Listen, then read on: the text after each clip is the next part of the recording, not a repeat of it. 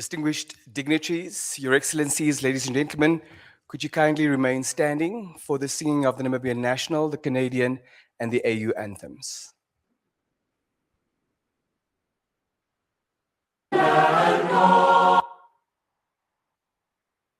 Namibia, land of the brave freedom fight, we have won. Glory to their bravery, whose blood waters our freedom. We give our love and loyalty, together in unity, contrasting beautiful Namibia, Namibia, our country, beloved land of savannas, hold high the banner of liberty. Namibia, our country, Namibia, motherland, we love thee.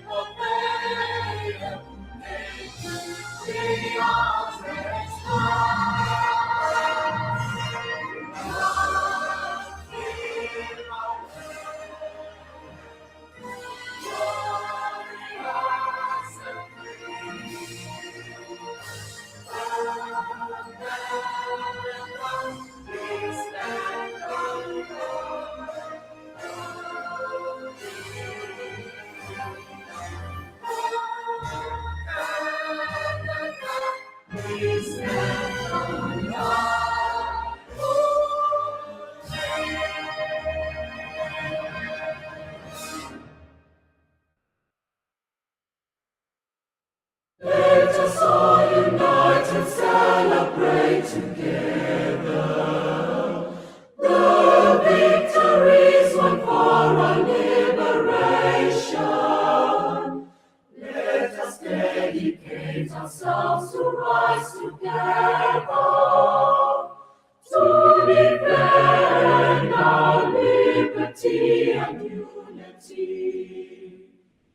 O sons and daughters of Africa, flesh of the sun and flesh of the sky, let us make Africa the tree of life.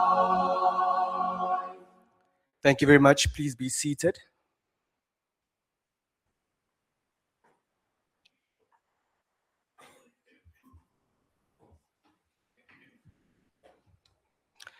Distinguished dignitaries, Your Excellencies, ladies and gentlemen, this is the 5th Canada Africa Business Conference. At the heart of its core objective is to strengthen practical private sector-led trade and investment ties between Canada and the African markets. My name is Denver Kisting. It gives me such great pleasure.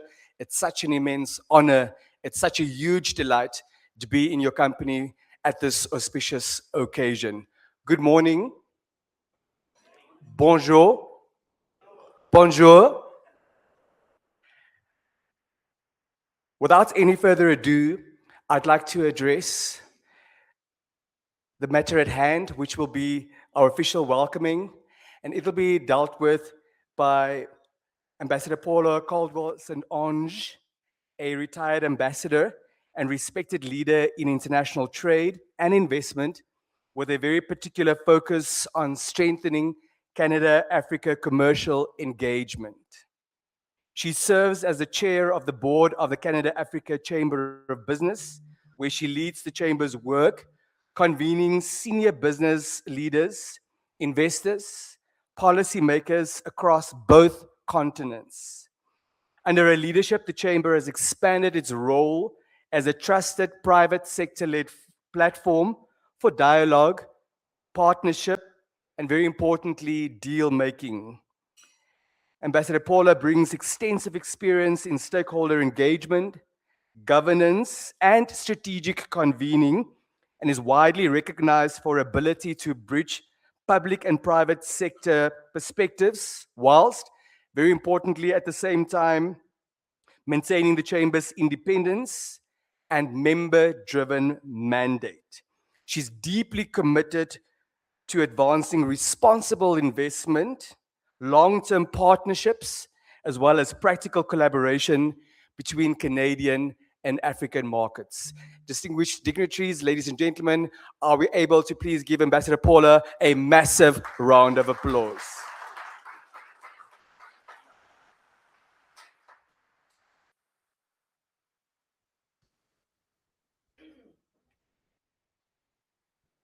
Well, after such a presentation, expectations will be very high. So thank you, I believe. So it is my great honor, as chair of the board of the Canada Africa Chamber of Business, to welcome you all to the 5th Canada Africa Business Conference. And I also welcome all of our participants across Africa and in Canada. Thank you for participating virtually with us. This conference is headline sponsored by B2 Gold here in the Republic of Namibia. It's represented by Clive Johnson, our founder, chief executive officer, and president of B2 Gold, joined by, of course, his B2 Gold leadership, John Roos, country manager in Namibia, and his amazing team, who really helped us, and we couldn't have done it without them, and Neil Reeder, our vice president of government relations of B2 Gold. Observing protocol, I wish to recognize our dignitaries today. We have Ndita Nipondoka Robiati, Executive Director of our Minister of International Relations and Trade, instead standing in for our Honorable Selma Ashipala Musavi. We have our Excellency, or His Excellency, I say ours because I'm Canadian, James Christophe, High Commissioner of Canada to the Republic of Namibia. His Excellency Ben-Marc Diendere, Ambassador and Canada's Special Envoy for Africa, Permanent Observer to the African Union and United Nations Economic Commission for Africa. Welcome. Thank you for being here. We're deeply, deeply grateful for the warmth, hospitality, and professionalism with which Namibia has welcomed this gathering. I must say, I came 5 days early just to go and explore a bit of Namibia, and I have to come back because I only did half the country. I was told there was no way I could drive 780 kilometers in a day. And we nearly did it. Dan, my husband over there, is the driver. So thank you very much. It's an amazing, amazing country. We'll be back. What is very important is that we received a letter from our Prime Minister of Canada, the Right Honourable Mark Carney, to commemorate this event and to recognize the importance of this event. So I want to read an excerpt of this letter. Our Prime Minister offers his warmest greetings to everyone attending the 5th Canada Africa Business Conference in Windhoek, Namibia. As we gather today, I would like to recognize the Canada Africa Chamber of Business for convening leaders from across Canada and Africa to advance investment, trade, and partnership, connecting businesses and institutions to drive practical collaboration and shared growth. He has 3 other paragraphs to the letter. I can tell you about them at the cocktail tonight. Namibia is widely regarded by Canadian companies as a jurisdiction of stability, integrity, and opportunity, one that has earned international respect through the sound governance, strong institutions, and a long-standing commitment to openness and partnership. It is therefore a privilege to convene this milestone conference here in Windhoek. This conference also represents more than just a moment in time. It reflects the sustained and growing relationship between Canada and African markets. It is one that is built on trust, on long-term engagement, and practical cooperation. Over 50 delegates representing Canadian companies and organizations are present today, reflecting a shared belief in Africa's central role in the future of the global economy and in Namibia's position as a trusted partner within that story. We're here, of course, at a time of significant change in the global economic landscape.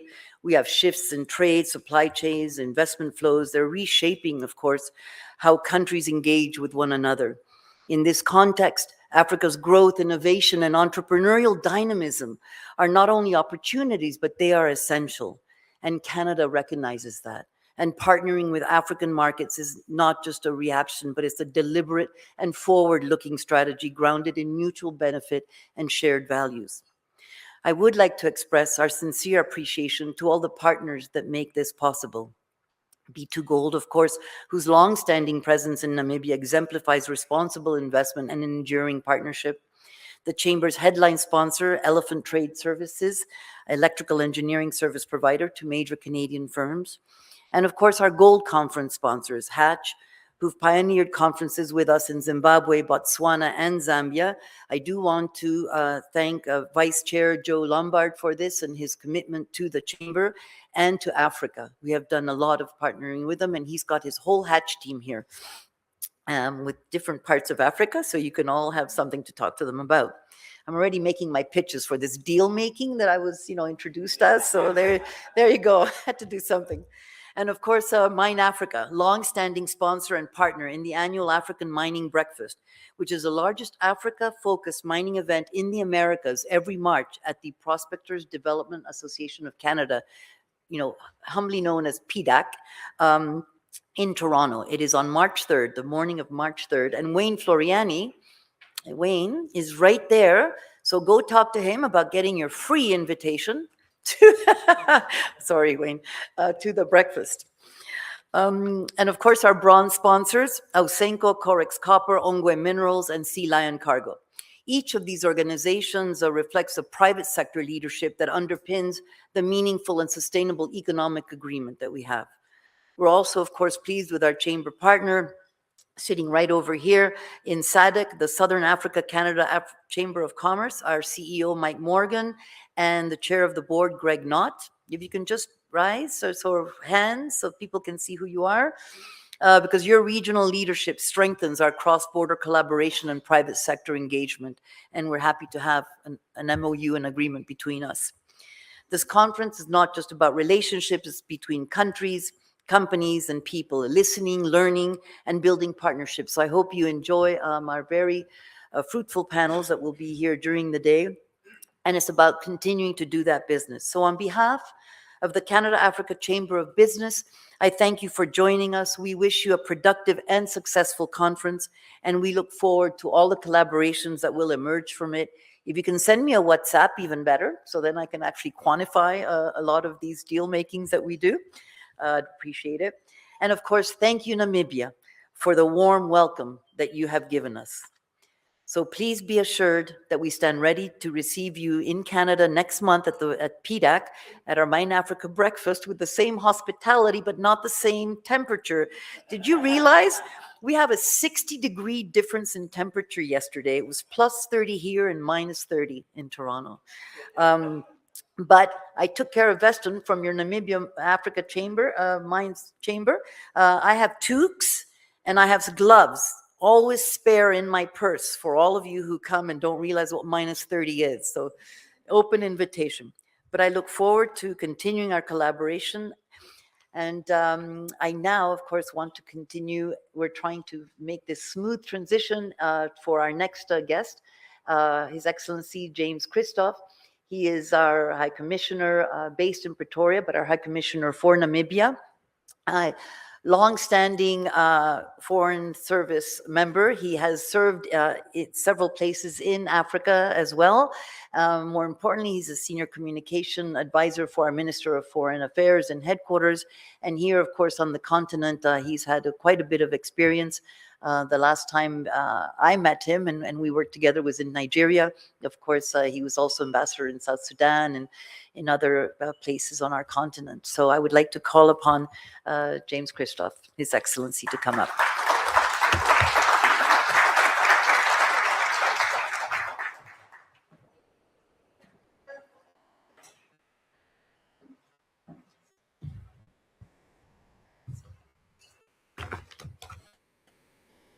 Good morning, everybody. If I may stand on the protocols that Paula has kindly established for our distinguished guests, but to everybody in the room, a warm welcome from me.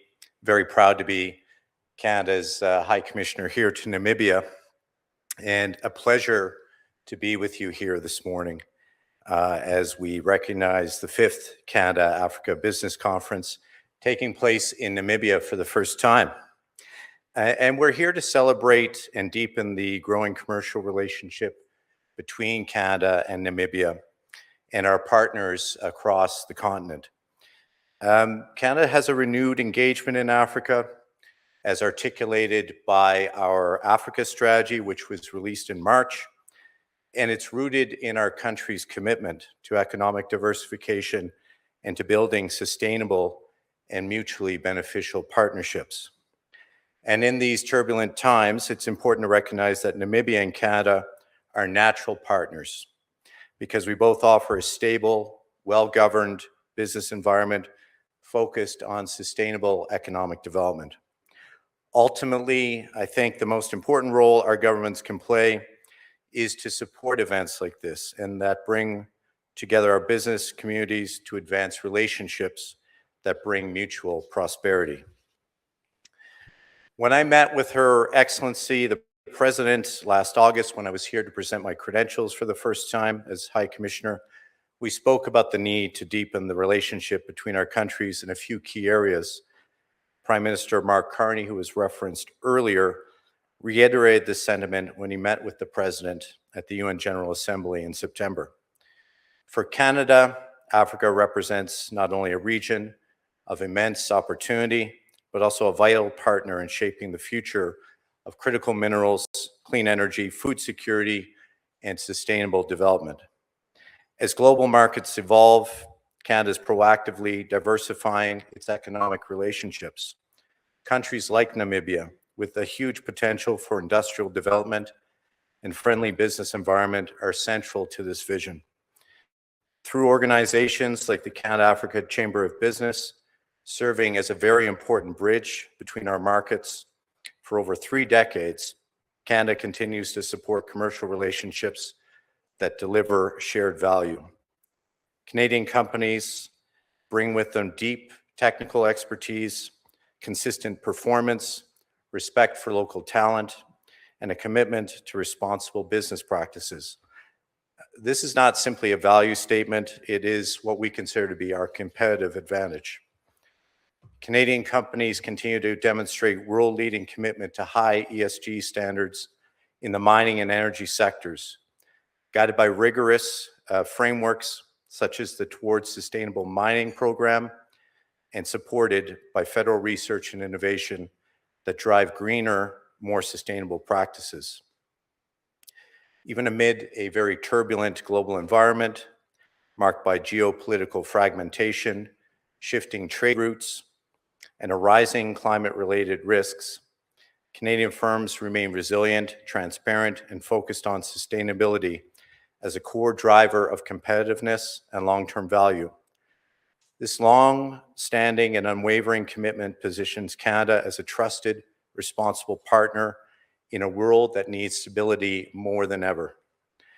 In Namibia, for example, B2Gold's operations demonstrate the positive impact of responsible investment, including a high level of national employment, local representation in senior management, contributions to the country's tax base, and significant community investments. This example represents what Canadian investors strive to achieve: value creation that endures and benefits both our economies.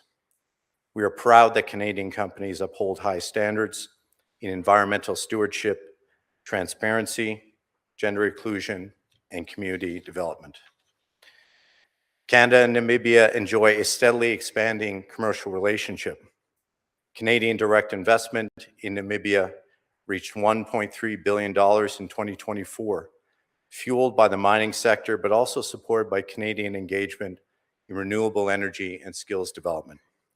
More than 2,000 people in Namibia are employed by Canadian companies, reflecting the very real local impact of our economic ties. But there's a lot more we can do together. Our officials on the ground are hearing from companies directly, demanding more commercial engagement related to shared priorities like climate action, critical minerals development, innovation partnerships, and inclusive economic growth. Namibia's world-class reserves of lithium, graphite, uranium, and rare earths align strongly with Canada's own critical minerals strategy. These resources will be essential to powering the clean energy transition worldwide, and Canada is committed to supporting responsible, mutually beneficial value chain development. We were pleased to hear recent news that Canada's Northern Graphite will accelerate the restart and potential expansion of the Okanjande graphite mine, which has been in the care and maintenance status since 2018. Canada also recognizes Namibia's significant ambitions in green hydrogen and renewable power. Our companies have global expertise in hydrogen policy, engineering, grid integration, and energy storage, expertise that can complement Namibia's goals under its energy plans. As Namibia expands both its mining and energy sectors, Canadian companies can provide environmental assessment services, safety and operational training, geotechnical consulting, and advanced engineering solutions. With Namibia's emphasis on future-ready industries, Canada's tech ecosystem, particularly in AI applications, cybersecurity, and digital public service delivery, offer pathways to build resilient, modern economic infrastructure. Finally, as part of Namibia's plans to develop its most important resources, its people, extensive skills training in hydrogen, mining, and oil and gas align well with Canadian strengths in vocational education, accreditation, and applied sciences. In closing, I want to underscore that Canada sees Namibia not only as a trading partner, but as a strategic collaborator and a friend. We share democratic values, a commitment to sustainable development, and a belief in inclusive economic growth. As Namibia continues to position itself as a regional leader in clean energy, responsible resource management, and innovation, Canada stands ready to deepen our partnership, government to government, business to business, and people to people. Through the conversations taking place today here, we hope to build a future defined by opportunity, sustainability, and shared prosperity. I thank you and good morning.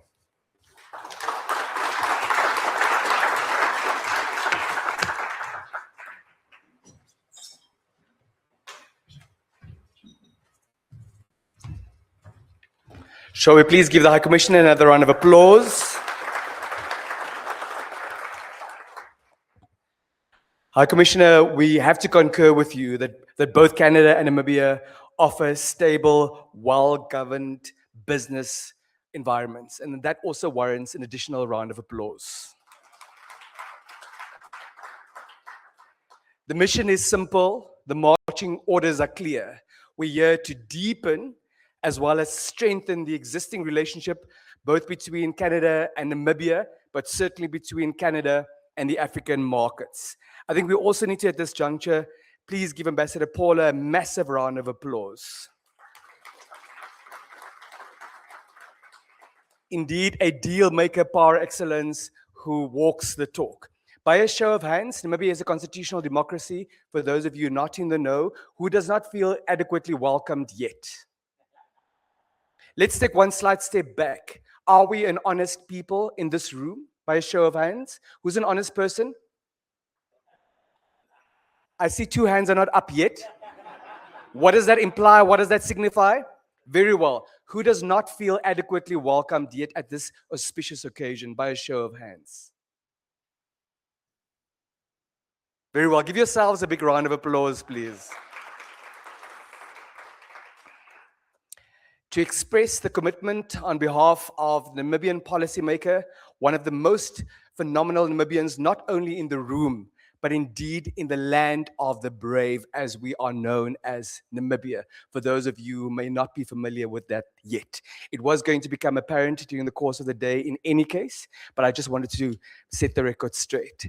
She goes by the name of Madam Dita Nyupondoka Robiati. She is the Executive Director in the Ministry of International Relations and Trade. Shall we please give her a resounding round of applause?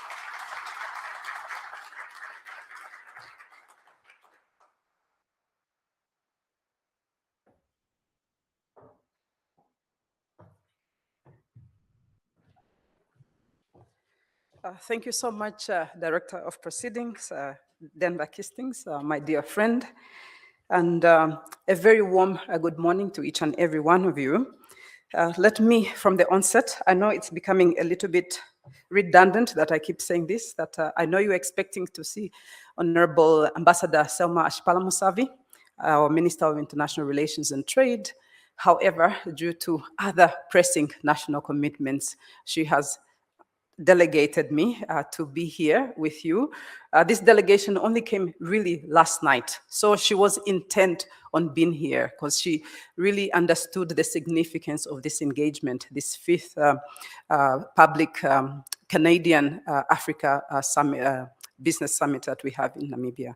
So she tenders her apologies, but unfortunately you'll have to bear with me as I then here stand and read her speech on behalf of the ministry. So here it goes. Your Excellency, James Christophe, High Commissioner of Canada to the Republic of Namibia, Ambassador Paula Cardwell St. Onge, Chair of the Board of Canada Africa Chamber of Business, Ambassador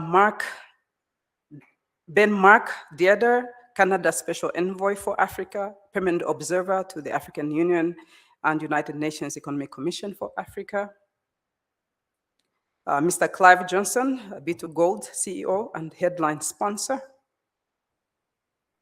captains of industry, all present here, members of the diplomatic corps that will be here, esteemed investors, partners, guests, the media, ladies and gentlemen, a very warm good morning to you once again.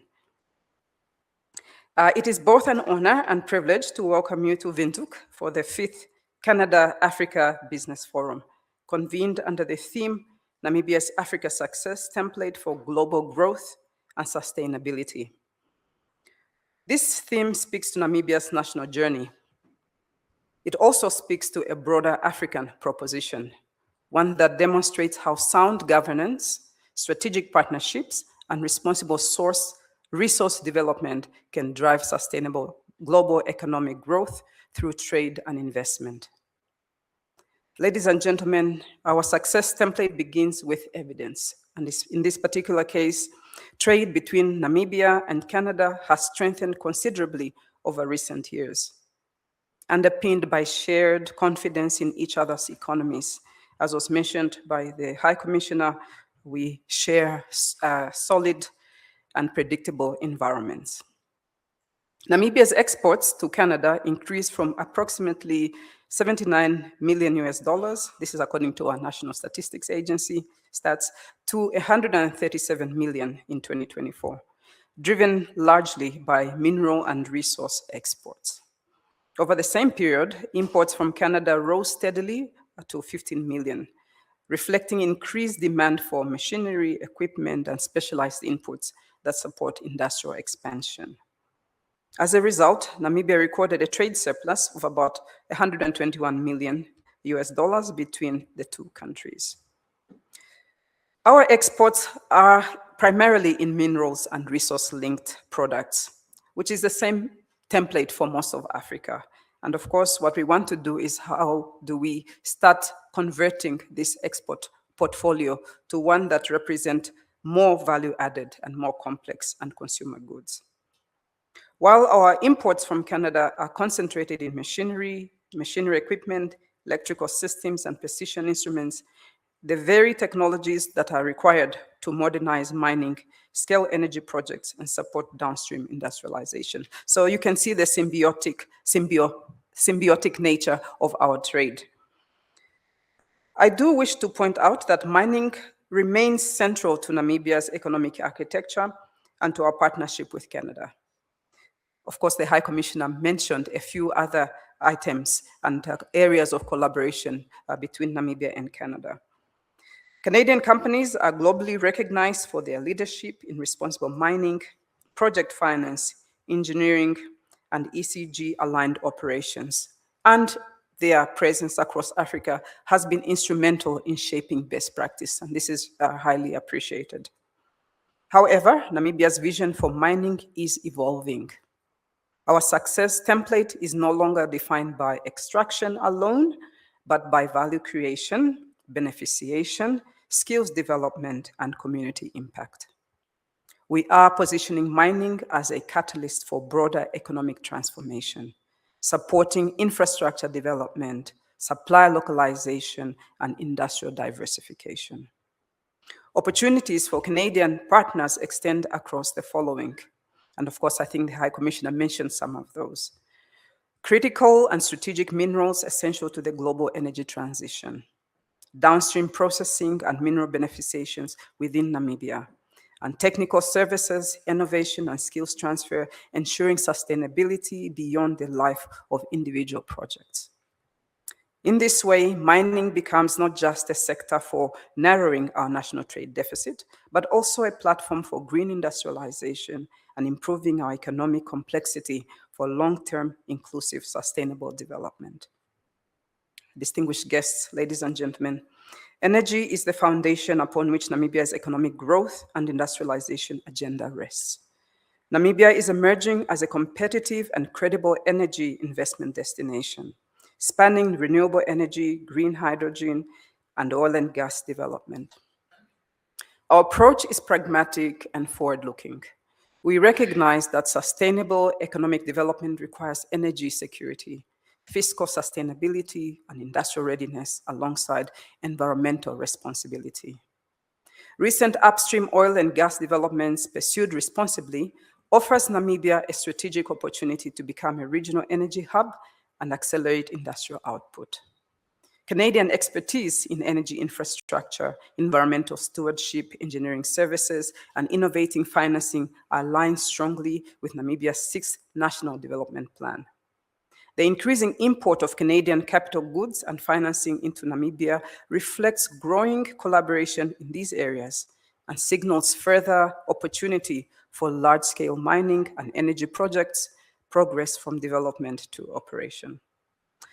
It is important to note that Canada's foreign direct investment presence in Namibia, while currently modest in aggregate terms, is high quality, sector-focused, and impact-driven, particularly in mining and resource-linked activities.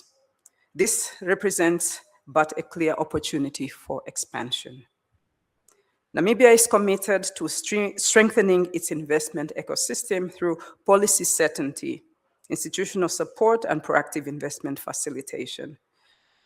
As a ministry, we are working speedily to try to finalize the investment promotion and facilitation bill, as well as the international trade management bill. And we are hoping to work closely with partners to reduce risk, improve project readiness, and ensure that investment translates into sustainable economic outcomes. For Canadian investors, Namibia offers, amongst others, as was already mentioned, political and macroeconomic stability, clear sector strategies in mining and energy, and a proven record of partnership with international capital. Ladies and gentlemen, the theme of this forum challenges us to think beyond individual deals and toward replicable success, similar to that of Nigeria and South Africa with Canada. These countries' experiences demonstrate that African-led solutions, supported by global partnerships, can deliver growth that is competitive, sustainable, and inclusive. Over the next 2 days, I encourage you to use this platform to build our partnerships, to identify projects, and to scale up these templates so that we can have global value chains within Africa, and especially through Canada. In conclusion, I would like to emphasize that Namibia stands ready to work with Canada and with Africa to transform ambition into very strong partnerships that will lead us to prosperity and which is the well-being and elevation of all our citizens. I wish you a productive and successful forum, and with these few remarks, I thank you for your attention. Thank you.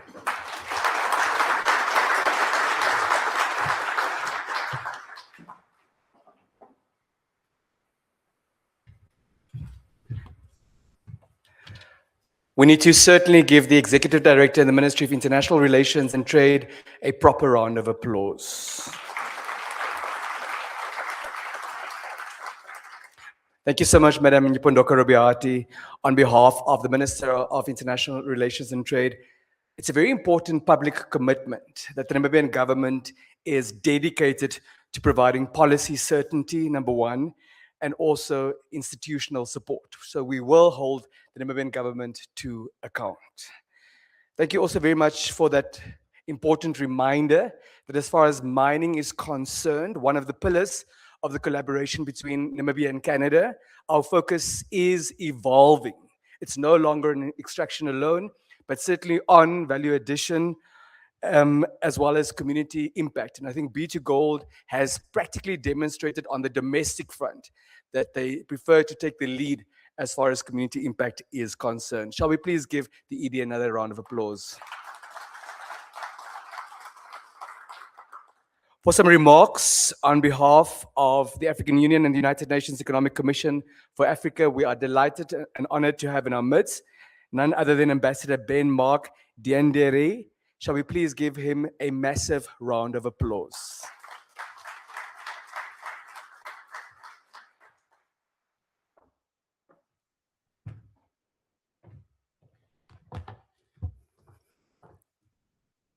So let me type this one.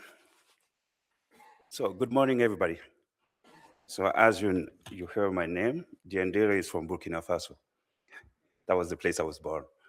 And before starting, I want to do something because this morning in my room, my bedroom, I opened the TV and I was watching the news and I learned that it was 2 years of the passing of Ashgen. And I want everybody to wake up, to stand up. We're gonna have a few seconds for him. It was a beloved president, and I remember myself hearing the news when I was in the African Union as a rookie diplomat. It hit me. Okay, let's go.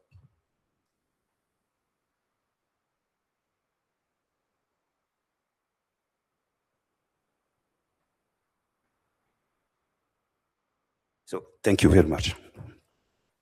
So let's start. So I will do the same thing like my dear friend, Jamie Christophe, all protocol observed. So I don't have to get through all of this. So let me begin by congratulating the Canada African Chamber of Business for convening this important 5th edition. My appreciation to the board, the members of the board, and the sponsors here. This is a huge thing to have this kind of sponsor for this kind of event. And I'm roaming around the continent, and I can see that this is a nice piece of sponsorship. So thank you, guys, for doing this. It's helping us. And allow me to share my perspective around 4 lenses today. What I want to do is to talk about my role. First, my private sector background, which is dear to my heart. And this is the reason I get into diplomacy at first place. And to be here today is a huge deal for me as a special envoy. Before diplomacy, business taught me a simple truth. Partnerships only endure when they create value on all sides. Africa is not a space for short-term transaction. It is a space for long-term investment, co-creation, and shared growth. That mindset guides my work every day. Second, my role as a Canada Permanent Observer to African Union and UNECA. From Addis Ababa, where I'm living now, we follow closely African continental integration. The EFCFTA, and I'm pretty sure everybody in the room know what I'm talking about, the work of the African Development Bank and major economic and financial integration initiatives. Africa is building a continental market architecture with scale, ambition, and increasing regulatory coherence. This year is also institutionally significant for Canada because Canada and Africa Union will hold the 3rd high-level dialogue. We are working on the date and the venue, And I'm encourage everybody to stay tuned. And if you have a chance to be somewhere, if it's in Canada or Addis Ababa, please show up. That will be interesting for us. Canada will increasingly focus on priority regions and countries while supporting Canadian champions in key sectors: energy, mining, agribusiness, global health, maritime industries, defense and security, and Tibet, as my dear ambassadors tell you shortly. Creative industries, and finally, AI. These are area of focus of the country for the next Canada-Africa strategy. So I think there is something in it for everybody, even Namibia. I'm also working to bring the Prime Minister on the continent for as soon as possible, because political presence at the highest level matters in shaping the next phase of our partnership. At the same time, I want to share this with you. This is a team effort. While I'm here with you, my colleague, Andrew Smith, is engaging with Turkey and UAE, assessing new partnership with investment and financial groups to support our Africa engagement. We are already moving the needle, you know. On diplomacy front, we are opening new embassies around the continent. We have more air transportation agreement than before. The maritime and ports are doing the same for the freight.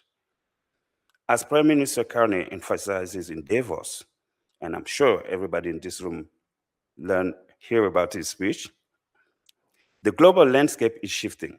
Supply chains are evolving, markets are realigning, diversification of markets and partners is now a strategic necessity.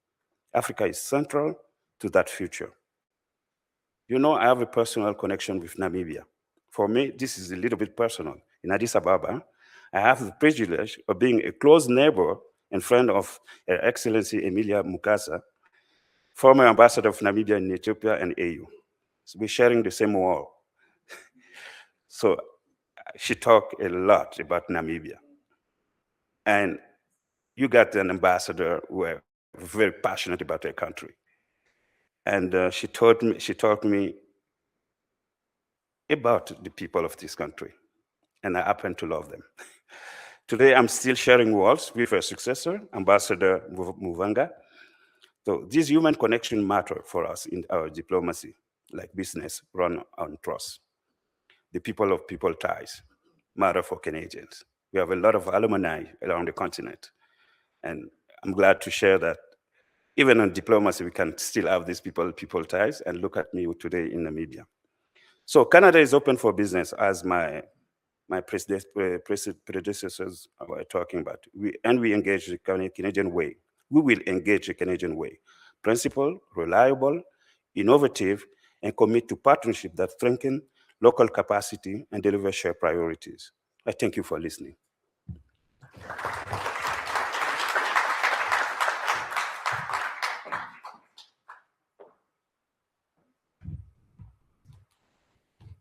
In the event that our rules of engagement are not apparent yet, a round of applause must be a proper one, else it doesn't count.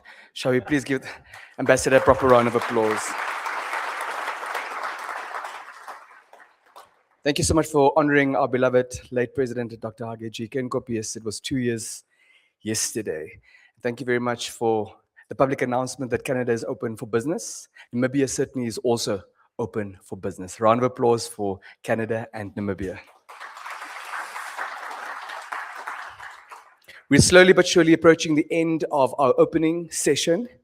To deliver some remarks on behalf of our headline sponsor, B2Gold, I'm honored to call on B2Gold Vice President, Mr. Neil Reeder. Massive round of applause, please.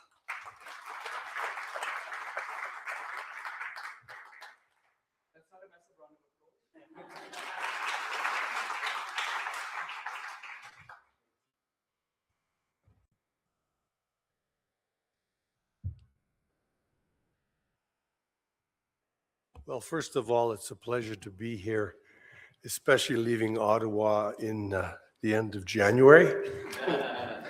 It has been quite a winter, which probably facilitates a good turnout by our Canadian delegates.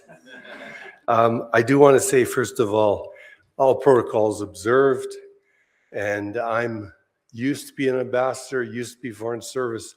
I crossed the Rubicon, and now I'm in the private sector. So this table has a very interesting collection of people with very diverse backgrounds, but very common backgrounds at the same time. So I would like to say, first of all, Clive Johnson, our president and CEO, not feeling too well today. So he was unable to speak, so I'll be delivering the remarks on behalf of B2. I'd like to also recognize John Roos, our country manager, is with us today. B2 Gold Namibia. Eric Bernard, our Otjikoto mine manager, is here. And Dr. Liake Hangala is our joint venture Namibian partner. So thanks very much for coming out. We'll turn to the next slide, please.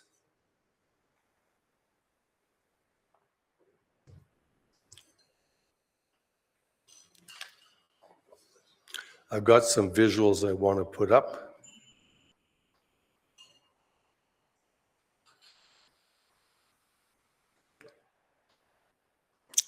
I'm going to talk a little bit about a real Canadian investment and the impact that it has had on Namibia, and in our case, both in Namibia and in Mali, where we are now one of the largest Canadian gold investors as well. Is ready? Okay, let's go back then just to the first slide, the cautionary statement. Yeah, this is the one that I like to say. This is what happens when you give a lawyer a pen. And this is just basically saying that some of the statements I make may be subject to change. It's a long way to say that, but that's the way it is. I think I'm still in the bureaucracy. Next slide. So just showing you a very quick snapshot of our production. We're a 1 million ounce gold producer, and we have had tremendous growth over the past 10 years. We were first Bema Gold, and then we became B2 Gold after we were taken over by Kinross a number of years ago. So you can see the 25 production, and then we're anticipating about 1 million ounce production in 2026. We're very happy with the price of gold. Next slide. This is the world according to B2 Gold. We have our headquarters in Vancouver. We have about 6,000 employees worldwide. And on this map, in terms of Africa, you'll see 2 operating mines in Mali and Namibia. We also have an operating mine in the Philippines, and we are very pleased to have just opened our newest mine in Nunavut in northern Canada, as far away from Namibia as you can get. This is at the Arctic Circle in one of the most severe climates in the world. Even for a Canadian company, it does present its challenges, although we built mines in the far east of Russia in another time. So we have familiarity with that, but quite a complex operation, and that is now in commercial production.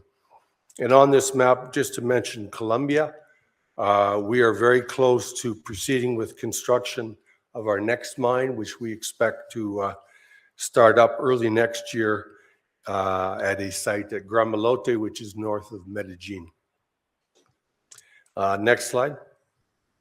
So this just highlights some of the keys to our success. These may be obvious, but they're significant, and they're what we believe keys to success, whether it's Namibia or any other country. We've established these very strong relationships across governments and with local communities. I like to say that you can buy an exploration permit, but you cannot buy a social license. The social license is earned. It takes engagement, communication, consultation to advance these projects to success. We're also, I would want to mention one area that isn't in these slides, it just came to mind earlier, on green mining. B2 Gold is a leader in solar power applications in the mining sector, solar and wind. So we now have solar operations at 3 of our mines. And now starting with the Philippines, we're going to have a solar, 8 megawatt solar facility there. In the case of Namibia, about 35% of our power is generated from solar. So we're considered the leading country in terms of green mining.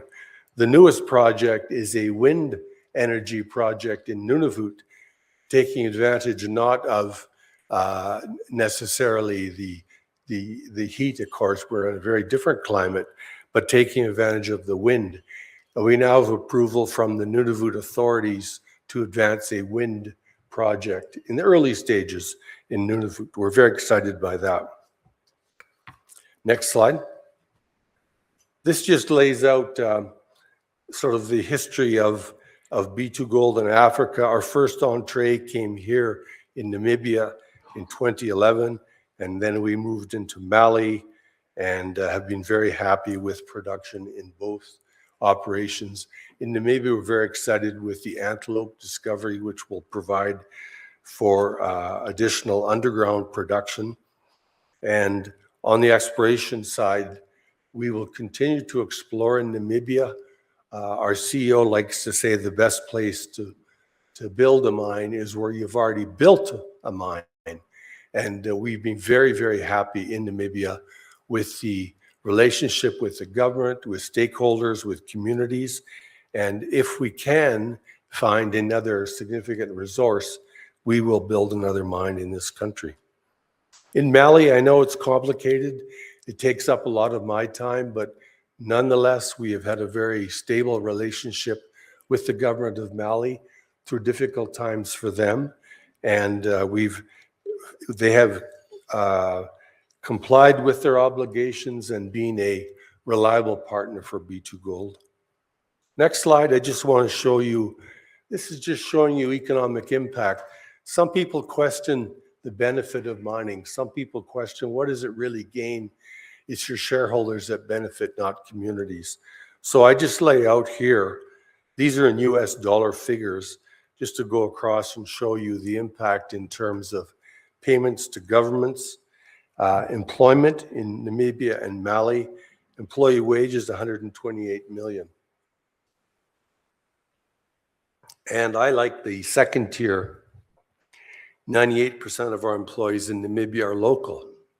We would like to run our mines without expatriate labor. We don't want expats. We want to train, to acquire, train, and advance local people. So we have a terrific workforce that is local. Same situation in Mali and in the other countries.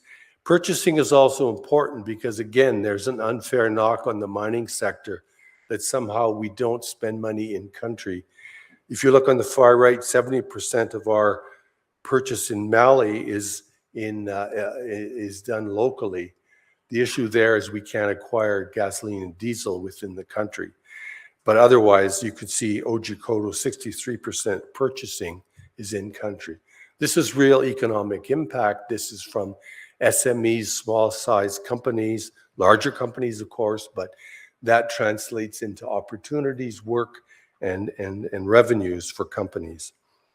In Namibia, just to mention the final numbers for 2024, taxes and royalties paid 128 million US, employee wages and benefits 87 million US. This is over 1 year. And our CSR programming is 3.2 million. So there's a significant impact, and we believe that these are the real benefits that we can move forward with. The next slide just highlights some of our community investments. Again, these are programs that are consulted with communities and with the government, particularly local governments. And here, we're very proud of these because this is a trust-based relationship with shareholders, which leads to some of these very interesting projects.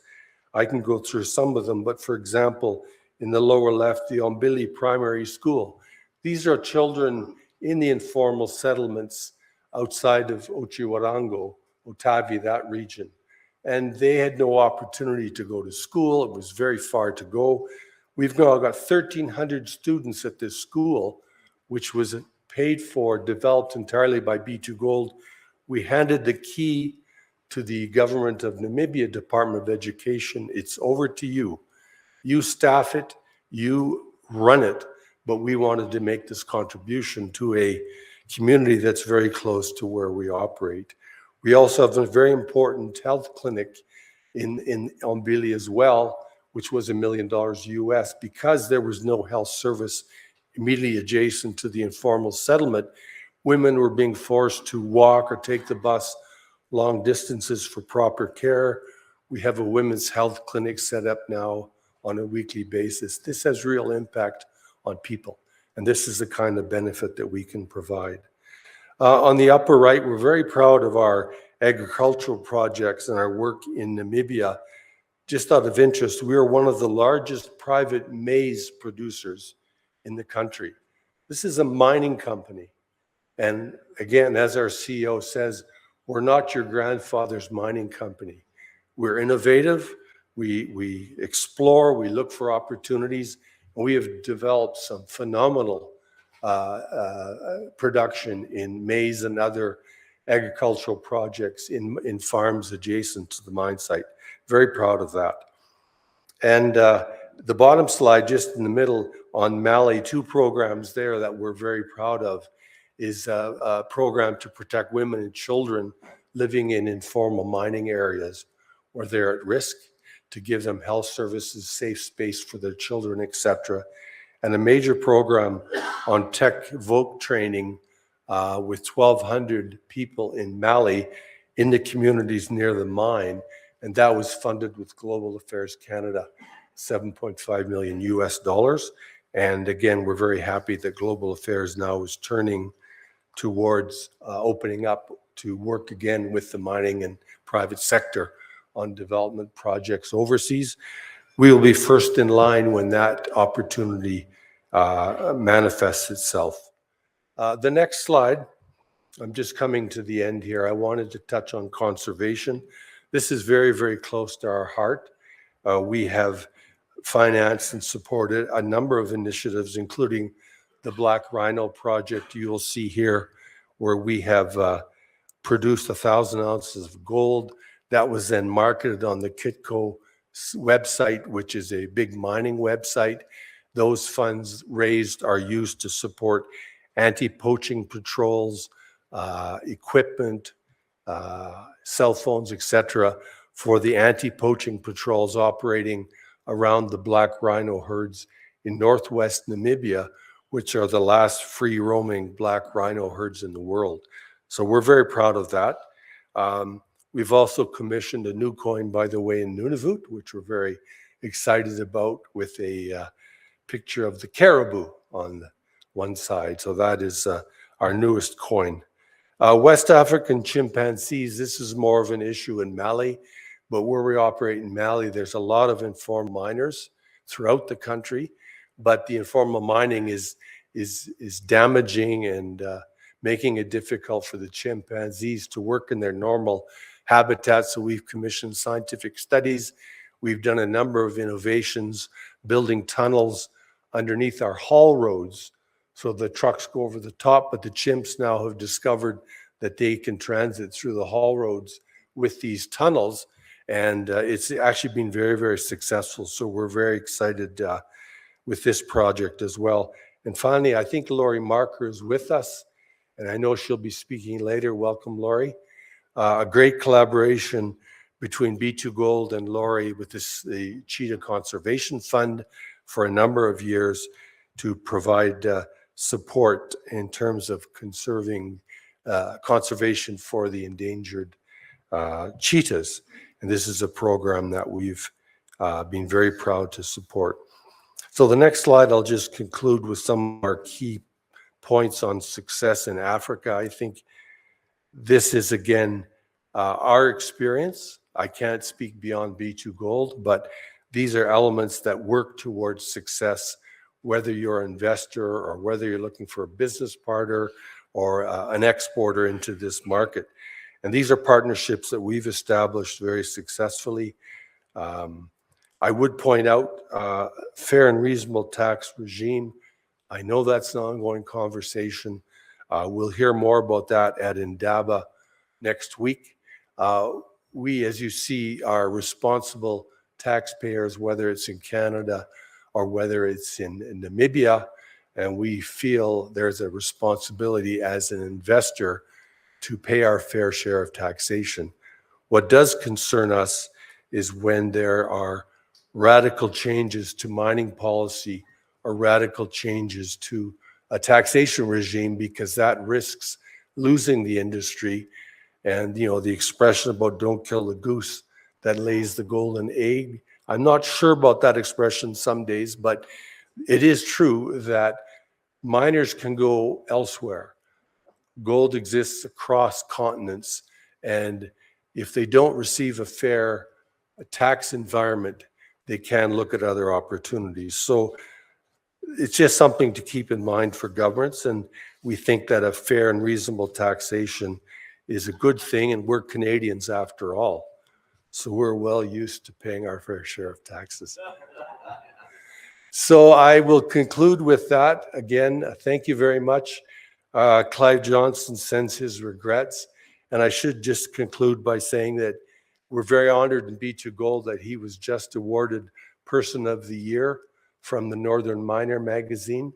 That was awarded in December in London. So we're very proud of that accomplishment for him after 40 years in the industry. He started as a claim staker in the Yukon when he was 18 years old, and he's still in the business. So there we go. Thank you very much. Merci beaucoup.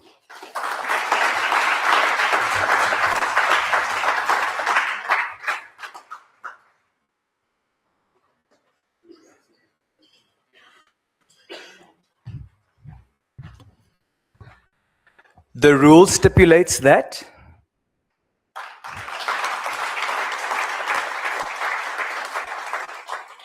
you can buy an exploration permit, but you cannot buy a social contract. It needs to be earned. Another round of applause, please. Thank you very much, Vice President, for walking us through the world according to B2Gold. Thank you very much for demonstrating that B2Gold indeed walks the talk as far as community impact is concerned, as far as conservation efforts go, but also certainly as far as the philanthropy commitments go. Thank you very much. Merci beaucoup, monsieur.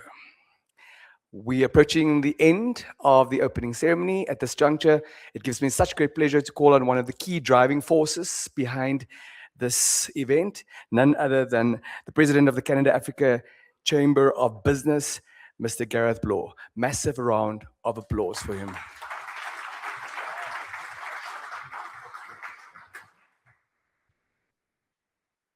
Well, thank you very much. It's an absolute pleasure to see this opening ceremony to a close. And I want to thank the head table for your leadership, both at the diplomatic level, in business, as well as through enabling programs like these. And to each one of you as delegates who've come from across Canada, across the continent, and made the decision to be with us. It's something that we truly appreciate as we make history together. I am recalling some of the proceedings of a meeting between the Prime Minister of Canada and the President of Namibia during the UN General Assembly in September. And I think so much of what we see today is an outcome of those public commitments to accelerating trade and investment. And to those of you who are here driving that agenda, thank you for doing that, for taking risks in business, for trying new things, and for making long-term investments with your shareholders and with your communities. And with that, I wish to call for the official closing of this opening ceremony, each of the members of the head table for a gift for the Namibian representation with us today. Executive Director, Chair of the Board, if you would make your way. And as each of one of them do so, I'd like to give them another massive applause in the spirit of our warm welcome. And as each of the dignitaries make their way up, I would just like to let each one of you know that the latest program, updated in real time, is available in front of you. So use that QR code. You can get up to speed on everything for this program, as well as the various side meetings that are taking place at a diplomatic level. The message from the Prime Minister of Canada will be handed over at a bilateral today in full. So for each one of you, I invite you to take the stand for the official photograph that concludes this opening ceremony. And back over to you, Denver. Thank you. Give a plaque. It's Canada with all of our provinces. And when you come to Canada, you'll be in Ontario. And then we'll take you around to all of these, including B2 Gold's Northern Mine. Brilliant. Commitment. In the summer or in the summer.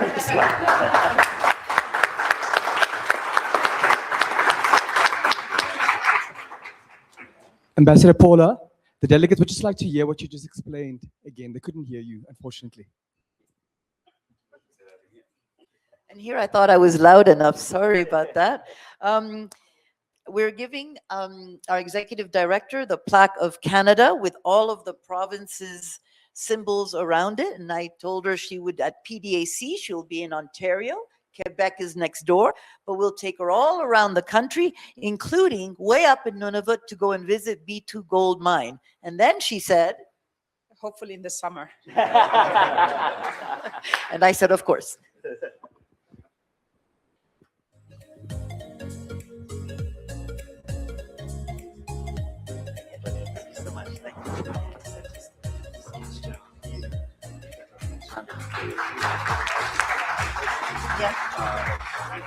Since I have the microphones, Denver, I actually want to recognize Gareth Bloor, the president of our chamber.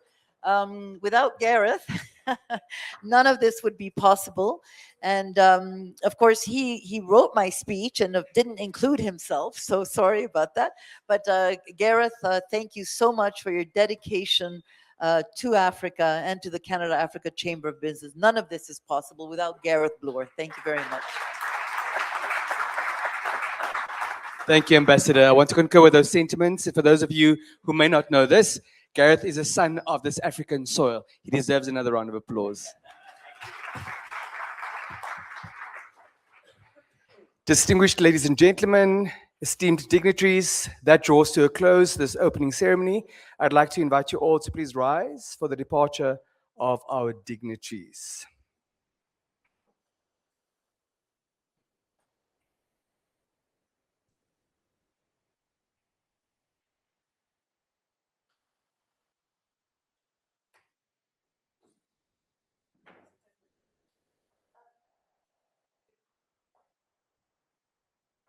Thank you very much, Ndapandula Onene. Merci beaucoup. Let's give them a round of applause.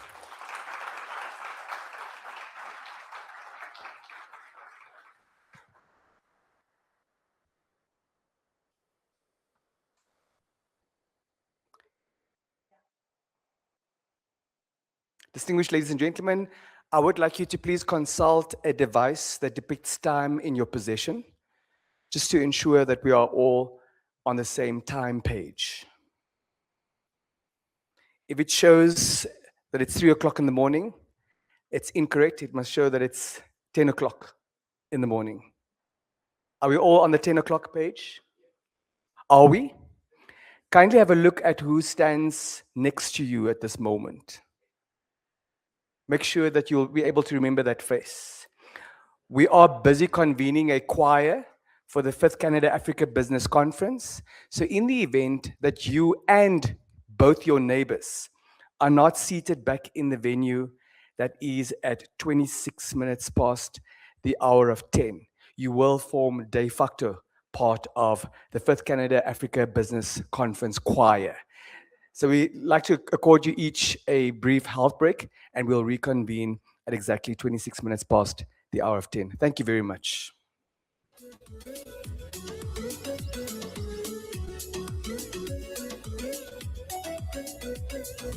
Canada-Africa Chamber of Business. We exist to connect opportunities of investment and trade between Canada and key African markets through world-class information sharing and networking events.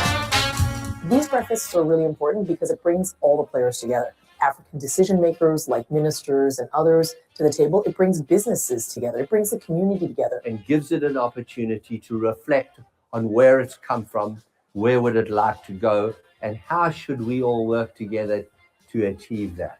My message for Canadian companies would be to invite them to come to Africa, invest and seize the opportunities in Africa. There is no doubt that Canada, in my mind, is Africa's partner of choice. So the role of the Chamber becomes speaking to government leaders and businesses across Africa and saying, let's realize through partnership the enormous opportunity that is the incredibly wealthy African continent.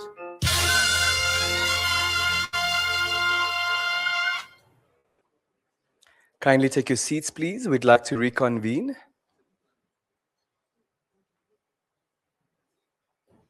Thank you so much. We've identified 75 members of the choir already, so please give them a round of applause.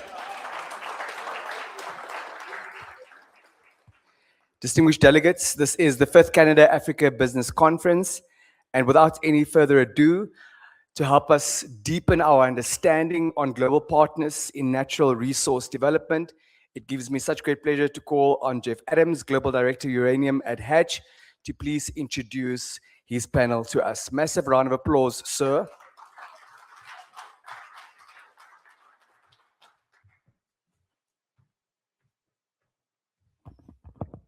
Thank you. It's great to be here in Namibia. It's my first trip down here, and thank you for the warm welcome. I'm happy to get out of Toronto. My car is buried in a meter of snow right now on the street. And Namibia, of course, is the 3rd largest, sometimes 2nd largest uranium producer in the world. So yeah, as Global Director for Uranium, it's great to be down here as well. So without further ado, I'll introduce John Ruiz from B2 Gold, who will join me on the panel. Middle's good. And Greg Hayes from Osenko.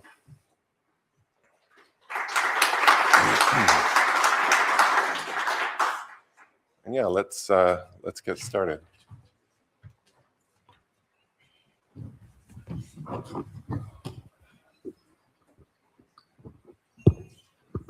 Okay,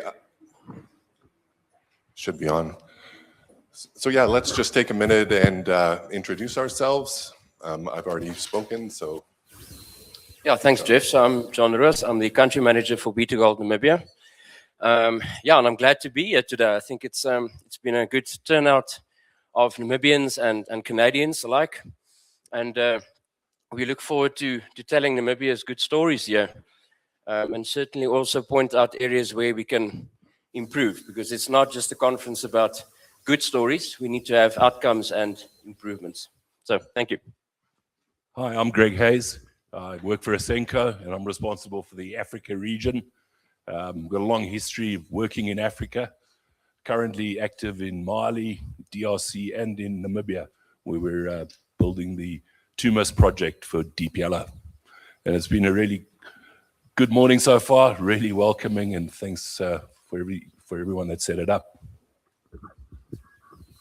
All right, thank you. So our first topic of conversation, I guess, it's why Africa and why Namibia right now. And I know in Hatch's case, we've had projects, engineering projects down here for 50 years. We opened our hub in Johannesburg about 30 years ago now, and we followed our clients down here, first in metals and later energy and infrastructure. So we have quite a history. Yeah, but I'd like to hear, so why Africa, why Namibia? Yeah, thanks, Jeff. Technology. I think maybe to start off with, the views that I give are not those of my company that I represent. I don't have the disclaimer form that Neil has, but I'll stick to script. You know, so I'm not going to comment really on Africa. We obviously operate in Mali as well, and that is a different kettle of fish. Coming back to Namibia, we often call Namibia Africa Light. Everything just works better here. Political stability, stable fixed or fiscal regime. In the Chamber of Mines, we have a very, very strong advocacy body where we've got access to ministers, to the president. So when we need to raise pertinent issues from the mining industry and problems that we need to solve, that happens very quickly. And we've been effective in making a lot of changes over the last couple of years. I also represent the Chamber of Mines here as first vice president. Yeah, and I think that's all sort of supported by the fact that 2024 was the largest year in terms of exploration in Namibia, surpassing $1 billion Namibian dollars in exploration. So we've got the likes of Ongwe Minerals, Corix Copper, and other major companies investing in Namibia. And, you know, Namibia is just a good jurisdiction to be operating from. Thanks, John. Yeah, I think I'll start with an interesting statistic I read a year or two ago, that if you have a look at the critical mineral demand, Africa is going to be accounting for at least 30% of those critical minerals going forward. And so projects will need to be developed. I've been involved in African projects for a long time, and specifically in Namibia, all the way back to the original Langer Heinrich and then USAP. And certainly doing projects in Namibia, I think John's right, it is Africa light. There's good local capability. The local environment is good to do work in. It's much easier than building a project here than in some of the other parts of Africa. And I think from a company that builds minerals and metals projects, one of the things we really like when we work in Africa is see the impact on the local communities and the local skills and development. We certainly focus a lot on trying to maximize local content, and often that means using contractors that might not be perfect, but we work with them and we grow them through the project, and then the next one's a bit easier, and that's really satisfying and enjoyable for a company like ours to be involved with. Yeah, that's very true. Yeah, our next topic of conversation is where do you see, particularly John, where do you see things in the next 5 years, next 10 years with B2Gold? Yeah, I think it's certainly an interesting journey for us that's lying ahead. So in the beginning of 2023, our general manager, Eric, that's sitting there next to Naftal, and I had the unfortunate job of telling Namibia that B2Gold's Otjikoto operation is going to be transitioning to underground and eventually shutting down. And, the picture wasn't as rosy at that time. Gold wasn't where it is right now. And in between that process where we transparently and very clearly communicated what was going to happen going forward in terms of mine closure, we were fortunate enough to identify a new deposit about 4 kilometers from the existing plant called the Antelope deposit. This is a significant underground deposit for Namibia, and this really gives a new lease on life for Otjikoto. We received financial approval last year, September, from our B2Gold Corp board of directors, and that project is continuing. So for between 100 to 120 million US dollars, we'll be developing a significant underground mine, which will be producing about 450,000 ounces as from the end of 2028 through 2033. That blended with our low-grade stockpiles, as I said, gives a new lease on life for Otjikoto. But that's on the mining side. So what excites me more is the fact that we now have the opportunity to make even more of an impact to Namibia through our social programs. So what we're really looking at now is to roll out our B2Gold Foundation, which is not yet established, but it will in all likelihood be established later this year. That looks at Namibianizing all of our non-mining assets and setting up a legacy platform through a trust that will benefit Namibia for many, many years to come.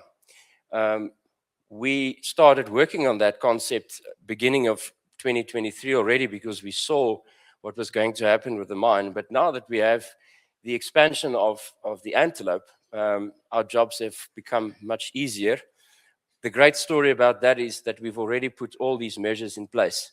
So we don't have to do any further legwork on setting up our foundation, setting up our trusts.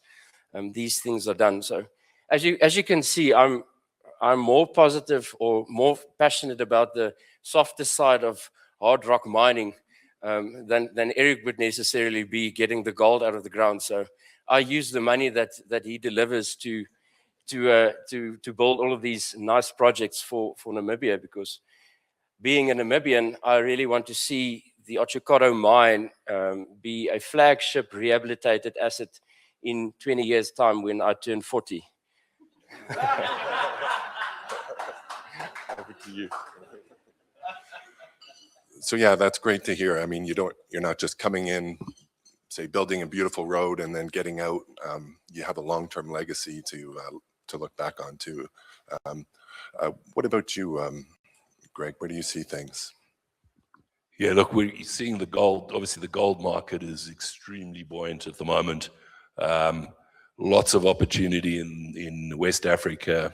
We're seeing requests for proposals almost every other week.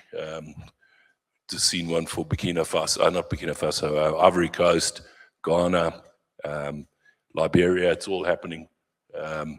So I think the gold world's going to be, I think, a bit crazy for the next few years, with lots of developments, and Africa is well placed for that. We're certainly seeing more activity in Africa than elsewhere in the world. And we've certainly done a lot of projects in Africa and uranium. We'd love to be doing more in Namibia.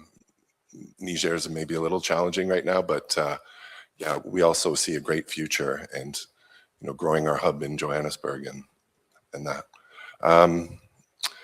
Yeah, I guess going away a little bit from the positive, but it's just, what are sort of some of the challenges of working down? Sorry, I say down, but that's just my North American head. But what are the challenges of working in Africa? Yeah, so again, I'll speak to Namibia. Mali is a very challenging jurisdiction to work in. So for Namibia, I guess one of the big challenges that we're dealing with now, and specifically through the Chamber of Mines, is really dealing with policy uncertainty. So yes, it is Africa Light, but we can't have statements going wild about a certain percentage of ownership, and investors abroad become very wary of their investments in Namibia. So there's a lot of legislation hanging out there currently that needs to be buttoned up and needs to be implemented. If it's negative, well, then it's negative, but investors need certainty. So I'm a finance guy for my sins. And when I look at financial models and NPV models, and I need to model a company's tax in a certain country, then I usually go and I would take the worst case scenario in terms of taxes.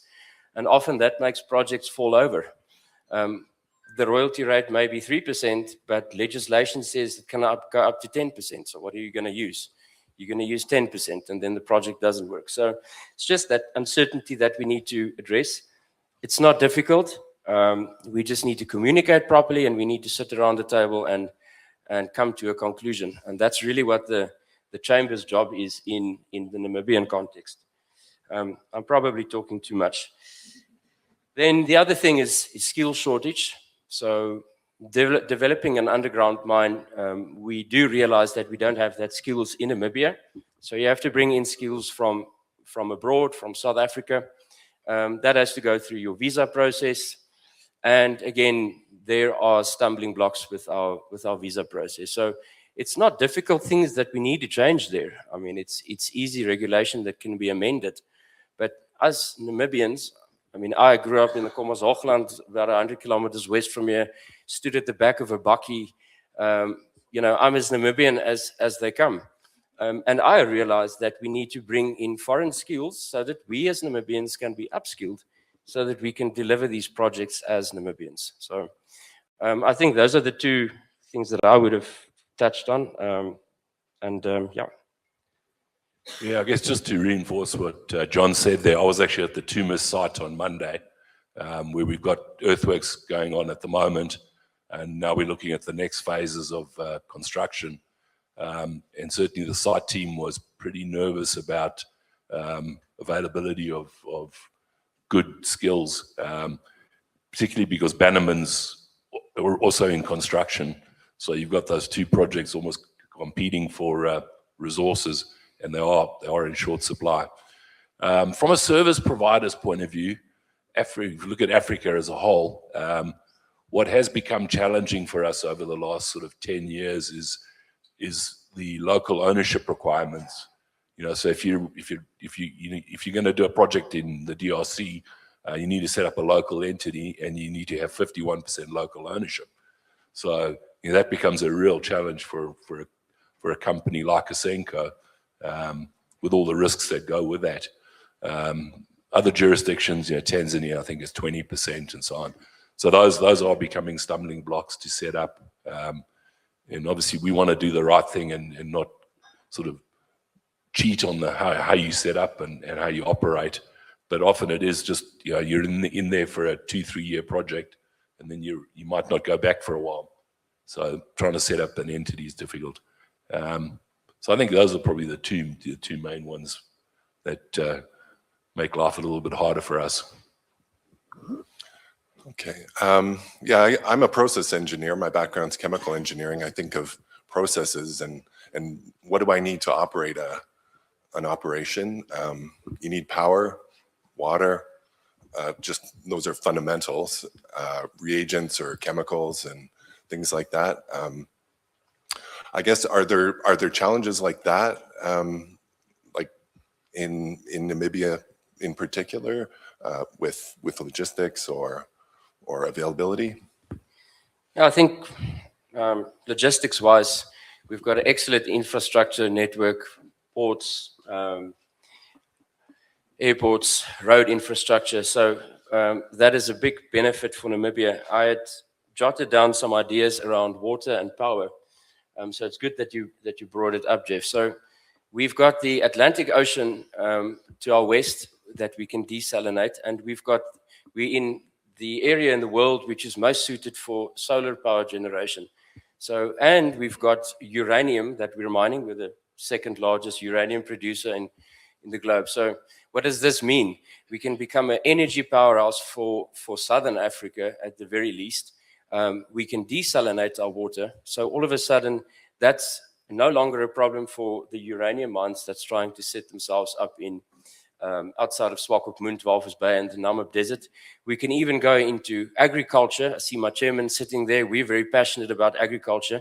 Imagine if we can have large-scale agriculture projects in the Namib Desert, which is currently not utilized. So yes, it's a challenge, but there's a huge opportunity.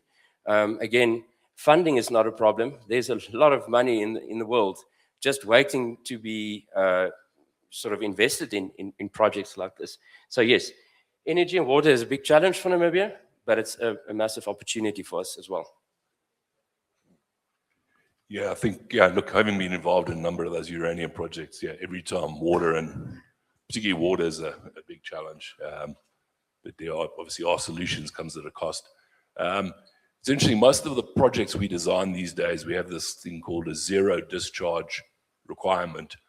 So as you move around Africa, down here, zero discharge is pretty easy.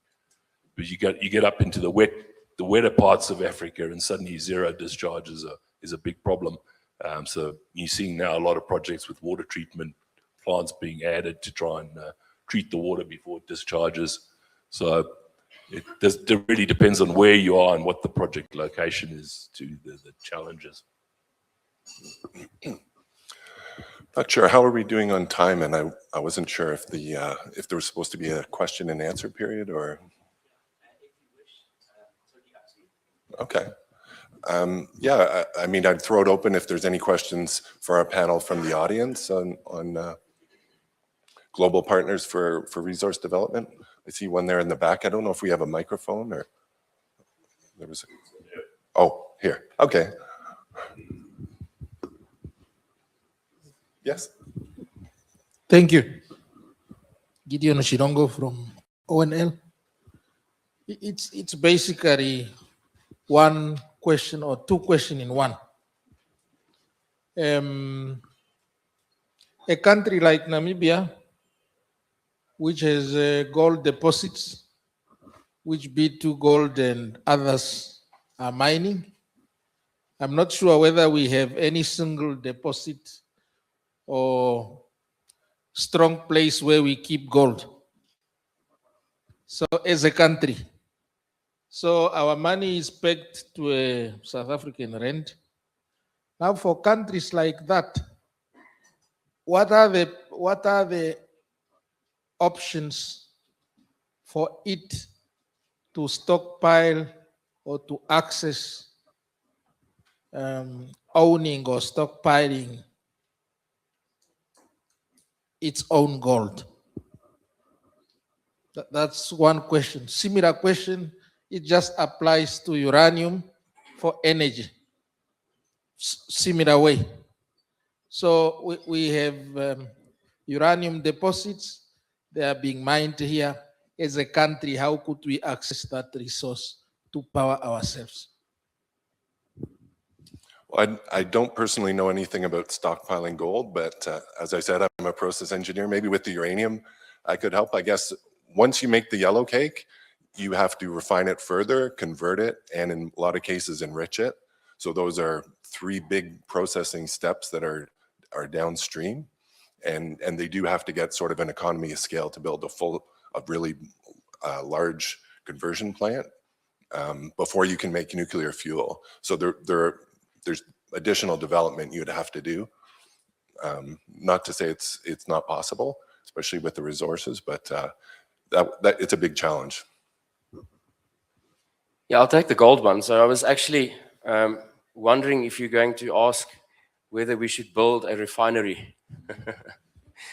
But I'm not going to answer that now. In terms of the gold stockpiling, so some of us may know that through National Development Plan 6, our president has called for Bank of Namibia to start building up a strategic reserve of gold in country.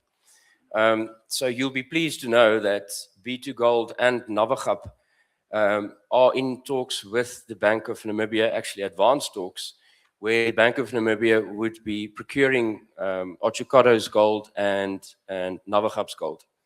How that would work typically is that the gold would be exported to South Africa from the 2 mines at a purity of between what we're looking at around 93%, and Navagap is a little bit lower, refined in South Africa, and then it comes back to Namibia and it's stored in Bank of Namibia's vaults.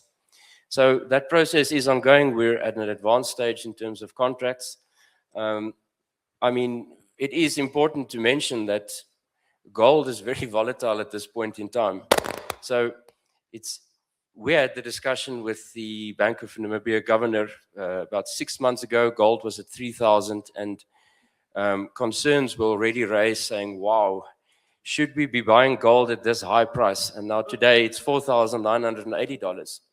But the opposite is also true, where the 3,000 gold can go down to 1,200 gold price. So there's a lot of volatility in that. But I absolutely support the idea of Namibia holding its own reserves of gold in Bank of Namibia. It's a good start. Yeah, maybe just to add on to what the guys here have said, yeah, gold refining and uranium enrichment both are pretty scale dependent. So trying to build a small version is not so easy. Certainly big jurisdictions, even like Australia, they've only got 2 gold refineries they'd have dozens of gold mines. Okay, I think there was a question at the back there. Speaking of volatility, Mr. Adams, you and your panel have about 15 minutes. Oh, okay. Thanks all. Fernando Sylvester, Lambda Energy. You mentioned that, there's a lot of uncertainty or when setting up an entity, it might be difficult, so especially if you're going in country, there's always the uncertainty of available skill sets, whether you can trust the process, do you fall victim to sort of single dependency or rent seeking? In your opinion, other than transparency in inner workings, what can and should the governments do to sort of ease that pressure on the private sector companies? Thanks. Yeah, look, I think I think John mentioned it earlier, just if it's very clear and it stays consistent, then it's helpful. But if the rules keep changing, which is what has been happening every couple of years, you get a new set of rules and a new percentage, and that makes it really difficult for somebody to commit long term. So I think real sort of set up a set of rules. That's how we're going to operate, and then stick to those rules for the next decade or two. Is really helpful for us to be able to commit and set up. Yeah, I can only echo what you're saying. So I guess consistency is very important. For example, you don't want to be arriving as a foreign investor at the airport, and all of a sudden there's a new visa regulation that came out that the conference organizers knew about, but the person standing behind the counter doesn't know about. So it's communication, it's consistency, and just removing red tape.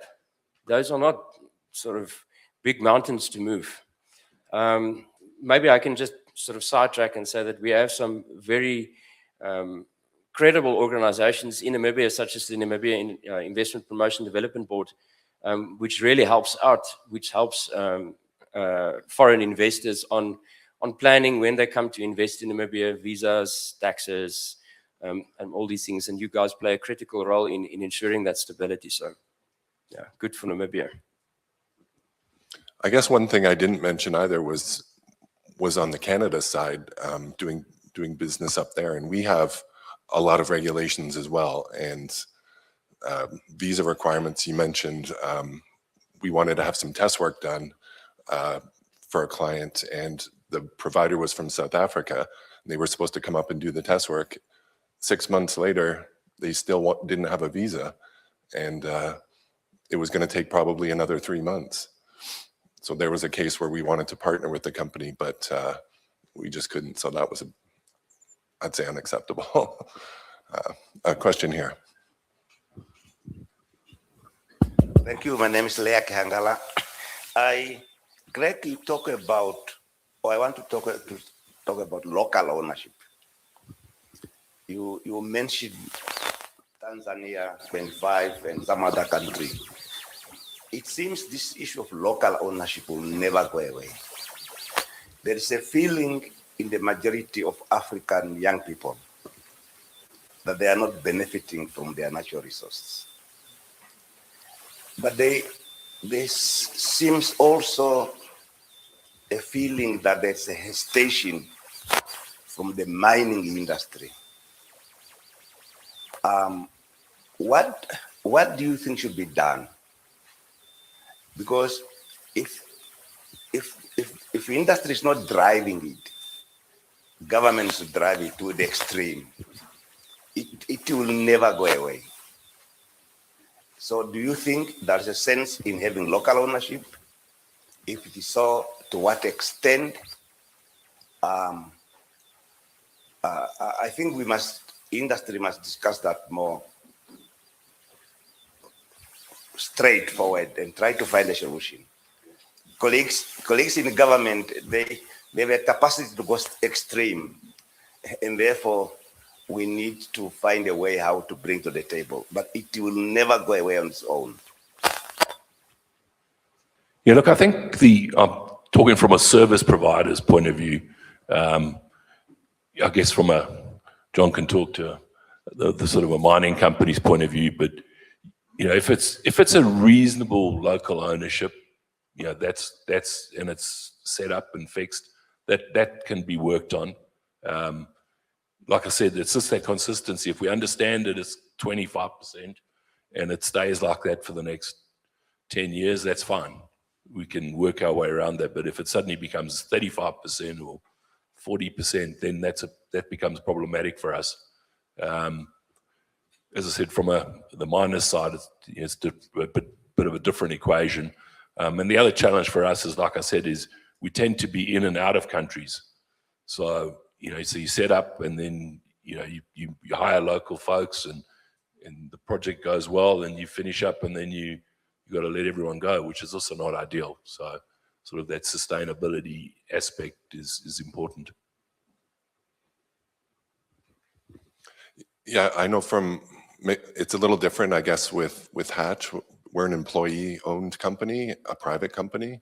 So our shareholders are our employees. So when people work for Hatch, and they've been with us a few years. We all take ownership positions, so it's maybe not quite the same thing as a producing company. Doctor, should I recuse myself from the question? So Dr. Leaki Angala is the chairman of B2Gold Namibia.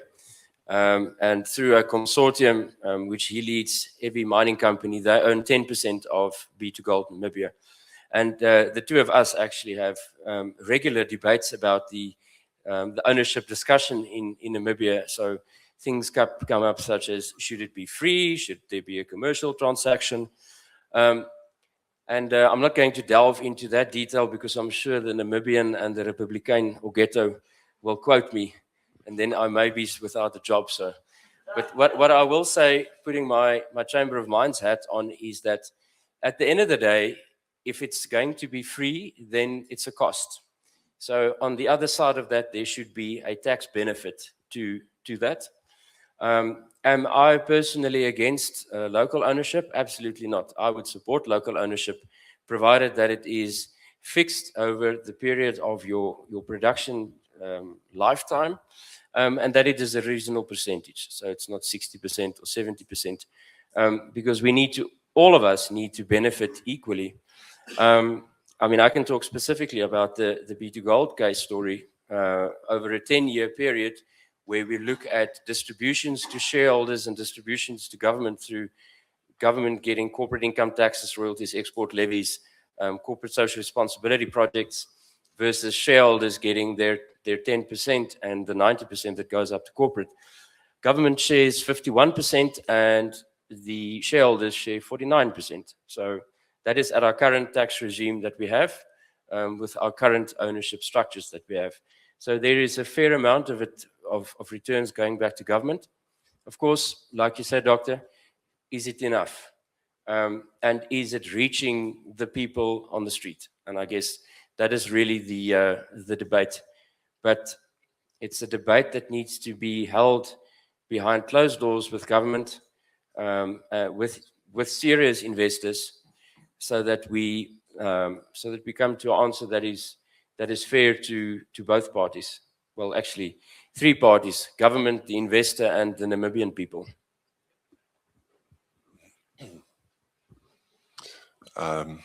Question here? I'd like to direct the question to John. You mentioned the... Sorry, microphone is being virtual. Sorry. I'd like to direct my question to John Roos, who touched on the issue of the importance, rather, of policy certainty. And I'd just like to make sure I'm understanding. And you mentioned the role of the Namibian Chamber of Mines in driving the importance of establishing that certainty. Were you alluding to investor confidence in this infrastructure? How does that impact around ownership specifically? The topic seems to be pretty hot around the room this morning, driving the narrative of investor confidence and the importance of investment. So how does policy certainty impact that issue? Thank you, John. Sure, tough crowd, eh? So again, I'll give a Chamber of Mines view here. So firstly, to start off with, the Chamber of Mines is probably one of the most active advocacy bodies in Southern Africa, and I actually want to say Africa, through the structures that we have and the membership that we have.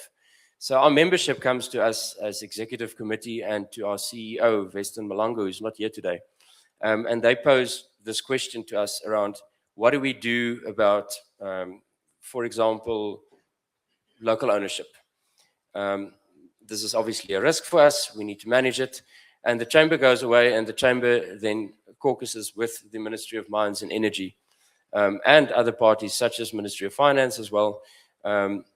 This discussion has been going on for almost 3 years now, and it still remains a hot topic. But it is left over to the Chamber to build relationships with the Ministry of Mines, and to get to an answer that is acceptable for the Chamber members, for the government, and for Namibia's people. So yeah, that's where the advocacy body part comes out of. I think I'm not answering your question, but yeah. So I think the chamber plays a very, very important role there. Instead of single or individual mining companies going to the Ministry of Mines and to government and pleading their own case on an individual basis. So thank you. I think we're out of time at this point. Oh, 5 more minutes. Okay. I guess there's a follow-up question. I just also want to get a chance to ask my question. My name is Ogito Greg. I'm a journalist, a local journalist. I've actually got 2 questions. It's about what Mr. Roos said earlier about the development of power and desalination. Both of those things, it seems a no-brainer. It's obvious we should do it. And you said that there's plenty of money. So I want to know, what's the holdup? What's the big reason why we've been talking about these things for over 20 years and haven't been able to do that?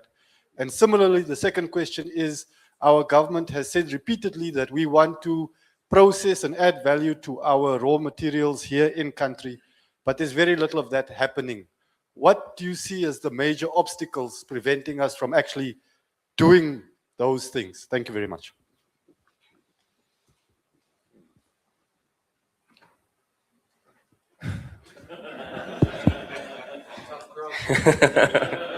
Yeah, I think your first question on why we're not seeing more energy projects, water projects, let's take 2 steps back.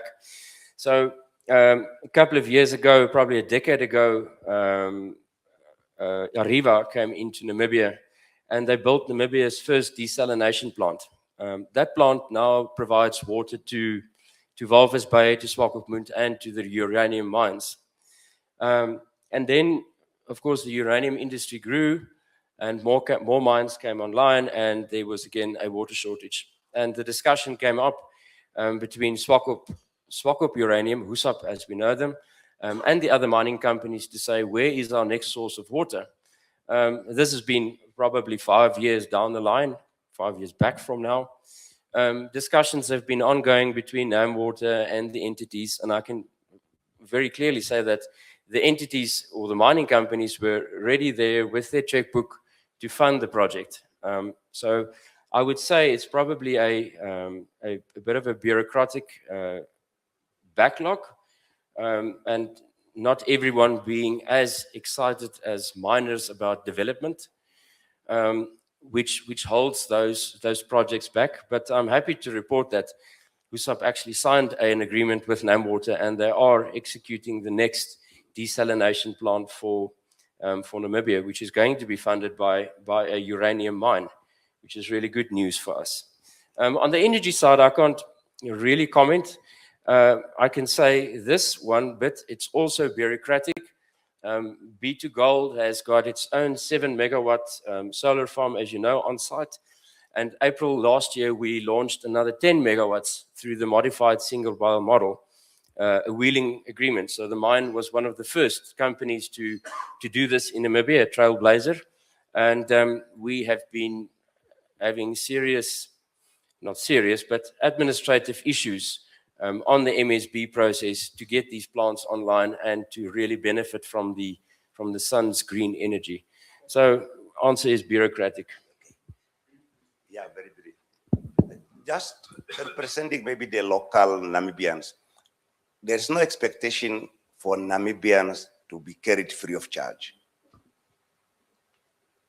No, that's very clear. What many Namibians want, they have no capital. I mean, we have 10% in B2Gold, a broad spectrum of Namibians, but we bought it. We have to mortgage our wives and everything we had to do that. So I just want to make clear what maybe Namibia expect Namibian, particularly black Namibians, is how can we facilitate their payment of their shares? So no free carrying that's expected. At least Dr. Ngala has a wife to mortgage. Some of us are not that lucky. Thank you for closing it out on that note, Doctor. Thank you.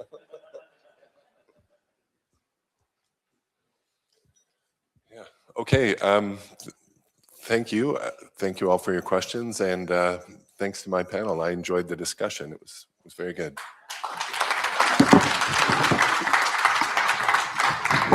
This panel certainly deserves another round of applause. So we are holding space for the successes. We are holding space equally for what is not working and what needs to be done if we are serious about strengthening and deepening the relationship. So we're also talking very explicitly about the red tape. We're also talking about the bureaucracy and how that hampers the process. We're certainly talking about investor certainty as far as policy is concerned. And thank you, Mr. Ruiz, for expressly acknowledging the role that the NIPDB is playing to smoothen these operations. And we're very happy to have in our midst also the Chief Executive Officer of the NIPDB. I'm sure this panel wants another round of applause. That's why they're still standing here. Thank you so much. Thank you very much. Just as far as time is concerned, it's a very precious, but unfortunately a very finite commodity. So let's please honor it. If we have a question, kindly direct one question to one panelist. Keep it short and keep it brief. We will have ample opportunity during lunch and during the later tea break, as well as the networking session later, to make sure that we have all your questions answered. No one is allowed to leave the premises, whether you return to cold Canada or that you stay put in Namibia, to not answer all the questions. Is that a deal? Is that an agreement? I can't hear you, ladies and gentlemen. Without any further ado, we want to touch on the sustainability of these resources and the interface with community development based on real lived experience, namely case studies, as far as best practice is concerned. We also heard during the opening session how Canada is being hailed for the lessons that we can draw from Canada as far as best practice indeed is concerned. So without any further ado, I'm deeply honored to call on our president, Gareth Bloor, to moderate the session and call on his panelists. Massive round of applause, please.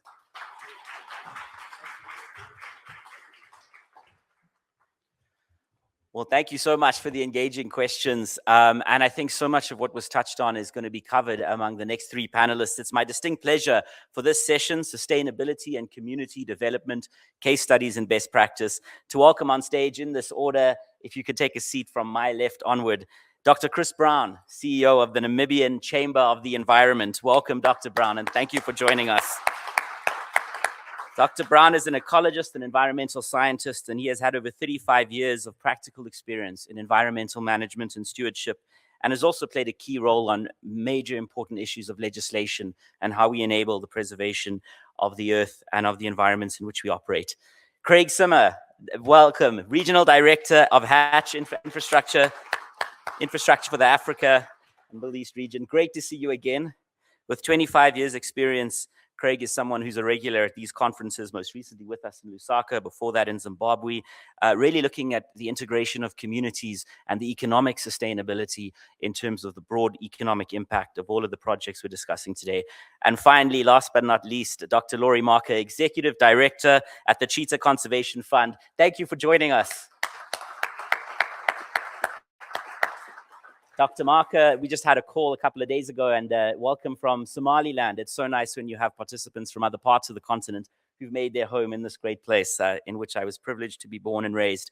I'm going to start with a couple of questions and perhaps give each of you an opportunity to introduce yourselves and the work you do, but in the context of your respective visions for sustainability and what goes to the heart of what you do. And then we can get into some of the detail. So Dr. Brown, if I may begin with you on that question. Yeah, good morning, everyone. It's great to be here with you today. My background is in conservation biology research. I was a researcher in the Ministry of Environment and Tourism for many years, and then became the founder director of the Department of Environmental Affairs in the Ministry of Environment and Tourism, the institution you all have to apply for EIA permits and clearance for. In those days, we issued them within a month.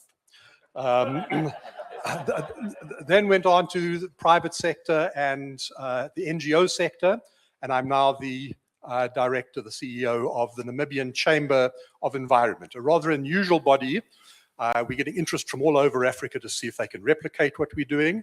It's an umbrella organization representing the interests of the environment and sustainable development sector in Namibia.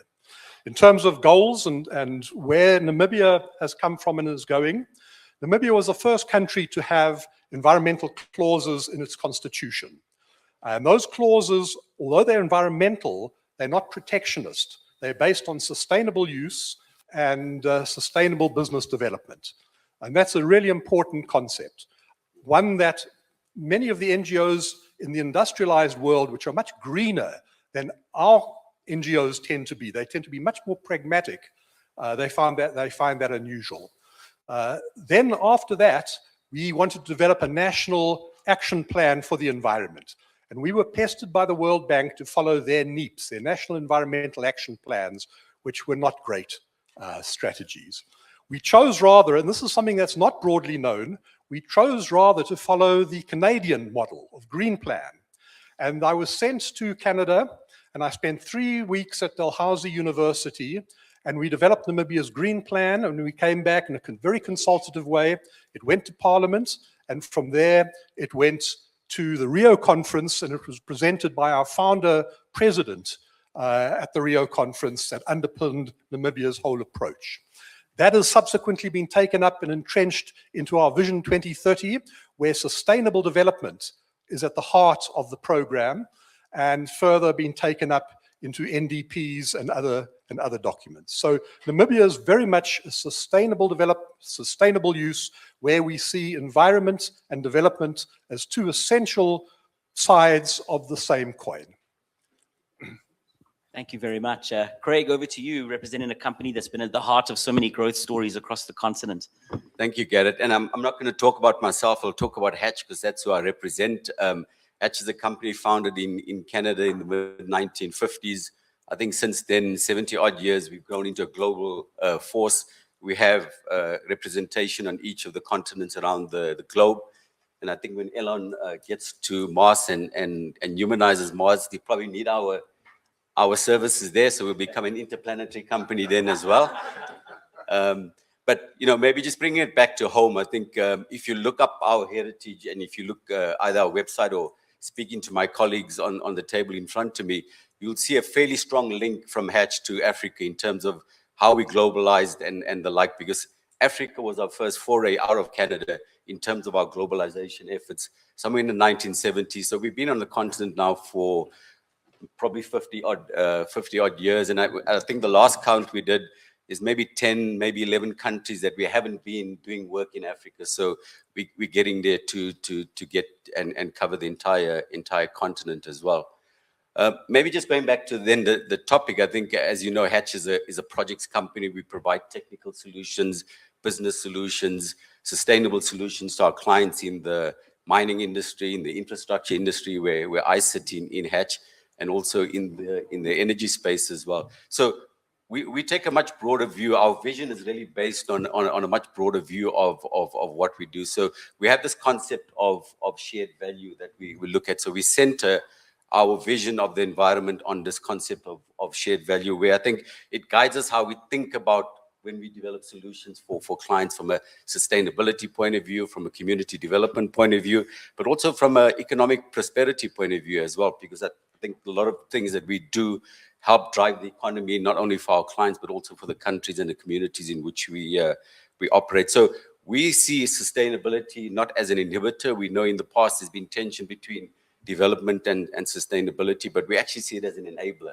And we look to ways to maximize the use of sustainability goals into developing projects, developing the economies for our clients. So I think, you know, at a time now in the world where I think the voice of the climate change deniers are becoming louder and louder, we still fundamentally believe that I think the big challenges for human development right now is climate change, one of them, and also environment degradation amongst some of the communities that we live in. And we know it's driven by human activity. I think the science kind of backs it up, but that human activity doesn't only impact natural ecosystems, it also impacts the economic ecosystem as well. So again, we look to try and balance those. So I think so.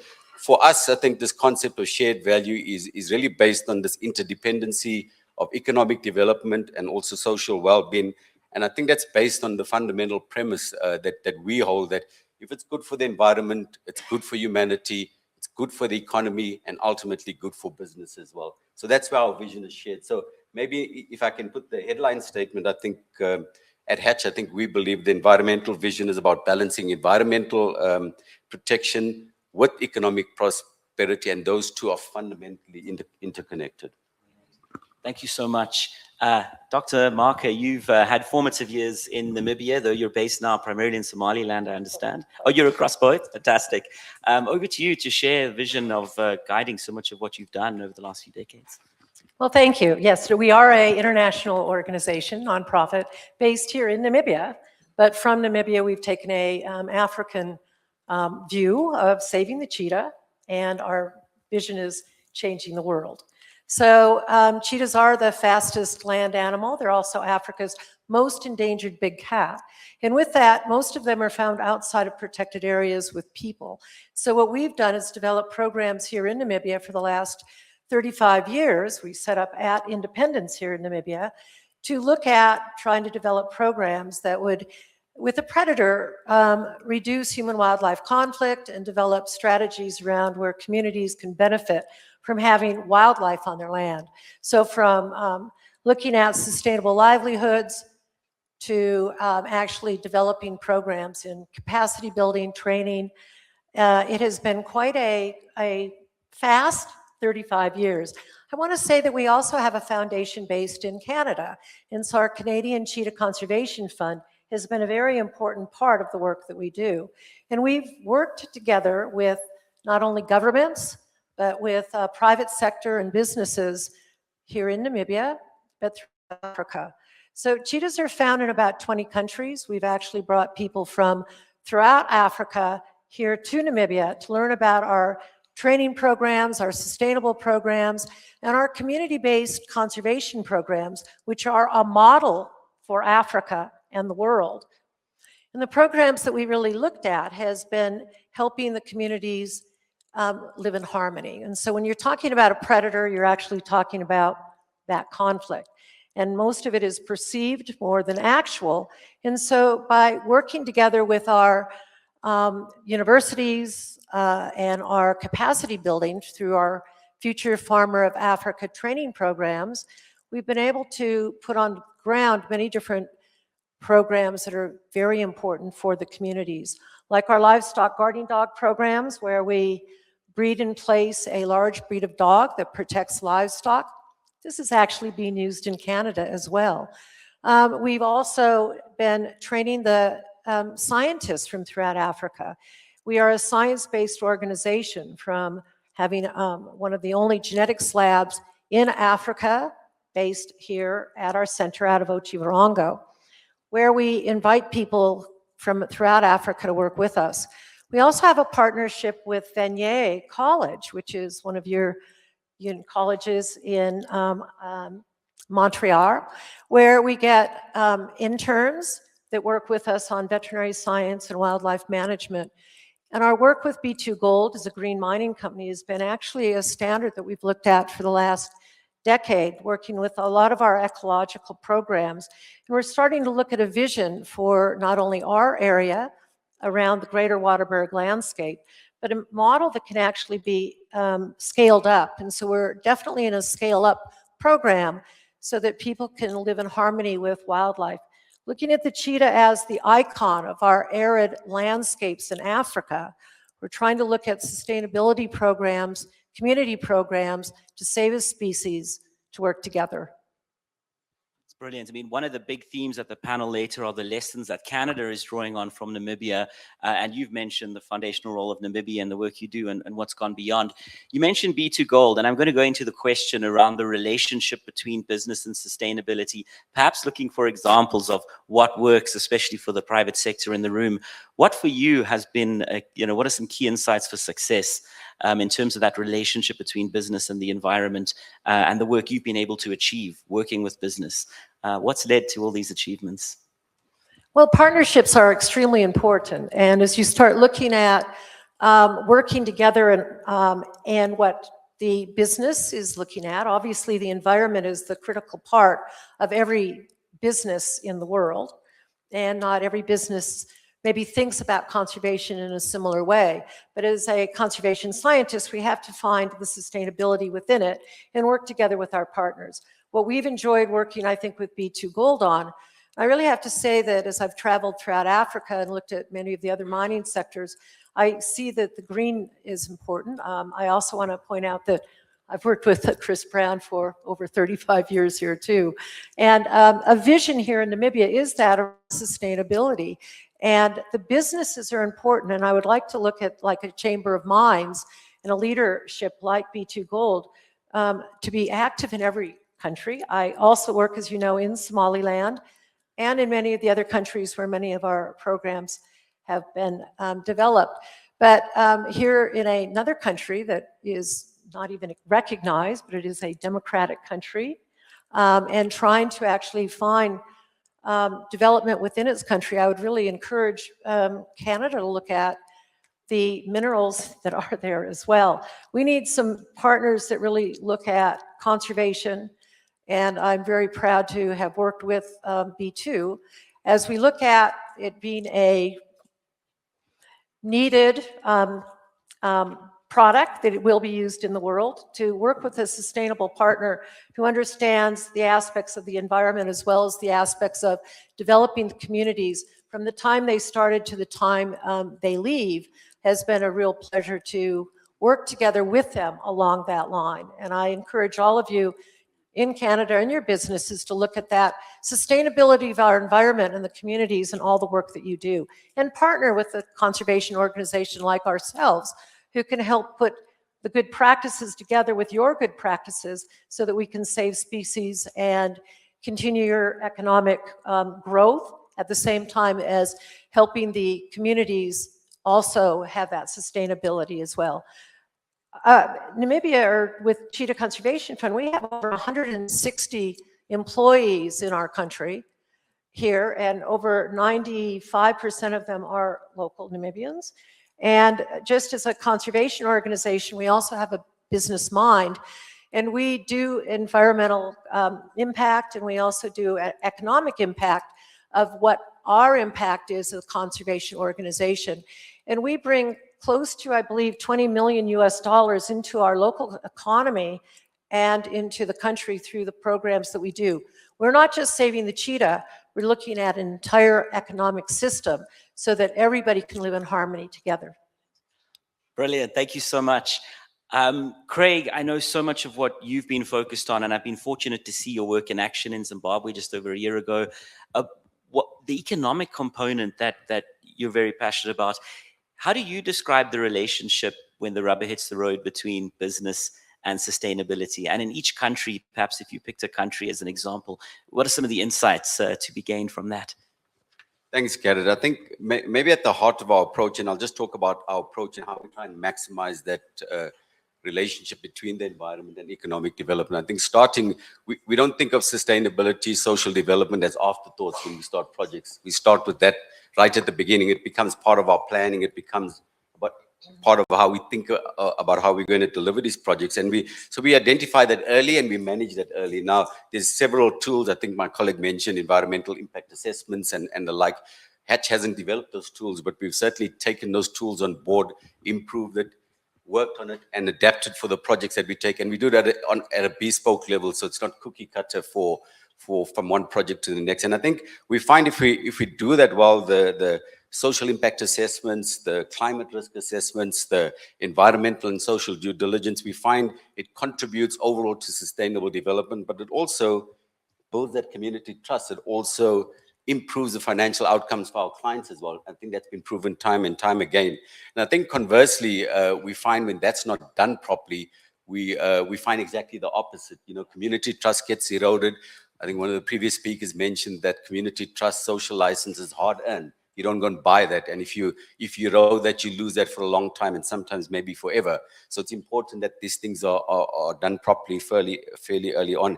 And we've seen in countries where projects have been stopped before they even started. We've seen projects that have prematurely ended because of environmental risks that weren't taken into account. And we know from that that loss of economic activity has been disastrous. Sometimes it's been disastrous at a country level, and sometimes it's been only at a community level, but also at a company level as well too. So I think it's important that approach gets brought on pretty early on. some of the key considerations that we kind of take into account when we do that, I think the first thing is we do understand, and I think it was mentioned as well, that projects and even mining operations or finite resources, they all come to an end at some stage. You know, projects last 3 to 5 years.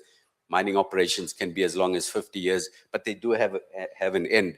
And it's important, although we can't crystal ball gaze 50 years into the future, we've got to have that end objective in mind to see what we're going to leave behind. What does a sustainable community look like at the end of that? So we've got to start the projects having that end objective in mind. I think we've also got to understand that the idea is really to create interdependencies in the community, not dependent communities, because if you leave a dependent community behind without any feeding of that community will suffer quite a bit. Clearly, there's lots of engagement that has to happen early. It's got to happen openly. It's got to happen honestly as well too. And I think just lastly, as me as an engineer and Hatch as a proud technical company, we do have lots of capacity to deliver technical solutions. Now, it's not that that's not important. I think that is very important, but we also find we're having to create more capacity to develop on community expectations and government expectation, as importantly as delivering good technical solutions as well too. So maybe at the end of this, if we have got time, I'll share a case study, but I'll maybe give some of the other colleagues a chance to answer the question, and we can share a case study of a recent success in that regard as well. Brilliant. Thank you very much, Craig. Just, Chris, in the context of the question, I'm wondering if you wouldn't mind touching on the role of legislation and, you know, how you think companies need to best interact and understand legislation, perhaps not seeing it as necessarily a barrier, but an enabler. So any thoughts on that would be welcome too for the panel. Yes, I think that's an important consideration because the legislation in Namibia all builds on the constitution of the country. Now, often our legislation is not well developed with the sector that it's impacting, or the broader set of sectors that it's impacting. And the result of that is that people are really left scrabbling sometimes to try and keep up and understand what are the rules of the game. In the environment sector, we have an interesting situation where we have lots of hugely passionate people. They're out there walking behind elephants and rhino and lions and measuring plants and all of the rest of it. But they don't have much time or interest in being strategic and looking at the big picture and the impacts that the big picture has. And with the development of the Namibian Chamber of Environment some 10 years ago, that has changed that totally in Namibia. We now have this umbrella body that looks at all these sort of strategic issues and engages with government on many of these legal and policy types of issues and tries to bring the picture across. I mentioned earlier that environment and development are two sides of the same coin. And as such, we recognize that unemployment, poverty, a weak economy are really environmental problems. People don't think of them as environmental problems. They are. They drive up poaching. They drive up illegal use of resources. They put pressure on resources. And poverty and unemployment is as much an environmental problem as it is a socioeconomic problem. And when we bring our people together to start thinking about these things more strategically, they start realizing that we are aligned very much with the private sector in the need to create a more enabling business environment and investment environment, to reduce bureaucracy, to drive an investment program forward to address unemployment and so on. Now, Namibians, because they live so close to their environment, are very aware of it. And our businesses, many of our businesses, not all, but many of our businesses are very well attuned to their environmental responsibilities. And those that are, it's an entry point for us to work with, and they tend to be very responsive. B2Gold has been mentioned. I could just say that B2Gold sponsors the core funds of the NCE and allows it to do their work, a real process, without putting any demands, obligations, or requirements other than we do our work well. And this has enabled the entire sector to come together and be much more productive, talk as one voice, and start bringing some of the strategic thinking to the table. Now, John earlier on mentioned the energy, water, agricultural nexus, bringing those sectors together. Unbeknown to him, our environmental group of 83 NGOs in the country had a lengthy discussion over about 8 to 10 months on this. And they came to the conclusion, solar, nuclear. Now, not many NGOs in the Western world get really behind nuclear. Also came to the conclusion that climate and climate change is a vitally important issue to address. But for us, let's move away from the cause of it. It doesn't matter. We're measuring the temperature getting hotter. We know it's getting hotter. And because it's getting hotter, it's impacting our societies, our communities, our businesses. It's impacting everything. So let's address that. Let's put all our efforts into that. Namibia is not a contributor to the climate crisis. We contribute less than 0.01% of greenhouse gases. So there's nothing we can do about that anyway. But there is something we can do about adapting, both ecologically, socially, and economically to the situation. And that's where our focus should be. Don't worry about people fighting about who's causing it or how it's being caused. We've got a problem. Let's address that problem and stay focused on that problem. Thank you so much, Chris. I mean, with that in mind, this is excellent context, and really thank you to each of you for shaping, getting into the case study points now. And Craig, if I can hand over to you for that, and Laurie, I'll come back to you, and Chris will conclude with you and get a few questions in. Thanks, Garrett. Maybe just a quick history lesson on corporate social responsibility and how it evolved into what it is today, where I think it's embedded in the way we do business. Most successful companies have it in the way they do business. I think this started way back in the 1800s when the Rockefellers thought it was a nice thing to do. They convinced all their rich friends that in the areas that they do projects, you should contribute to welfare of the communities as well too. But I think since then, from about the 1950s, it's evolved and it's become more modern. We've seen governments all around the globe provide legislation to guide how this is done. We know the Eastern economies used to do this centuries ago. It was embedded in the way their societies have been formed. But I think certainly we see now that corporate social responsibility that started out as philanthropy is embedded into a lot of companies, the way they do business. And I think for the businesses who play this critical role, is not just complying with the legislation. It's about integrating all of the needs of the environment, of communities in which they operate into their day-to-day operations. We find you get the best solutions when they do that, when we collaborate as business, when we collaborate with communities, with governments, with stakeholders, we get long-lasting solutions that last a long, long time. So just by way of a case study, I think we were involved and currently still involved in a project. It's one of the big iron ore producers, so we won't mention names, in South Africa. We had to move an entire community of 3,500 people, build 500 houses, build schools, build hospitals, build community centers.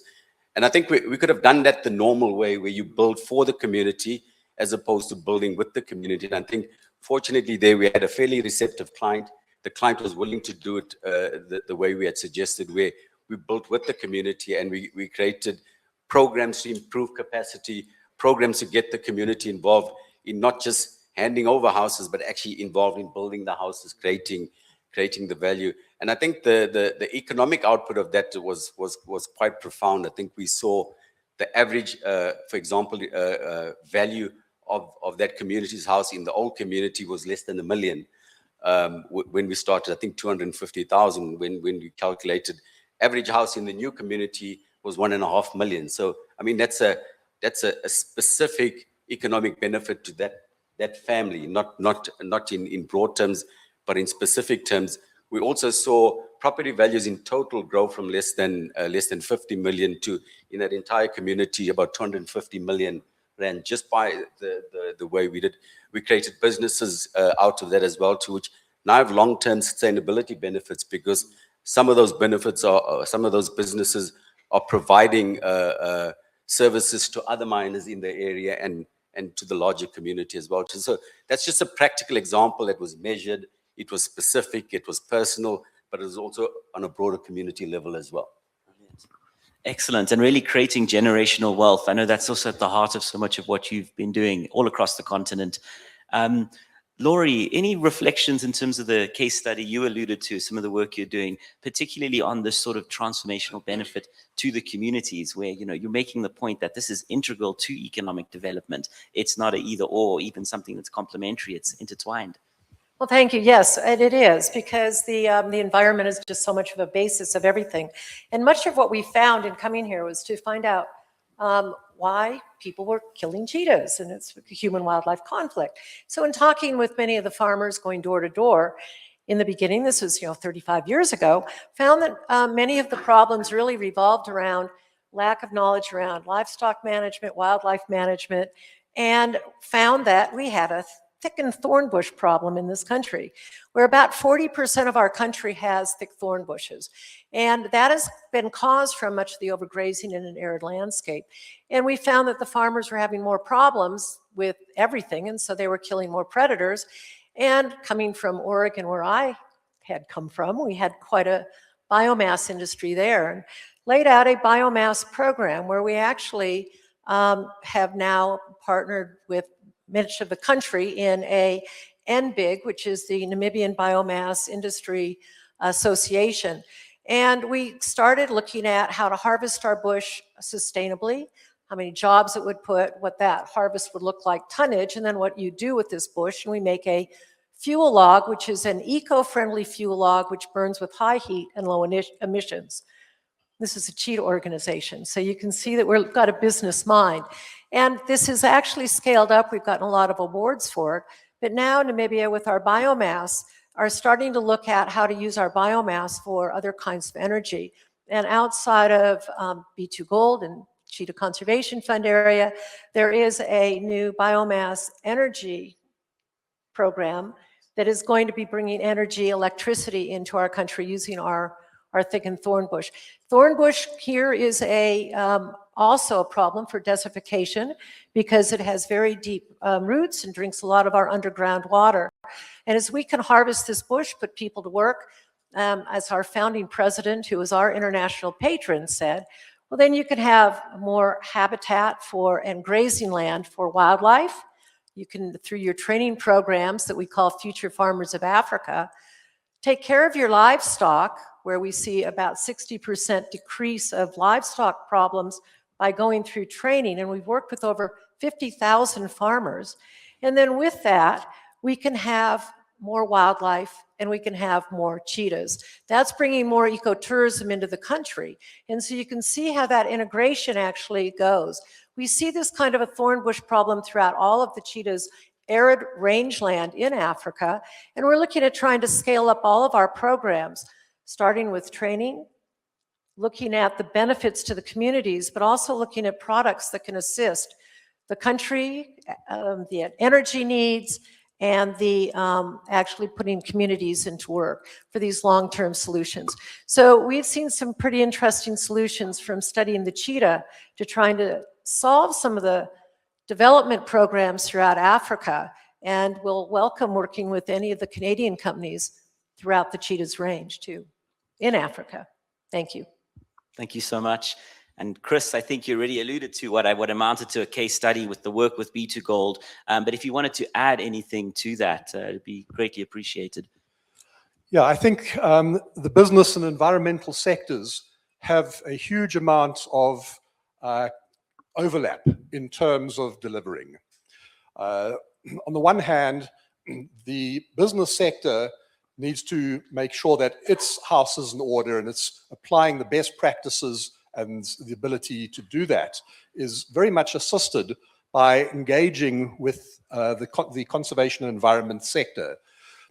Particularly mining has an unfavorable legacy coming from the past. And many of the mines have moved into this modern new phase, but their legacy in the minds of people is still there. And what we found is those mines that say, come and have a look at what we're doing, open up the doors. Here we are. If you have ideas for making things better, let us know. We'll do our best to evaluate that and see if we can implement that. That takes away immediately people's suspicions, concerns, and wondering what's happening behind the fence there. And we've had a number of mines in Namibia in recent years that have done that, have opened their doors, including some of the mines represented here, B2 Gold particularly, and that has played a large part in changing people's attitudes towards mining. Secondly, when you have these mines that are real examples of best practice, we can use those mines to bring the rest of the sector up and encourage others to start meeting those same standards, particularly through institutions such as the Namibian Chamber of Mines. So we've had some interesting outputs from that. One of the things is we've worked with the mining sector and the environment sector, including their two respective ministries, to develop and put together and have adopted nationally a best practice guide for environmental management in the mining sector.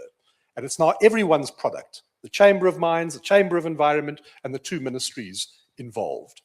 We've also had the Chamber of Mines collectively invest in CSI projects, but not just projects, real programs that deliver tangible outcomes and have themselves kick-started developments going forward.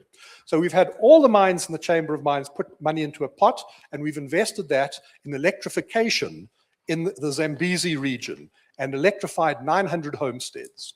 And the result of that has been remarkable. We thought people doing their homework at night, people doing their chores, less smoke in the houses because of lights and so on. But in fact, the economic value of that far exceeded anything we thought of. You know, to people starting to have little shops and restaurants and selling freezing fish and selling. It's opened up a whole microeconomy, multiple microeconomies in that area. So I think there are many opportunities for people to be reflective of what opportunities are out there. At the moment, we tend to think in silos a little bit. One of the other areas I can just mention as we close off here, B2 Gold and NCE worked to look at the mine closure of their mine as a theoretical approach, which then could be taken up and implemented over time. They were, in the past, mine closure has been a biophysical affair where you just close it off, you plant some stuff, you leave it as stable as possible, and you go away. There has been no socioeconomic component. And the work which John talked about, getting the agricultural system up, getting some of the wildlife and tourism aspects up, and so on, using their land to create a whole parallel set of opportunities. And so when the mine eventually does close, you've left as many jobs behind as were created by the mine. And also, instead of looking at a cradle-to-grave type situation, you're looking at a cradle-to-cradle situation of starting up a whole new operation on totally different things. Now, that's something that's been championed by B2 Gold with the support of the environment sector. And we're behind that. It's being written up as a scientific paper. It'll be presented at an international conference and be made public. And that's the kind of leadership from companies such as these, which, working with the environment sector, we can really project widely, not only in Namibia, but across Africa and indeed the world. I think this is the first such project anywhere in the world. Brilliant. Thank you very much. We are, of course, on a live broadcast, so I've just been given the signal that we can get in a round of questions. Of course, for everybody who's here live in Namibia with us in person, the opportunity to engage each of our panelists during lunch and the rest of the program is very much on the table. Any questions from the audience of those here in Windhoek with us before we conclude and go to the keynote address from Mr. Joe Lombard? An incredibly comprehensive set of information from each of you. I mean, just a quick question, if I may, offer each of the opportunity to add any points just in 30 seconds to a minute that come to mind having heard what each other have described in terms of your respective projects. And then with that, we'll wrap up. And perhaps, Craig, I'll put you on the spot and ask if you have anything you wish to add. And then Laurie, and we'll end with you, Chris. Maybe just to talk about the role that businesses can play in becoming a key player in environmental conservation. I think because we represent the business world, I think we've been through this journey in Hatch, and I think it's important that if we want to do this on a consistent basis, on a continued basis, I think it's important that businesses need to move from their CSR, which is based only on philanthropy. That's important, but they've got to look at ways of creating shared values for their clients and their communities in which they work. And I think that can only be done if if we adopt that mindset right from the beginning. And we base it really, again, I think I've mentioned on this fundamental belief of this interdependency of company success, community well-being. We think those two are kind of linked. But and the way we did it, we took an honest look at ourselves. We looked at our past achievements. We found a proud history of CSR and philanthropy as well, but we felt we needed to build on that. We needed to create ways of looking at how we build sustainable communities, sustainable economies, and ultimately contribute to our own sustainability as a business as well. Brilliant. And just to acknowledge, about 20 years ago, some of the first CSR seminars and a comprehensive program on them was developed and curated with Hatch and others in the chamber, but mainly led by Hatch. So it was absolutely incredible that now that's just taken as common sense, but it was very much in the early stage integrated into business models and new projects. Laurie, closing remarks. Well, also speaking not only from the Cheetah Conservation Fund Namibia, but also our partner, the Cheetah Conservation Fund Canada, the relationship between two countries, I think, can actually change the vision of where we see Africa growing. And being a voice for a species that is Africa's most endangered big cat, to look at how you can partner not only with the nation, two nations, or your country from Canada to not only Namibia, but from Namibia throughout all of Africa, we're actually making a huge difference. Our work here in Namibia is an amazing country, having the right policies in effect so that you can bring business in, you can create business, and you can partner with conservation in a sustainable way that everybody wins. And I think that that's what our vision in Namibia has been, and how we've tried to scale this up through the other countries that we work in throughout Africa where the cheetah is found. And we bring people from around Africa to Namibia to see our programs, just like you are from Canada are here to see our programs as well. But I think Namibia is an amazing country and welcome you all here, and hope that you'll have some takeaways that your businesses can actually interact with conservation organizations, and together we can make great partnerships and make Africa the tree of life, which is what we sing in the African Union.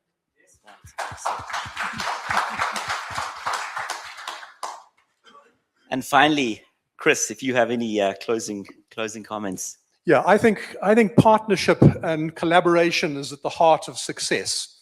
And Namibia has always been particularly good at that. We have good working relationships in most cases. Sometimes there are frictions and conflict. Well, that's good, that's natural. But generally, government, NGOs, community, and private sector tend to work well together. But the strength at the moment is more with NGOs, government, and communities, and academia.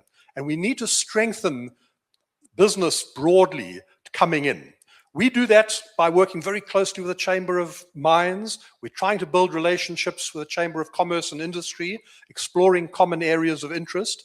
But if we all spoke with one voice, all those sectors spoke with one voice on issues that would enable business to be more successful, would attract more investors, that would deal with some of the challenges we have in terms of energy and water and high-value agriculture and so on, I think this country would move forward very fast. One of the things I said to a previous president was, when we come to implement national development plans, they sit on the shelf, they're approved, they sit on the shelf, and nothing really happens. Why don't we use some of the mining companies' development teams? They set up something from scratch in the bush. A town is there, water's there, electricity is there, everything is there. If we had that sort of thinking about our development process and used those types of people with that type of energy and target, this country would be way ahead of where it is at the moment. So I think those partnerships, collaboration, working to people's strengths, and bringing everyone together is really where we should be going, and we should be exporting that thinking and that approach right across Africa. Thank you so much, Dr. Chris Brown, CEO of the Namibian Chamber of the Environment, Craig Simmer, Director at Hatch for the region on infrastructure, and Dr. Laurie Marker, Founder and Executive Director at the Cheetah Conservation Fund. I want to publicly recognize each one of you and thank you for your tireless lifelong commitment to economic growth intertwined with sustainability. It's a model for the future, and I think we leave this panel greatly enthused and optimistic about what lies ahead. And a big thank you to each one of your sponsoring partners who freely supported every one of your ventures to make this happen. Once again, a massive round of applause. Thank you so much.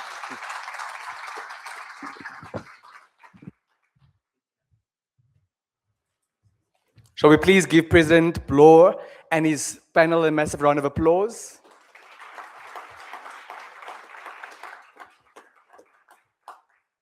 The sport of running teaches us that if it's not documented, it didn't happen. So kindly pose for the official photograph. Thank you so much. Another round of applause for them, please. They helped us explore, deepen our understanding, both individually and collectively, of the interface between sustainability as well as community development. We have to concur with Dr. Chris Brown that environment and development are two sides of the same coin. And equally, according to Dr. Brown, partnership and collaboration are at the heart of our collective success. Don't we want to give them another round of applause, please? Distinguished ladies and gentlemen, a very important public service announcement, in fact, two. We did establish earlier that we're all people with integrity in this room, right? Do you remember that? By a show of hands, who thus is fast asleep? By a show of hands, who thus is fast asleep? None of you, very well. I'd like to appeal to you, and this is critically important, to turn to your next door neighbor and in your own mother tongue, say to them that the 5th Canada-Africa Business Conference is by far the most interesting, impactful, and insightful rendition thus far. In your own mother tongue, I don't know why you're laughing, kindly in your own mother tongue, say this to your next door neighbor. The 5th Canada-Africa Business Conference is by far the most interesting, impactful, and insightful rendition thus far. I've got no idea why it is that you are laughing. In your mother tongue. Very well. Thank you, Dr. Angala. I see you made a concerted effort particularly.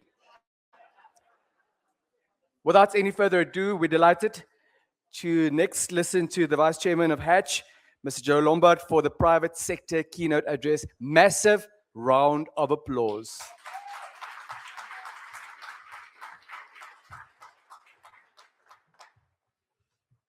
Thank you very much. It's such a great honor to be part of this gathering here, and I'm totally inspired by this subjects that we have addressed earlier today, and the panel discussions were fantastic. And Gareth, thank you to you and all the panelists. It's really important, touched on important aspects, and I also really enjoyed also the audience participation, because I think that's also a good indication that people are, you know, engaged and passionate about the subjects that were addressed. And I'm not going to even discuss those things, because otherwise the half hour allotted to me is not going to be sufficient. So I'm not going to do that.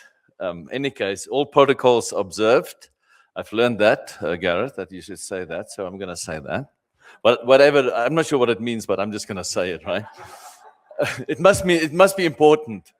Any case, I'm also very privileged to represent Hatch as an organization. There's a table full of my colleagues here that carry a lot of expertise beyond my expertise, also here to support and to engage in dialogue. It's one of the reasons why we're also very keen to support these kind of venues all across Africa, because Africa is important to Hatch as an organization. So I'm just going to share with you a little bit about our company, because I think it is important that we reflect. And for some people in the room that might not know us, I think it's just sufficient background. So we are very proud to be an employee-owned company, which I think distinguishes us from many others. It's a business model that works for us and has been successful and working for us for over 70 years. Our founder, Jerry Hatch, founded this company 70 years ago. I knew Jerry personally. He was a wise and very smart individual that had not the right balance between technical expertise and compassion and empathy for people, which I think is important, is still at the core. We have our manifesto where we describe our values, and they very much align with what was presented here today from B2 Gold and other organizations. Those are kind of organizations that we also align ourselves with. We have 65 offices around the world on all continents. Our main focus is mining, and I will come back to that a little bit more, but we also have other aspects that we do to balance our portfolios. Over 10,000, not only employees, but professionals. I think that also distinguishes us from others. These are all, engineers and scientists that work on our projects in many, many countries, 150 countries around the world, in many projects and many diverse projects that we are engaged with. And we've been doing this for 70 years now. So this is what I call cook sister of Hatch. So we are intertwined between our three sectors there.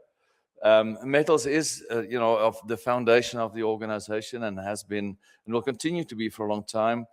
But if you build a mine, or especially a new development, you need infrastructure. And sometimes the infrastructure costs more than the mine, right? That's the reality of many of the projects that we're also working on. And of course, you need energy. Energy is always important. So how that all fits together with all the shared services that we have makes our complete delivery package. But also we have our energy business also acting not only in the metals world, but also beyond the metals world, and the same way for our infrastructure teams as well.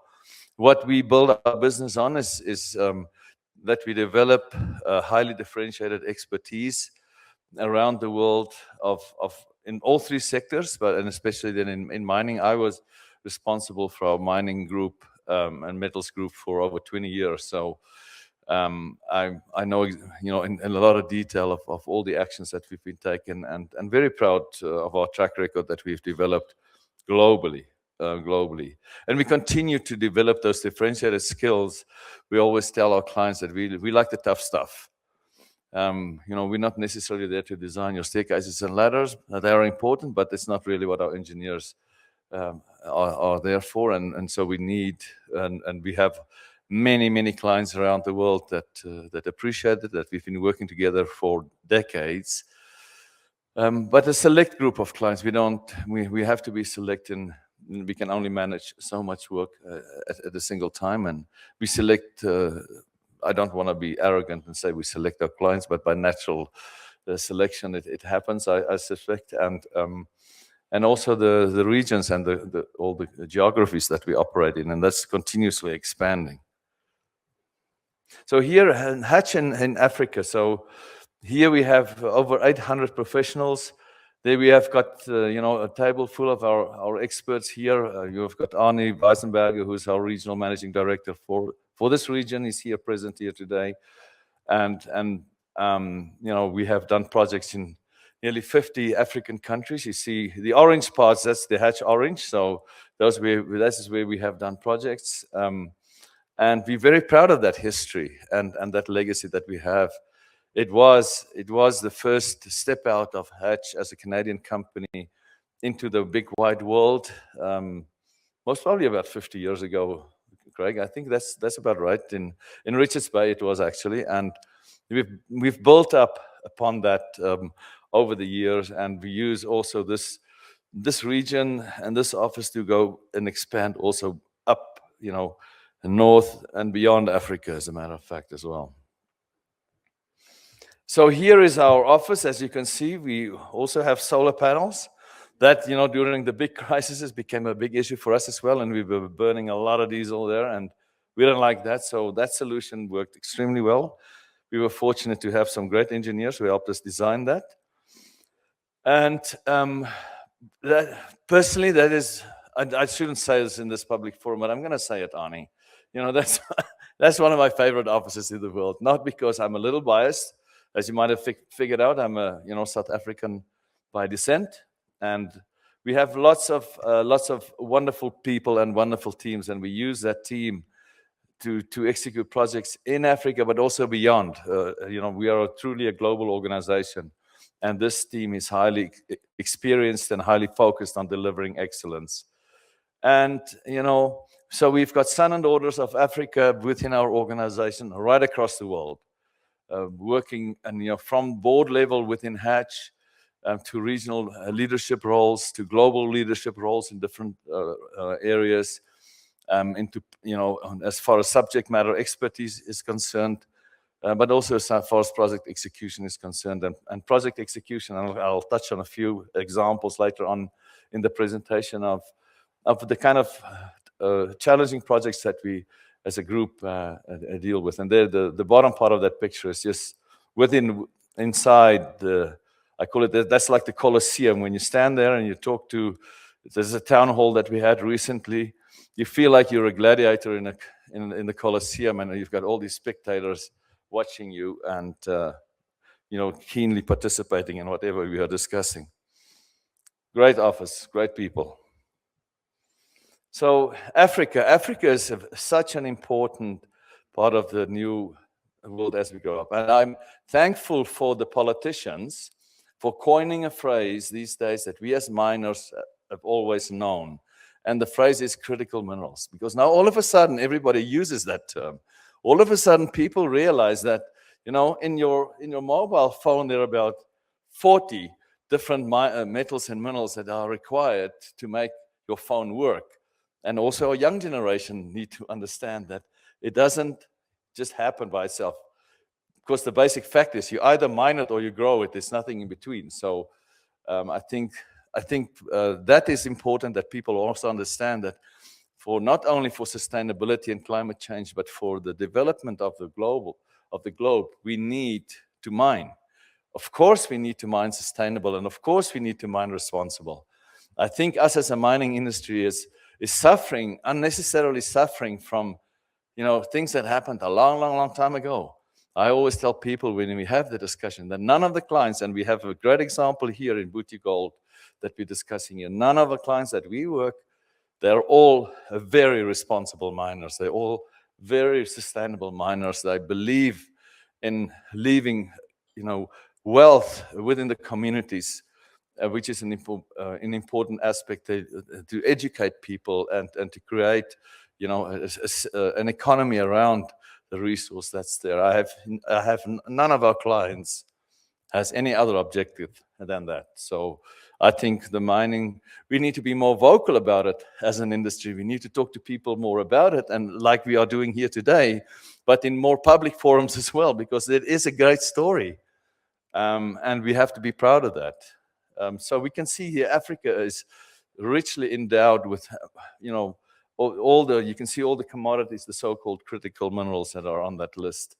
And so we as an organization are extremely excited about all the potential opportunities that are there, are engaging with our clients on some of those opportunities for companies to explore and contribute to the growth of Africa, which Africa deserves. I think that we are reaching also the dawn of the era of Africa. I see, this new leadership coming up, rising to the occasion.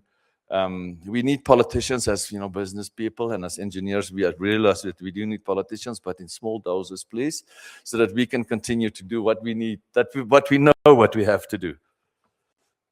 Of course, Namibia, we are here in Namibia, so let's talk a little bit about Namibia. It's got a long history in mining, beyond 400 years, which is a very long time.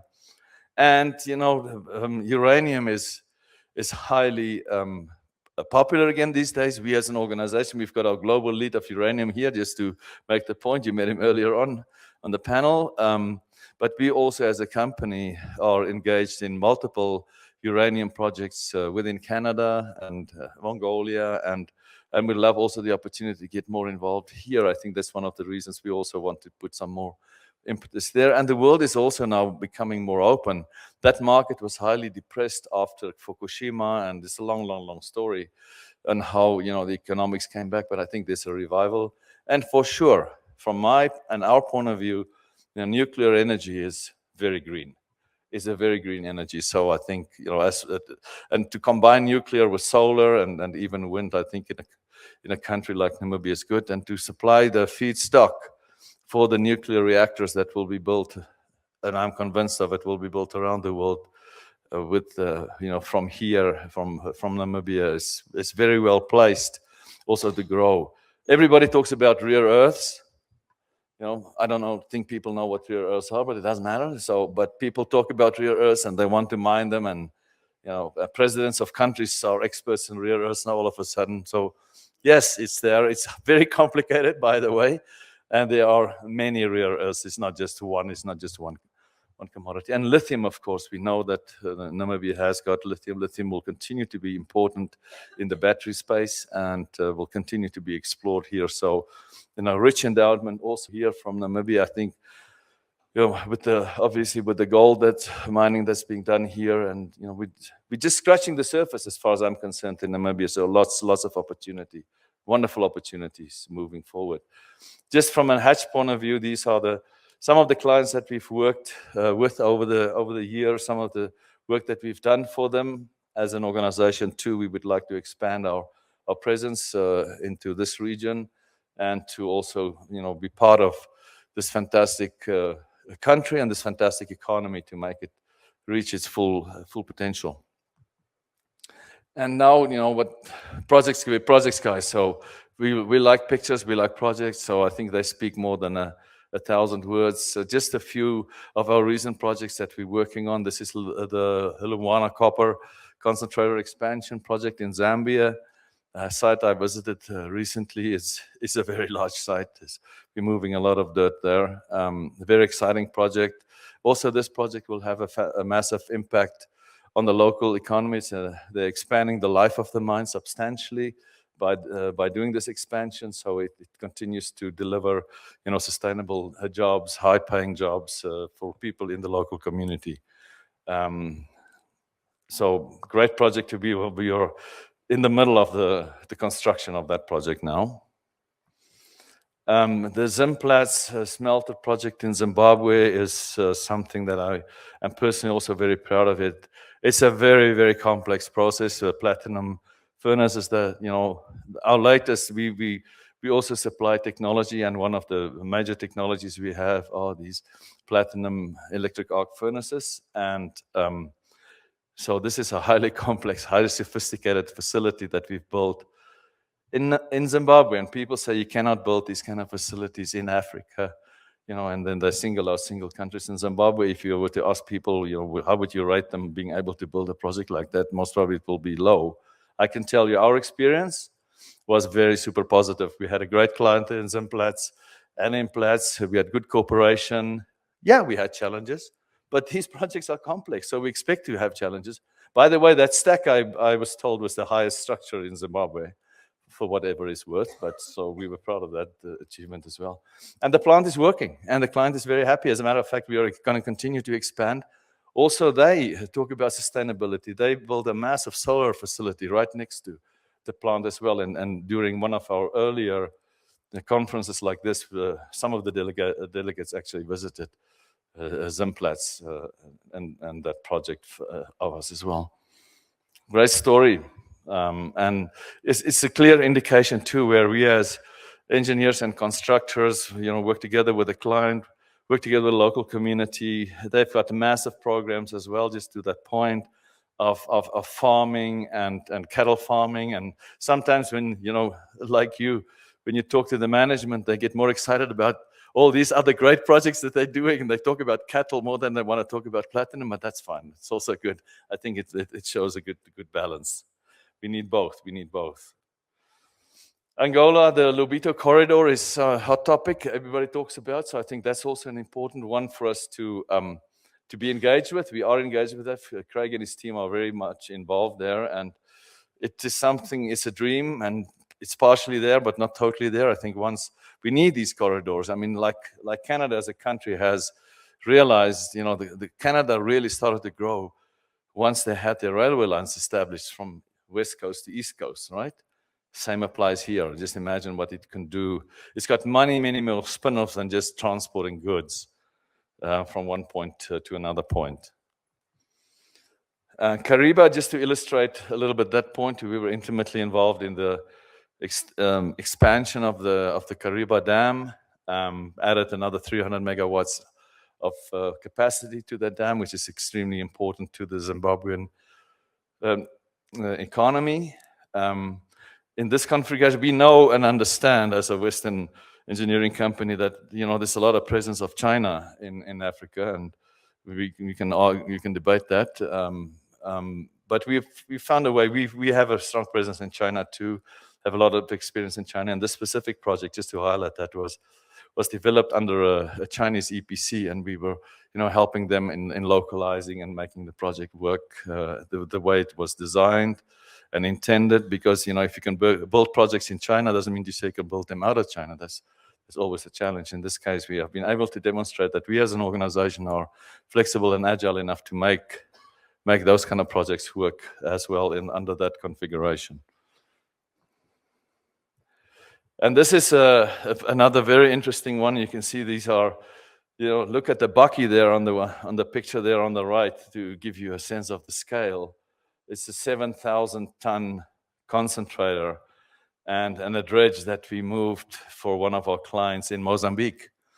And in order to do that, we had to bring in highly specialized equipment, but we had to build a specialized road that would be used only once to transport that equipment, but it's got to be sturdy enough. You cannot afford to have one wheel sink in, because you will not be able to lift 7,000 tons up again. So a lot of work went into that.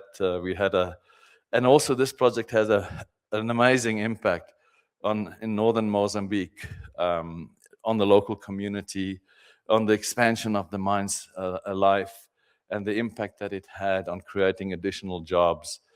Without had they not been able to reuse existing equipment, they would not have, the mine is not that profitable that they could afford to rebuild that stuff from scratch in order to use it moving forward. So this was the most cost-efficient solution. And it worked. The mine is in operation now.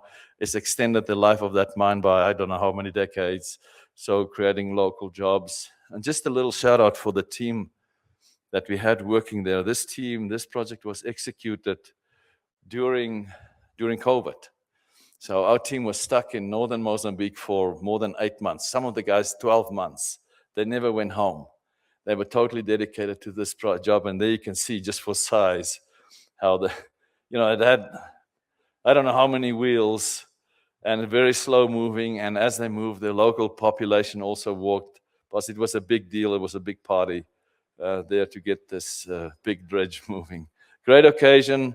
Great occasion also for Mozambique. And just a few projects I picked to illustrate, I think, what the impact and the role that organizations such as Hatch can play in creating sustainable projects within challenging environments. We understand all the projects that we work on, whether we build them in Canada or in Australia or wherever.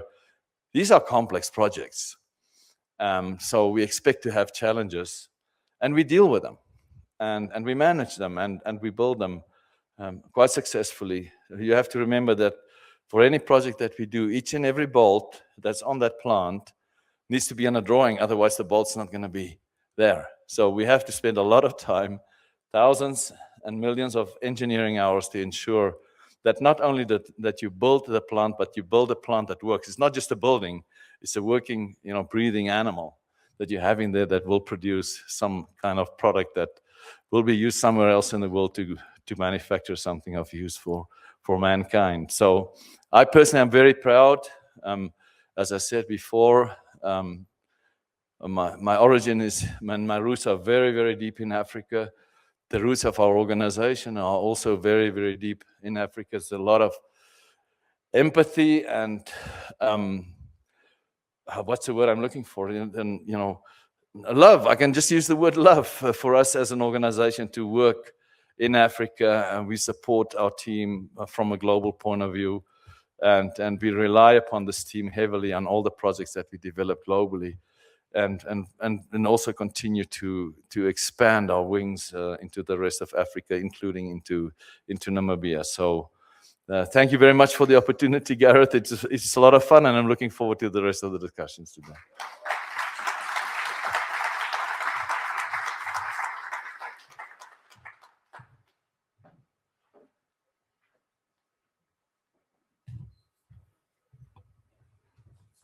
So Lombard did absolutely stunningly in terms of timekeeping. Please give him a proper round of applause.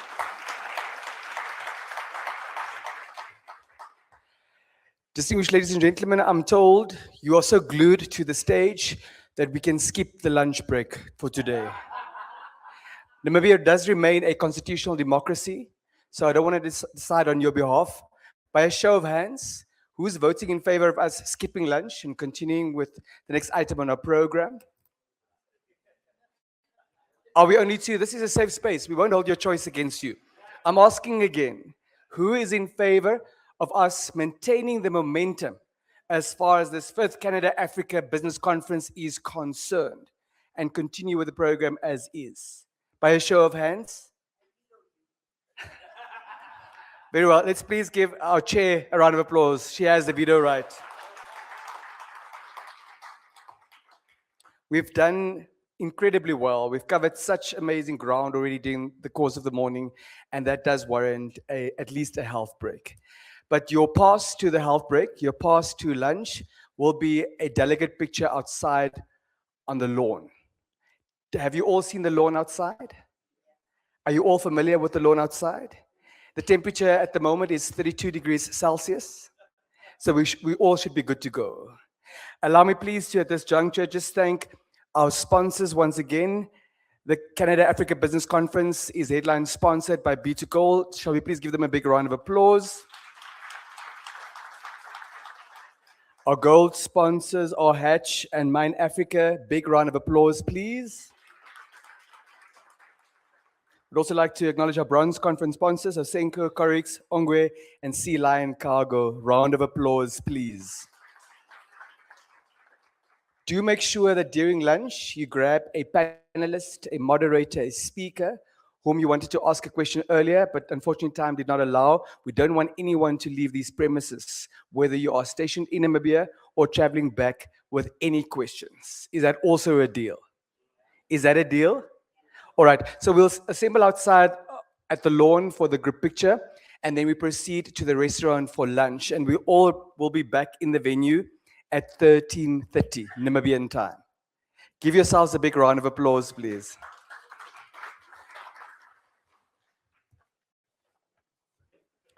If you want to stay abreast of developments as far as the dynamic program is concerned, do also ensure that you scan the QR code. Thank you very much.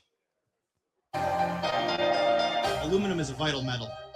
It's lightweight, and we use it in everyday products, from the can of Coke to the car we drive to the planes we fly.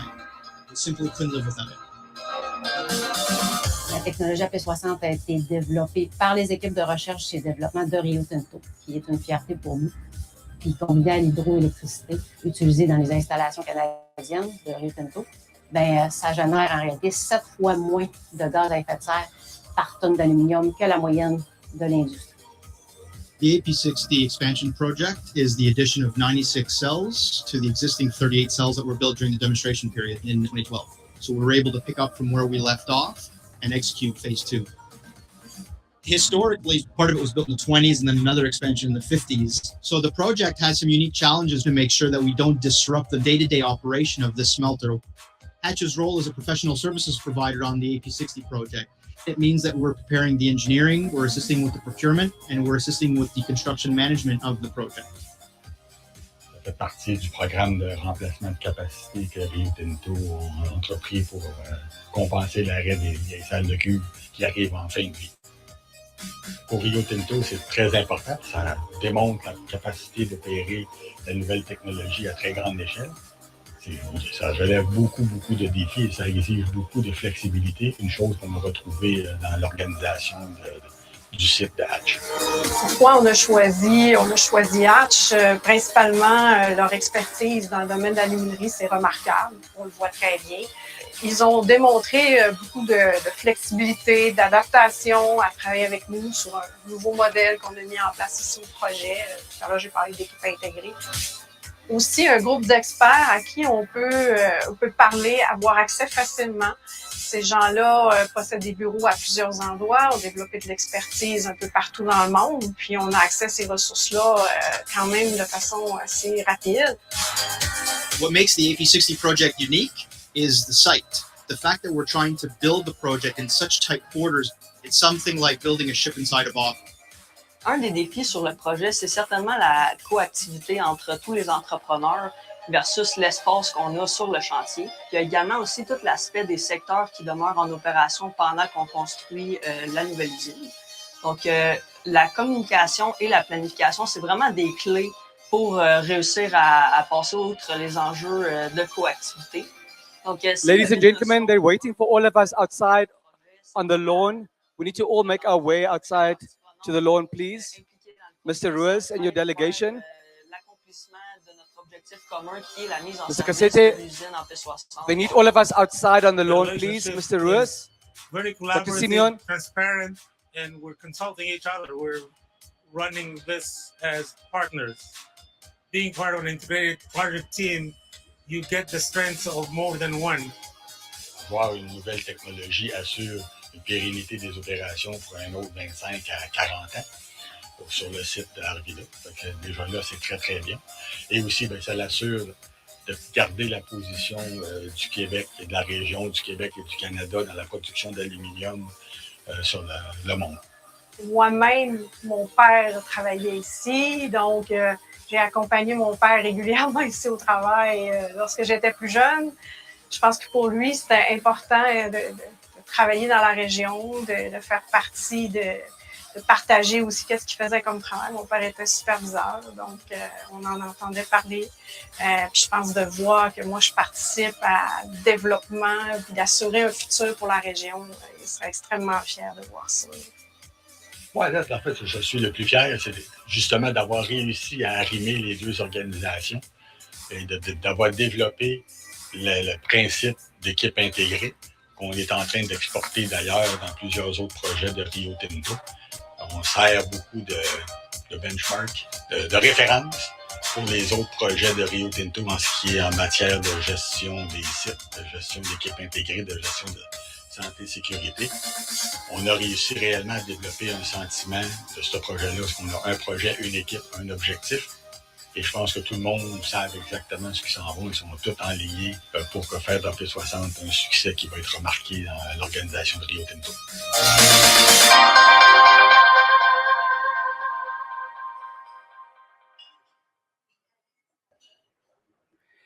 Thank you so much. I do trust you've had a great lunch. How was the malva pudding? Excellent. I concur. I almost had a second serving, but I decided to lead by example and resist the temptation. Be that as it may, I was not able to sleep last night on account of the next item on the agenda. It's very important for us to make what we're talking practical. It's very important for us to tangibly demonstrate what is it that we're talking about in terms of diversification? What is it that we're talking about in terms of sustainability? What on earth does impact look like?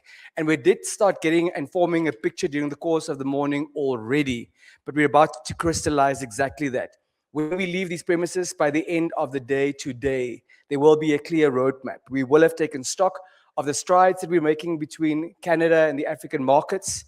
We will have taken stock, very importantly, also of where the blind spots are, where the challenges, where the hurdles remain, and what it is that needs to be done, both individually, but also certainly collectively, collaboration between both the private and the public sector to make all of this happen. We do require all hands on deck, and we do appreciate your presence, but also certainly your input. So powered by malva pudding and a fantastic lunch, I'm very delighted for us to discover the opportunities in Namibia's business sectors, enabled through natural resource development projects and anchored in sustainable future.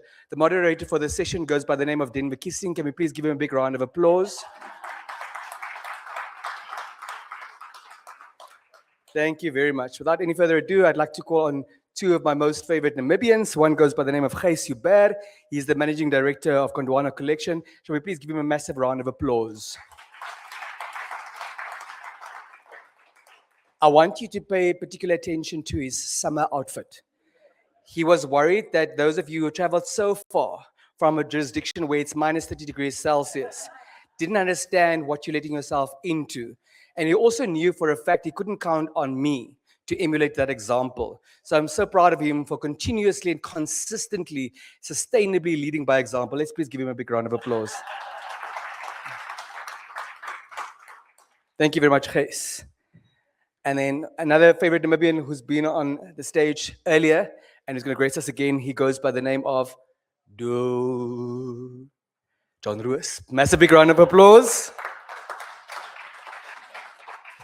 I'm not happy with that one. Please give Mr. Ruiz a proper round of applause.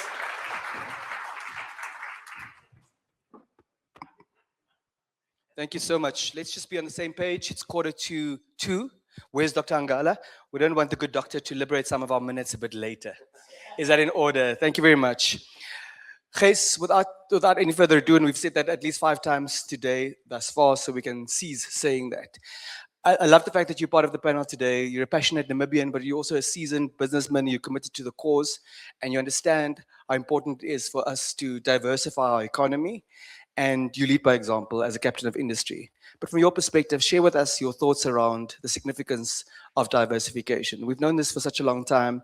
We continuously sing this song, but we struggle to practice what we preach as far as diversification is concerned. We've heard this morning that as far as our approach to mining is concerned, that needs to change. And it's no longer about exporting raw materials, it's also about adding value to our minerals locally so that we empower and employ more Namibians. But what is your take on diversification? Denver, thank you for the honor of being on the panel. Thank you for this initiative, and thank you for those kind words.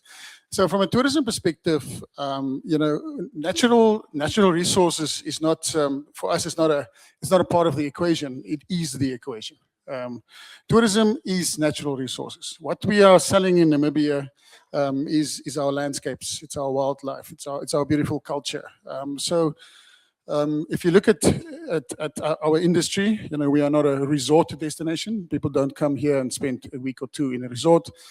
We're not really a destination, an urban destination where you come and you look at landmarks like, you know, the Louvre or the Eiffel Tower. You come, it's an itinerary destination, and you come and you experience our natural resources in that sense. So for us, it's not the nice to have. It is literally the essence of tourism. Thank you very much. Short and sweet. Mr. Ruiz, you've touched on it earlier, and I said to you when I saw you yesterday, what stands out about your philosophy is how you manage to strike a balance between people, planet, and the profit. You live the sustainability that we're talking about, but from the paradigm of the significance of diversification, help us understand in relation to natural resource development, why diversification is absolutely critical. Yeah, I think from a mining perspective, it's absolutely critical. I mean,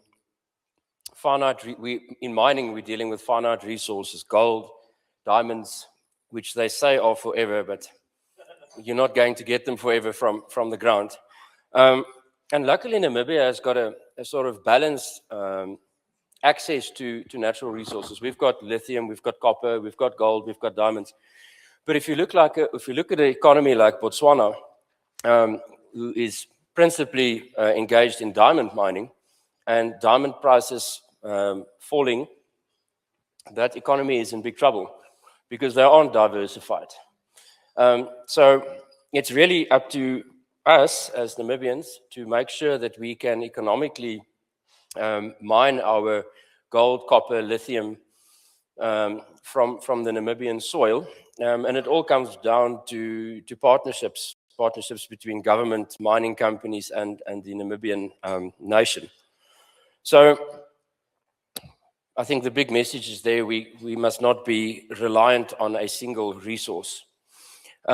If we look at diversification, and one of the sort of mechanisms for, which is probably your next question, for diversification is community-based natural resource management, giving back to communities, and building on a country's assets, infrastructure.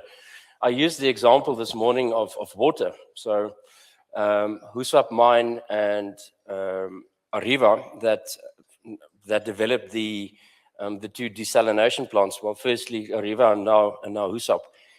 that is a massive contribution to the Namibian economy through their diversification. If we look at B2 Gold, I mean, I don't want to punt B2 Gold the whole time. Everyone's heard about the wonderful stories this morning, but really a gold mining that's transitioning into agriculture, that's transitioning into tourism business. Who would have thought that's possible? And then if you look at the Rossing Foundation, for example, many years back, establishing the Namibian Institute of Mining and Technology, which they handed over to government at independence. And that institute is really the feedstock of artisans for the whole mining community in Namibia. So this is some of the ways how mining companies diversify and make a huge impact to the country. Thank you very much. So if I understood you correctly, you're sharing with us that one of the mechanisms of diversification relates to the manner in which we give back to the community. Correct. One of the criticisms that we heard during the course of the morning is, yes, it's good for us to focus on corporate social responsibility, but it needs to extend beyond philanthropy. So help us understand how you as an entity ensure that your impact on the community cements what diversification represents, but is also sustainable and is real and is true. Yeah, I think CSR is probably an overused term similar to sustainability. And I don't know what is the catalysts. But our approach from a corporate perspective and in Namibia is return on investment. Okay, so when we look at economic projects, we want to see a certain level of return on investment. And when we look at social projects, we also want to see a return on investment, but you want to see your return on social investment. So what is the impact of my $1 that I'm investing at a school in Otjiwarongo? So for example, we invested around 50 million Namibian dollars in building a school, started in 2020. Today, the school is 1,300 learners in the area of Umbili on the outskirts of Otjiwarongo. The kids in that school are winning science fair prizes. They've been nominated as the top primary school in the Otjiwarongo circuit.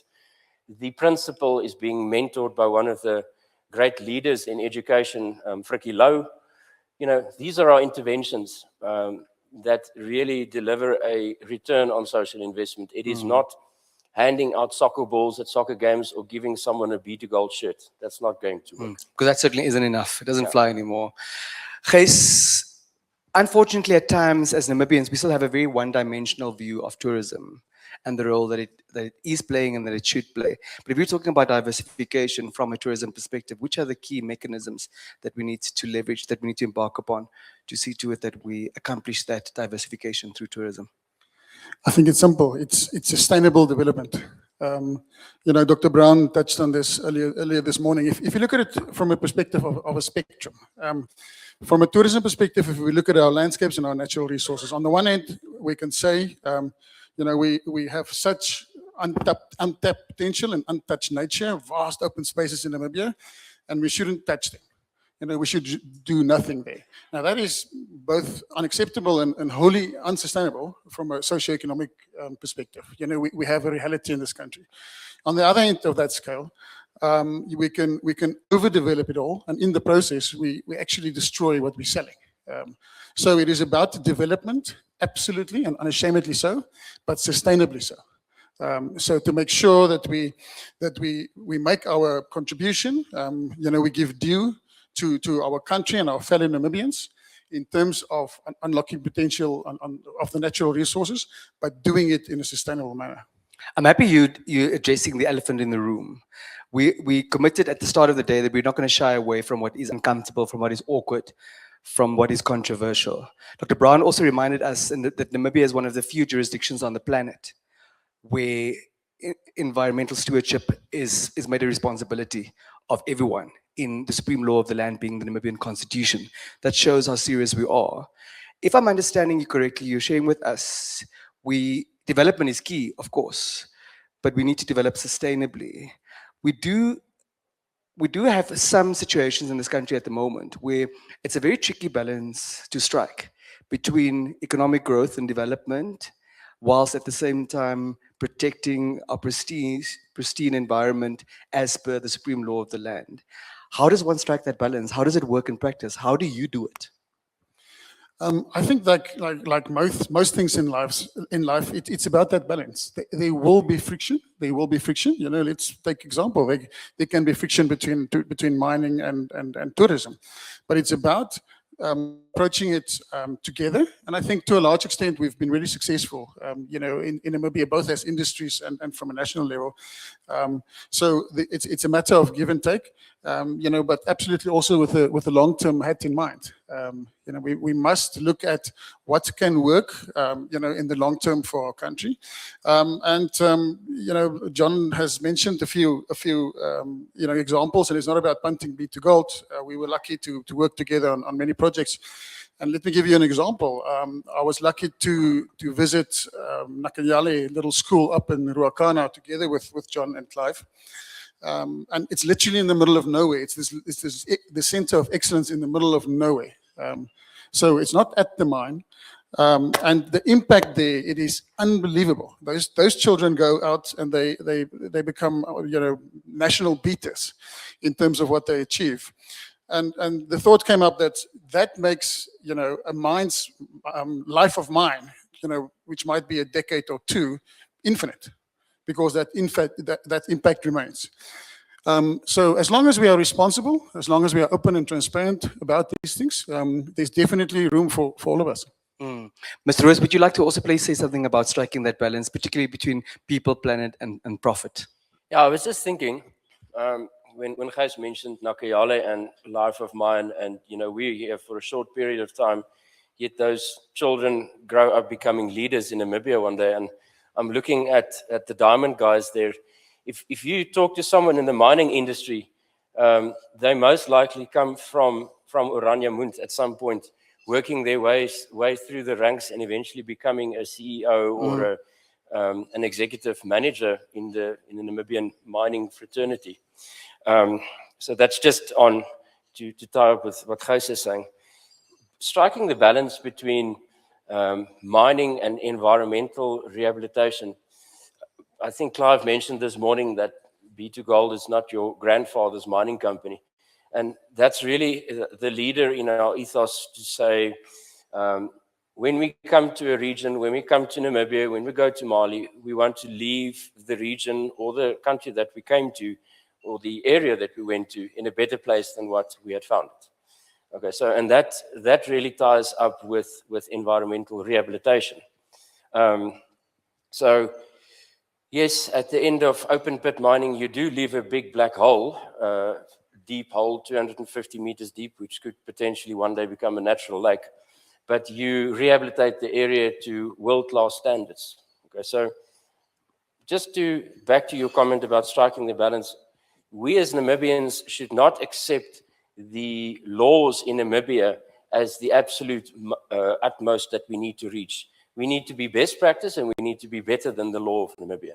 Then we're already going to take giant steps forward in striking that balance. May I be the devil's advocate for a moment?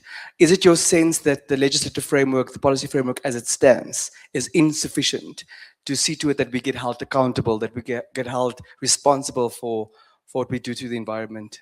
Yeah, I think so.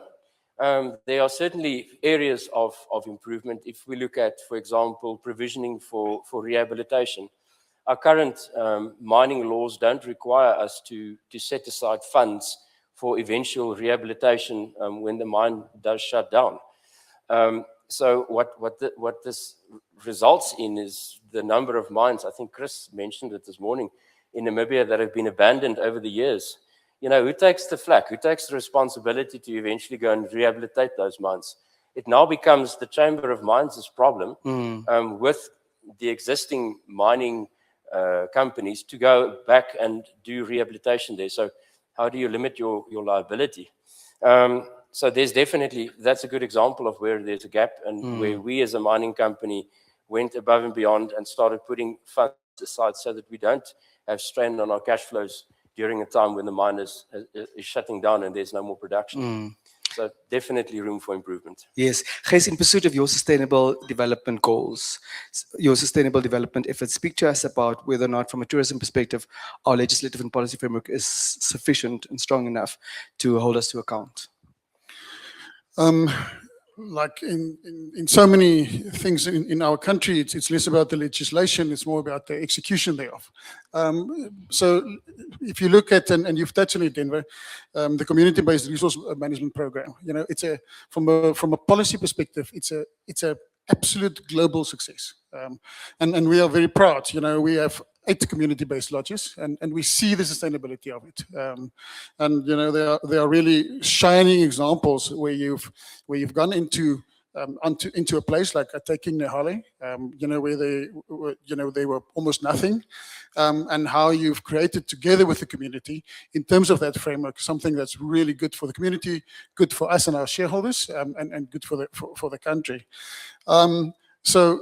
And also, if you look at the future of tourism in Namibia and the untapped potential, you know, there's a large untapped potential in terms of this. You know, untapped potential in national parks. You know, we had a session yesterday morning, you know, which is so proud as for us as Namibians, where 42% of our whole country, and we've got a vast country, is under some form of protection. And in there, that is where a lot of potential still lies.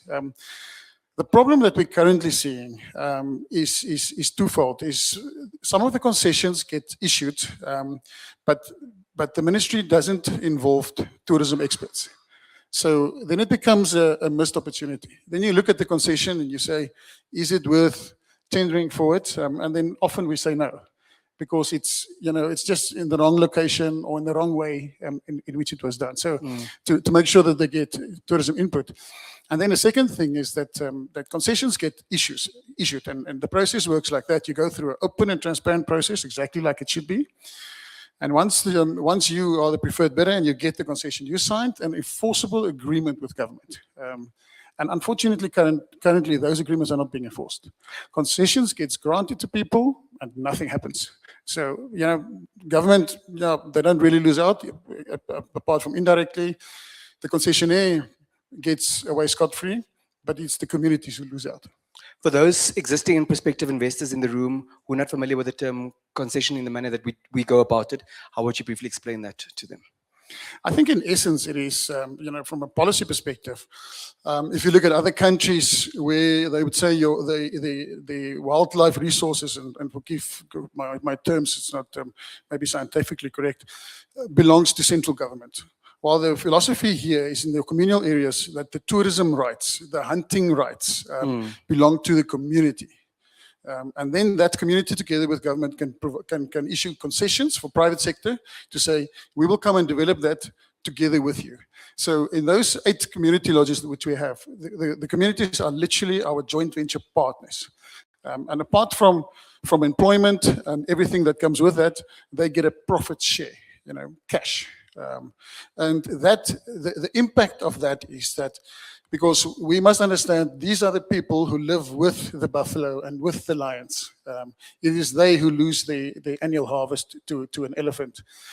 If there were no incentive for them, they would, you know, use any means to get rid of that elephant. Now they understand that they get a benefit from living with that elephant. Speaking of policies, Mr. Roos, some are of the view that legislation and policy shouldn't be geared toward an entire industry, or shouldn't be broad-based. It should focus on specific industries for us to have targeted interventions as far as legislation is concerned. But many are of the view that a blend approach between broad-based policies and industry-specific policies is required. Speak to us about how you believe successful diversification from a resource-dependent jurisdiction's point of view requires both broad-based and industry-specific policies for it to be successful. Well, I think that's a mouthful. It is. Yeah. But I think collaboration and communication is very important there. So again, and I keep on saying this, but from the Chamber of Mines perspective, representing all of the mining companies in Namibia, should be collaborating directly with government on policies, and whether specific interventions are required or whether you can apply a broad-based principle to diversification. Gijs, I think you outlined it so well now with your example of the concessions, but is there anything else you'd like to say about the blend that's required between broad-based legislation and industry-specific policies for us to accomplish this diversification in terms of natural resources? No, I think it's like any policy, you know, there's always room for improvement, and we've learned a lot on the ground, practically speaking, you know, to make sure that you really cast the net wide in terms of consulting all stakeholders on the ground in those areas. So we have so many very good examples, practical, real-world examples of how it can work, and I think we must just build on that. What are the impeding risks, Mr. Roos? Which are the challenges that we need to deal with in order for us to accomplish this goal of diversification through natural resource development? I'm basically going to copy myself what I said this morning, so maybe we can shift that one to Gijs. Otherwise, you're going to hear the message twice. Do you want to reiterate the message? No. Very well. No. Gijs? I think it's that word broad-based and transparency. I think it is so important. You know, from any perspective, we have really valuable natural resources, and we must make sure that it gets allocated in an open, fair, and transparent manner, and to the benefit of our country. You know, through the legislative structures. We cannot afford for it to be captured, you know, in any form or way. But I must say, I think we are doing well as a country in terms of there are some issues, but generally speaking, that's to make sure that it's fair. It's fair in terms of that you know, our national interest gets its fair share, and also on the other side that the investor is rewarded for their input and their risk. Again, it's that word balance. I'm happy you said the last part, because we heard this morning from the ED of International Relations and Trade that it must be to the benefit of Namibians, but certainly also to the benefit of the investor, and that may at times also be a tricky balance to strike. Yeah. Do we have any questions from the floor for these distinguished gentlemen?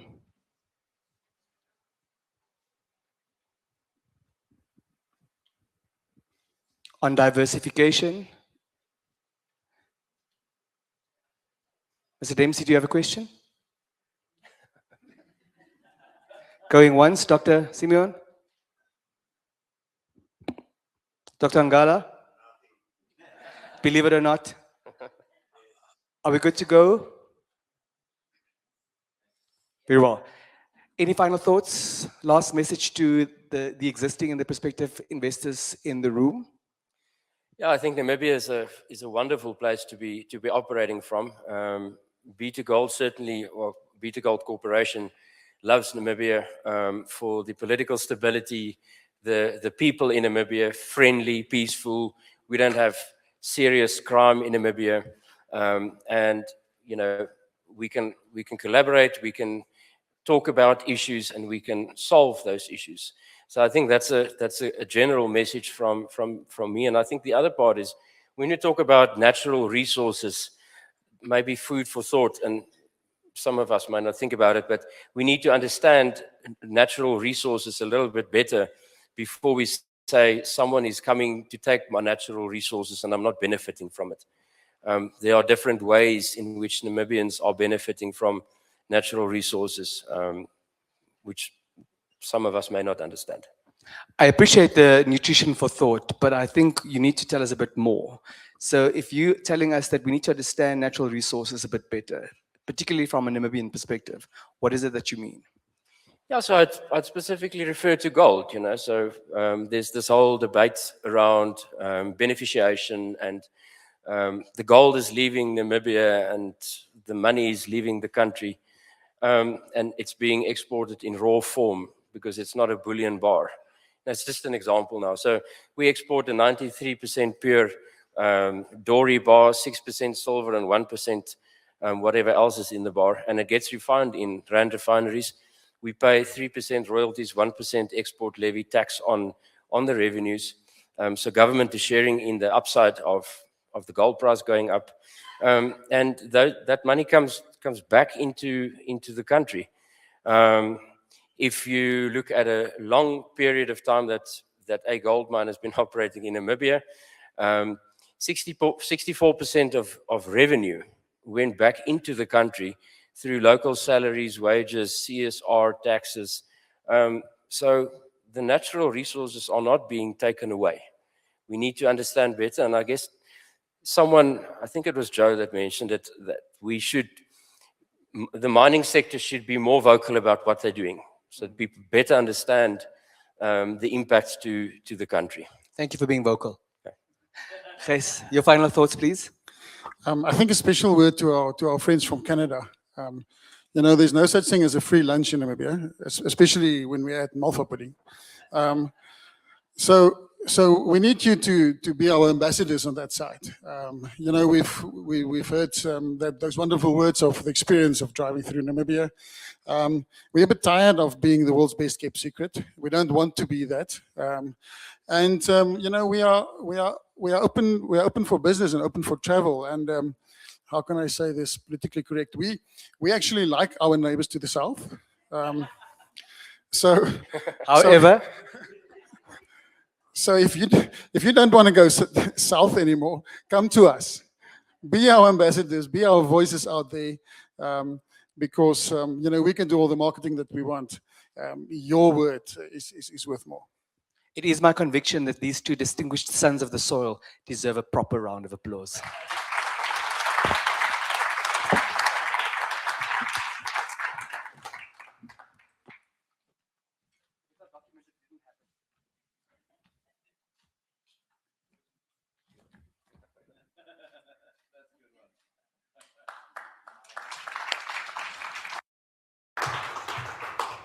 Thank you very much, Gijs. Thank you, John. Please give them another round of applause.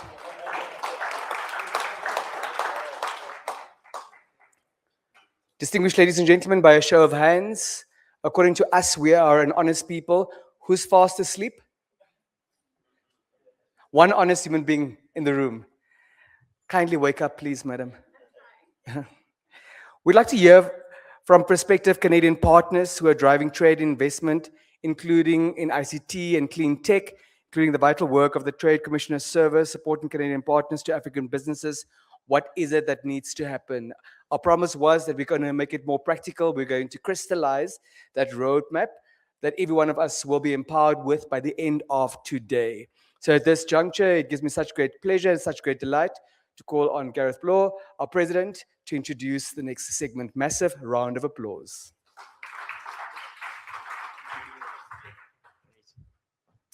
Well, I'm delighted for the fireside chats and the conversation that's going to continue. In this session, we're going to look at the role of Canadian leaders, and I'm inviting two up to join me in conversation. One is Alex George. He's a senior trade commissioner, distinguished public sector servant, and he's at the forefront of working with Canadian companies across various SADC markets, including in Namibia, demonstrating that Canada is indeed a partner of choice. I'll then be joined by someone who shares the characteristic with me of being born on this great continent, Mitraj Lokab, but now resident in Toronto as well. And he's in the private sector at the helm of a key shipping and logistics firm, Sea Line Cargo. And we'll be having some conversation around that work in Namibia, but what that looks like growing out to across the African continent. So for opening remarks before the first fireside conversation, Alex George, Senior Trade Commissioner from the Government of Canada to Namibia, among several other markets. A warm welcome, and thank you so much for all you do.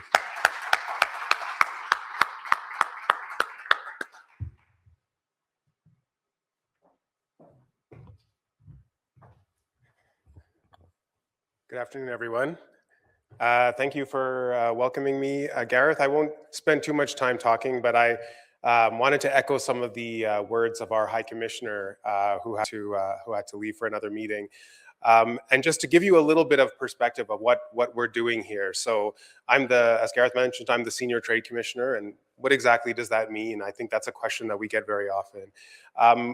Essentially, we're the business development officers for Canada, for Canadian companies that might not have a presence, might not be able to deploy a big team of BD officers to every country in the world. We act as the eyes and ears on the ground for these companies. And so who exactly are the companies that we serve? We have a reasonably narrow client service definition. So we can't help everyone. We're a free service. We're limited in terms of our resources, but we look at companies that have a high potential in the market that we're covering and have an ability, a meaningful demonstration of creating economic activity in Canada. So what does that mean? It means that the work that they do internationally contributes to economic activity and job creation in Canada. Because as a Canadian public service, servant, we have to make sure that the limited services that we provide bring some economic benefit to Canada. So there's a wide range of companies that we deal with, from the small SMEs that are looking for new markets for their goods or services, all the way up to the large companies who need more specific advocacy support in certain markets. But the key thing in all of this is that Canada and Canadian companies are actually quite adventurous. They like to go to different markets, challenging markets. Obviously, our resource developers go where the minerals are, where the oil and gas are. They're the most adventurous. But even you'd be surprised to note that in South Africa, for example, where I'm based, our largest client volume is in the tech sector. It's actually not mining, it's not energy, it's the tech sector. And this is the recognition that Africa is a huge growing, South Africa in particular, and Namibia as well, are really fast growing markets in terms of tech adoption. So we help a lot of these companies to find new contacts, to connect with local partners, and ultimately to do better business. Canada is a trading nation. Like many other countries in the world, we rely very much on our ability to trade. As you'll have seen in the news lately, not lately, but in the last year or so, our dependency on certain trading partners has made that challenging for us, and it's acted as a bit of a call to arms to diversify and to look for new partners. And so, as our High Commissioner mentioned this morning, we see Africa as a key stakeholder in that diversification strategy. So the sectors where we find the most opportunities here, obviously mining, energy, natural resources development. This is where Africa is now at the forefront. But as I mentioned, the technology sector is quite active now. Our largest event every year is actually the Africa Tech Festival that takes place in Cape Town. We have about 20 to 30 companies that come from Canada just to explore the African continent, and we support them with that. Obviously, we have the Mining Indaba, Invest in Mining Indaba show that's taking place next week in Cape Town. A huge delegation of companies that come from Canada as well for that. And we're seeing more and more interest in coming in companies from Canada actually coming to Africa. A lot of the work and exploratory work that they did and how we supported them was on a cross-border basis, as we say. So back in Canada, doing research, trying to find new contacts here, and really building up a knowledge of the market before coming out to Africa. And now we're finding that companies are a little bit more willing to get out of their comfort zone of doing most of their business with the US or Europe or more traditional markets. So this is where we come in. And so on the Namibian side, again, it's a little bit off the beaten path for our companies, but the message that we're driving home is this is a market where if you invest time, if you build relationships, you can carve out a niche for yourself before there's a wave of industrial development comes through and the competition becomes very challenging. So we've had a few companies coming through South Africa and interest in Namibia as well, and we're currently helping them in the energy sector, in mining, and in the technology sector as well. So this is just a bit of an introduction of what we do for our Namibian colleagues out here, for companies that are looking for technologies, capabilities, services, goods, things that you need to build your businesses here. We hope that you can look to Canada. This is the other way that our line of business works. African companies will come to us and say, I'm looking for a Canadian company that can do this or this or that, or has this service standard capability. And in the sectors that I mentioned, it's very easy for us to go back and come up with a curated list of Canadian capabilities. And beyond the sectors that I mentioned as well, we also look very closely at education and skills training, science and technology partnerships. So it's not just the rough trade of goods and services. We really do look at the broader partnerships. We had a meeting yesterday with NUST to talk about where we can build on the skills training and using the Canadian model for skills for work, as the term goes, how our technical and vocational education institutions have really built up a high standard in Canada. And this is exactly what we like to bring that capability and the experience of some of our institutions that work very closely with industry to define and identify programs for to create the workforce that we'll need in the future. So that's we look at that as a business sector, actually, because we find that it generates, it builds our institutions in Canada and creates jobs there as well. So these are just a few number of areas where I think we could work a lot more closely with Namibia. Even though I'm based in Johannesburg, I try to come here twice a year, and so when I'm in town, I'm happy to meet with anyone who might be interested in learning a little bit more about Canada and our capabilities. Yeah. Thank you very much. No problem. Excellent. Excellent.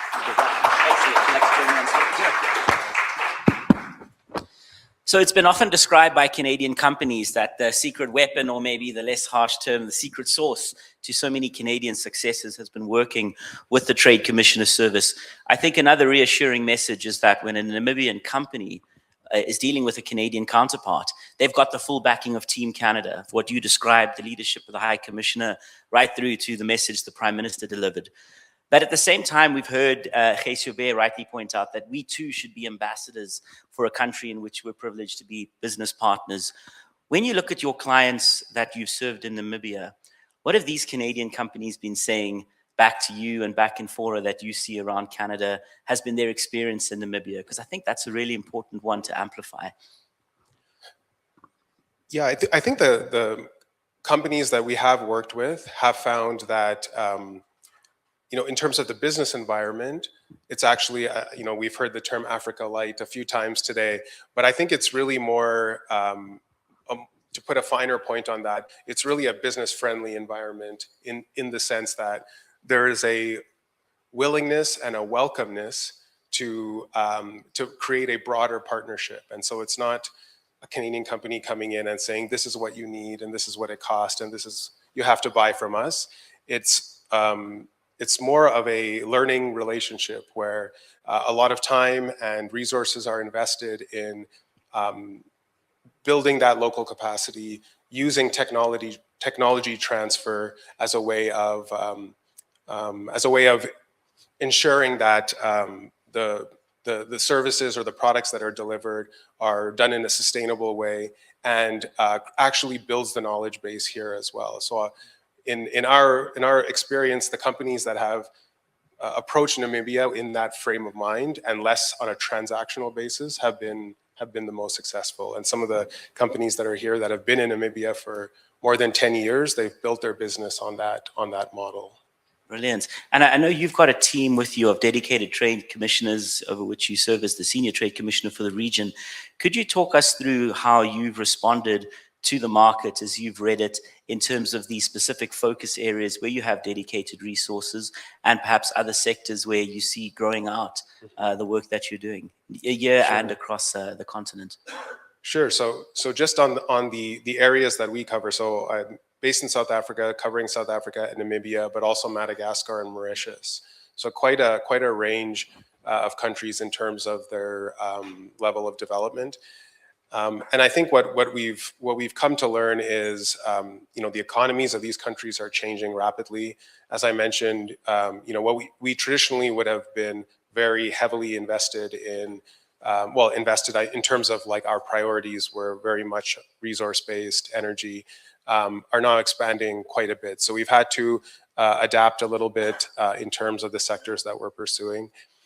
Just to give you an example, we look at the creative industries as a business sector as well. So TV and film production, this is an area where there's an increasingly strong relationship between Canada and South Africa, for example, where we have a lot of South and Southern African diaspora communities in Canada that are in the creative industries. They're making films, they're making movies, and they have this tie back to Africa and are connecting with local producers and talent, post-production, really trying to build bridges between the two countries. And it's the only relationship like that we have with any African country. We actually have a formal bilateral treaty, a co-production agreement between Canada and South Africa. And what started as almost a cultural exchange has now turned into a proper business sector for us. So we have a big presence at FAME that takes place in Cape Town. We actually have a delegation that's coming to the Durban Film Mart next year that we'll be preparing for. So this is an example of what some would say a non-traditional business sector that is actually yielding a lot of economic activity. Brilliant. And perhaps, if you can somewhat quantify the last year, because I think for many in this room, I mean, we're familiar, but for those from Canada, just the significance of the change and the importance of the shifts in trade. Are you seeing that through the Canada-Africa strategy, a growing interest, proactive interest in the continent? And I want to put the ball back in the court of us here in business. What more can we be doing to advance that strategy, to say we're putting our hand up, let us all come and ensure that we can help foster these business relationships, given the role you're already playing, supporting those companies individually? Sure. I think that it's, even from the perspective of the Canadian company that's looking to diversify, Africa is still a bit of a scary place. So what my job is to do is to go back and to talk about it in practical terms, like the sectors where they are open for business, where different countries, obviously speaking about Africa in a homogenous way is, anyone knows that it's not an accurate way of describing the different markets and how best to approach them. But I think it's incumbent upon all of us to be able to do that, as you said, be that ambassador, not just here, where we're talking up Canada and Canadian capabilities, but back in Canada as well. So what I encourage Namibians and South Africans that I meet is to actually go to Canada. And jokes aside about the cold, it's actually a great place to visit for the thriving business environment, particularly for the shows that we have, like the trade shows, the large events that we have. In the energy sector, in the mining sector, we have huge hubs in different cities in Canada, focusing on aerospace, on life sciences, so pharmaceuticals, medical devices. We have this agricultural hub in Western Canada, where there's really advanced work being done in ag technology and a few different shows that go on throughout the year. And then our clean energy space, our clean tech space, how we've developed our economy there. We're actually working very closely now with South Africa on a nuclear cooperation agreement as a way of trying to increase trade, for us to be able to do more substantial trade in the nuclear space. This is a requirement for us.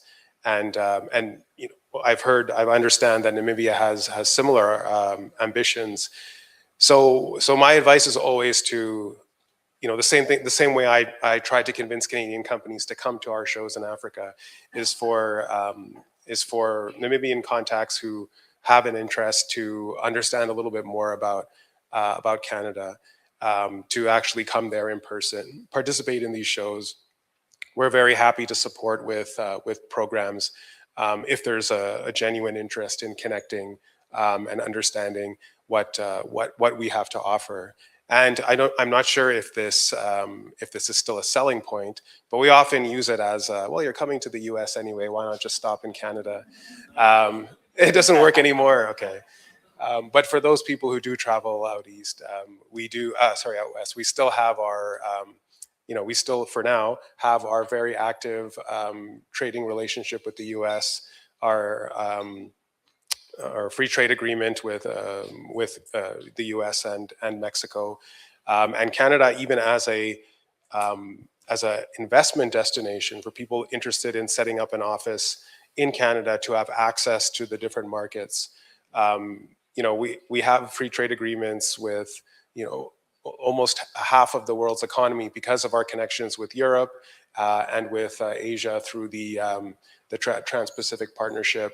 We're the only G7 country that has a free trade agreement with every other G7 country, and our political masters are out now continuing to sell Canada and create more of those substantial relationships abroad on the economic side. So it's a great place to be, even as a hub, to do business, to reach a broader market.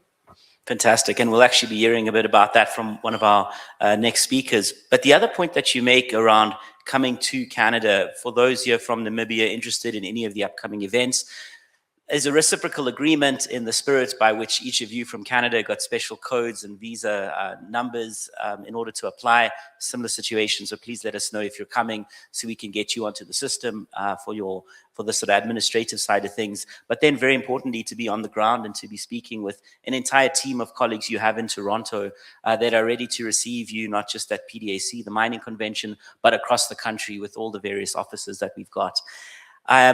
Any closing words or comments? I know you are on the ground for the rest of the program, but just important points that perhaps weren't covered in any of the questions, specifically for Namibian business leaders here today. I think that there's a education that needs to be done on both sides, for the Canadian companies to get smarter on the opportunities here. I think having the testimony of the experienced companies that have been working here for many years is really helpful. And for the Namibian contacts as well, to paraphrase some of the speeches that have been made in the last few weeks, it's important to choose your partners wisely.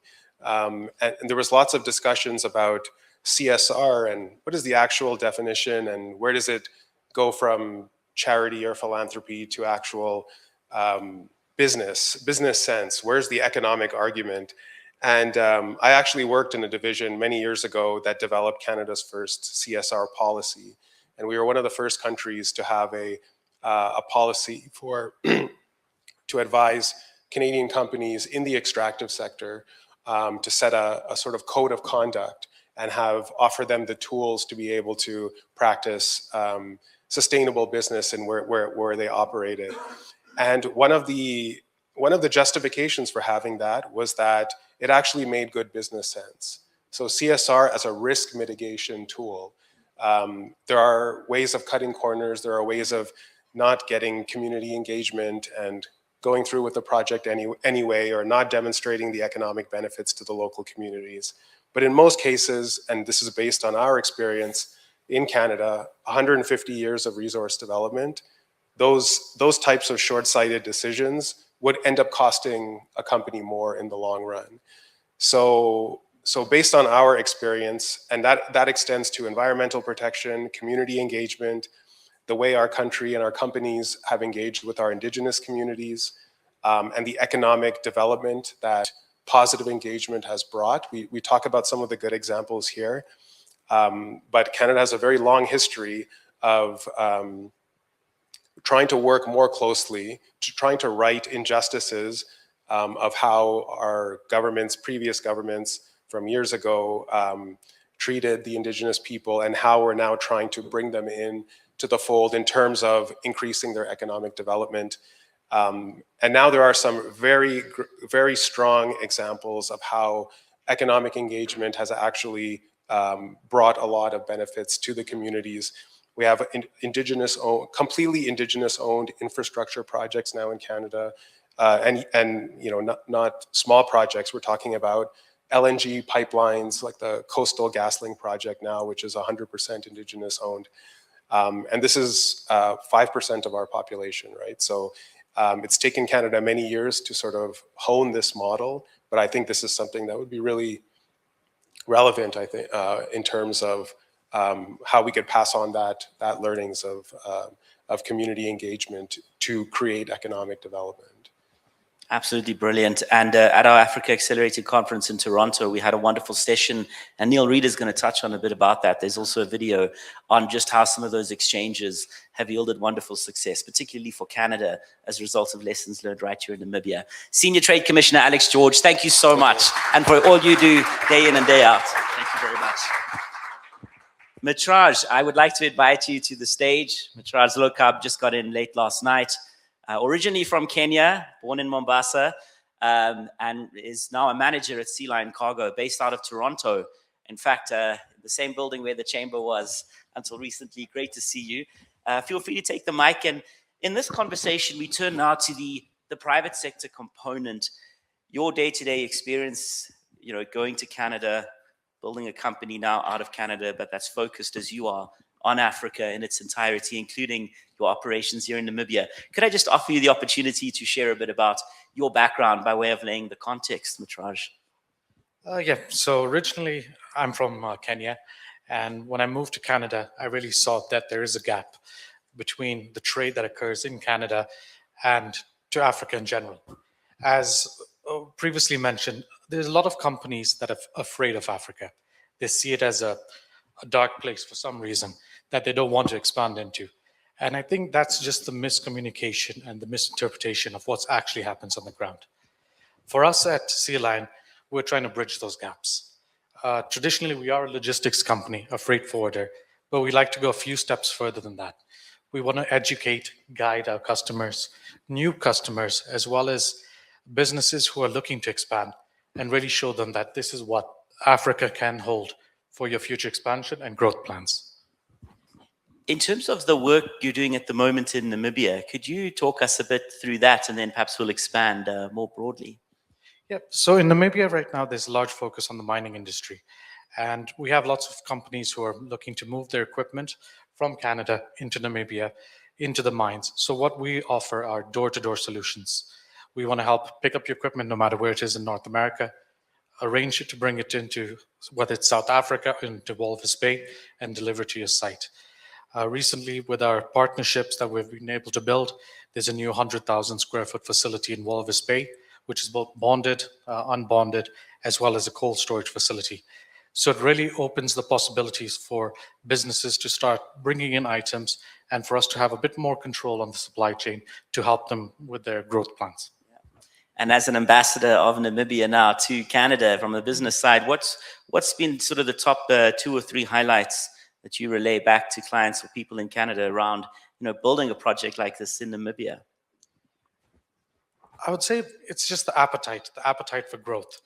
Namibia is, in most people's minds, not really seen. It's a very quiet area. Most people, when you think of Africa, will think of the areas such as Kenya, South Africa, Morocco, Egypt, but Namibia often goes unannounced and unnoticed. Being able to show the growth, how different companies and different institutions are really investing in Namibia. For example, the expansions at the port, which have doubled the capacity. MSC putting it more as a regional hub for cargo. Not only cargo, which is coming into Namibia, but also using it as a transit point. So what is communicated is there is a large appetite for businesses to grow in Namibia, and you really have to come see for yourself. And once you're on the ground, with the assistance of trade commissioners' offices, as well as other businesses like our own, we can help you expand into the market and have good long-term potential. And what have been some of, in your experience, the more persuasive arguments for people who don't have a reference point to Namibia or other markets on the continent? What do you find often is compelling, talking business to business, in getting companies to come invest and trade here? It's a bit of a difficult question, but the main thing or where we can normally have examples is based on other businesses which have come in and what growth potential there is. Originally, when we were building up the Africa market, even for Sea Lion, it was a small portion. But in the few years which we've been really putting pressure, we saw a 984% growth in revenue. And that's in a short period of time. And it just shows the different potentials when you really open your eyes and you really come and see. You have the discussions, you attend the forums. The Canadian Chamber has a few events in Toronto, so attend those, meet the different stakeholders, sign up for the newsletter, and you really start to see different areas where there is a focus where you can tap into, as well as build on their guidance. Brilliant. And in terms of the overall big picture, what is your plan, not just for Namibia, but for the continent as a whole, as a business based out of Canada? Growth, essentially. Specific markets or particular sectors you want to serve, and thinking natural resources? For us, we have identified the mining industry, the aviation industry, and agriculture. Those are the three areas where we have the most potential amount of growth and where Canadian businesses are very strong. Canada is a hub for a lot of aviation companies. So into Africa, we see a lot of spare parts, engines, components, which it's a two-way traffic. Parts go into Canada for servicing, and then they return back into the region. For the mining industry, a lot of mining companies have their manufacturing in Canada. So we have spare parts, consumables, as well as the larger machines which are moving in. Agriculture, fertilizers coming in to Namibia. So we've identified these three as the main three verticals that we really want to put pressure on and help businesses grow into the region. Yeah. And, you know, as someone from the continent, you could have gone anywhere in the world. You chose Canada. Could you speak to the case that you think is important for counterparts in Africa to hear? Why Canada? The advantages that you found are paramount.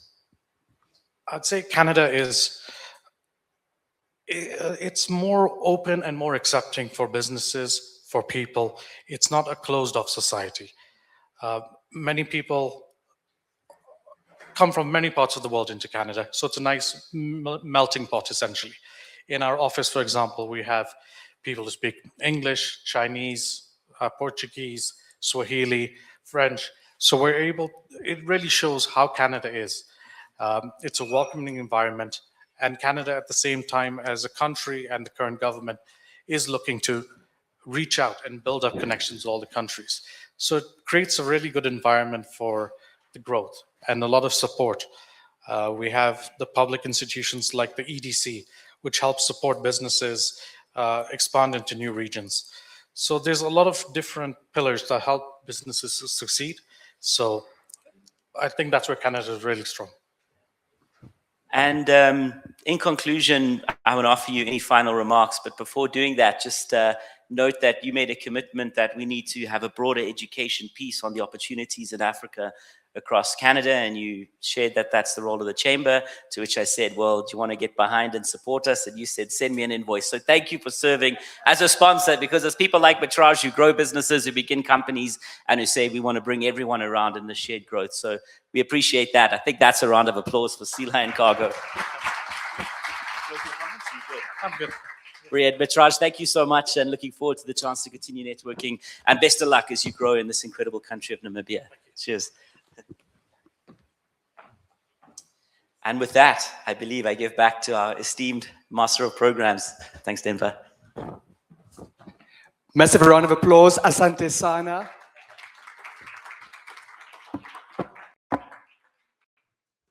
Are there any key takeaways from the floor that you'd like to share your experience since this morning? Remember, our mission is, both individually and collectively, to strengthen and deepen the relationship between Canada and the African markets, between Canada and Namibia. Are there any insights that you'd like to share, any reflections? You look like you are very keen to share some thoughts, madam. Mr. Nell?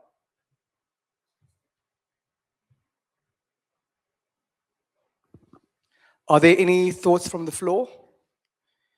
Any insights? Sylvester?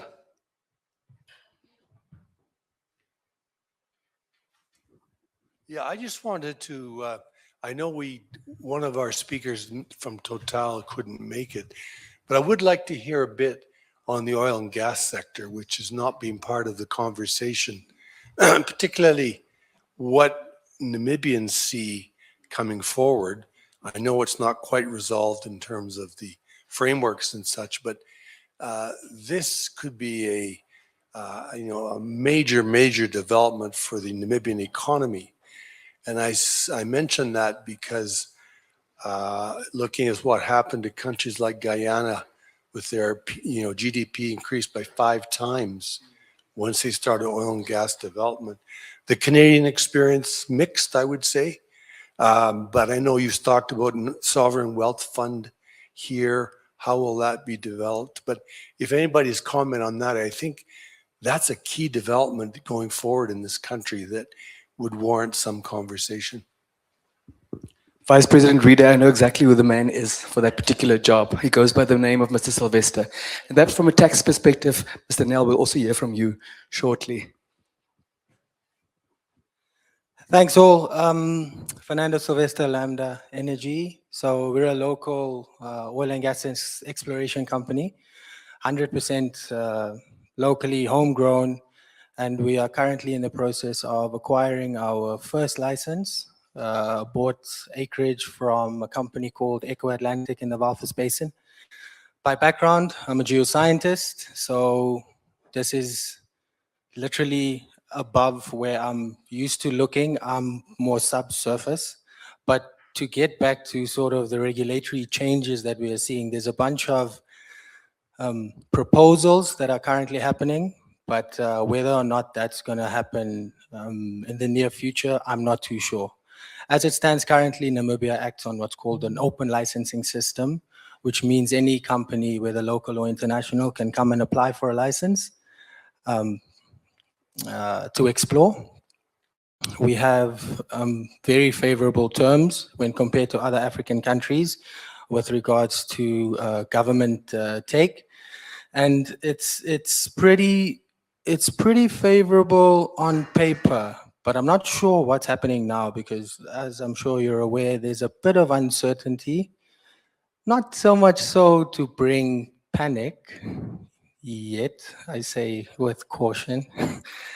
But yeah, I think the opportunity for local Namibians to get into the sector, there's a lot of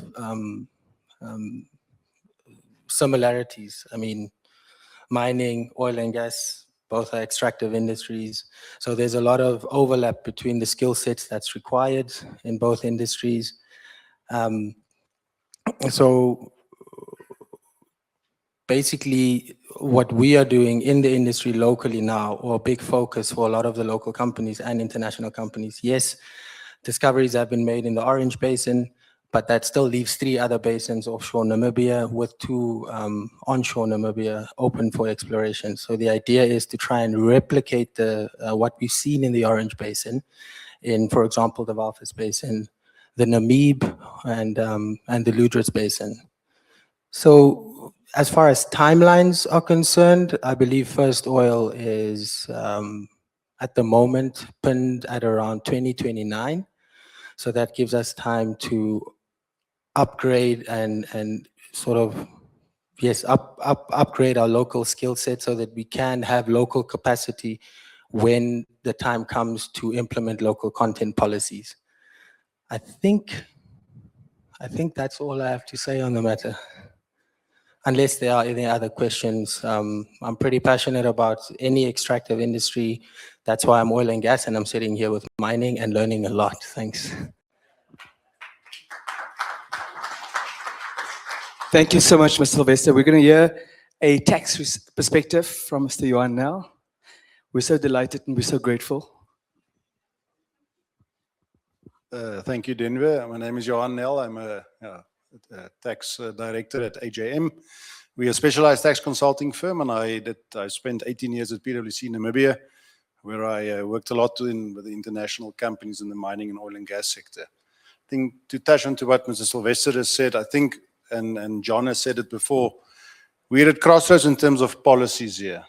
And investors want certain certainties, and unless we get those certain things in place, guys are not going to move on their investment decision. So I think it's a critical time for policy, not just tax policy, but foreign investment policy and broader economic policy. So I think that's one of the key takeaways that we really should hold government accountable to, because as it was mentioned, there's all other places in the world as well.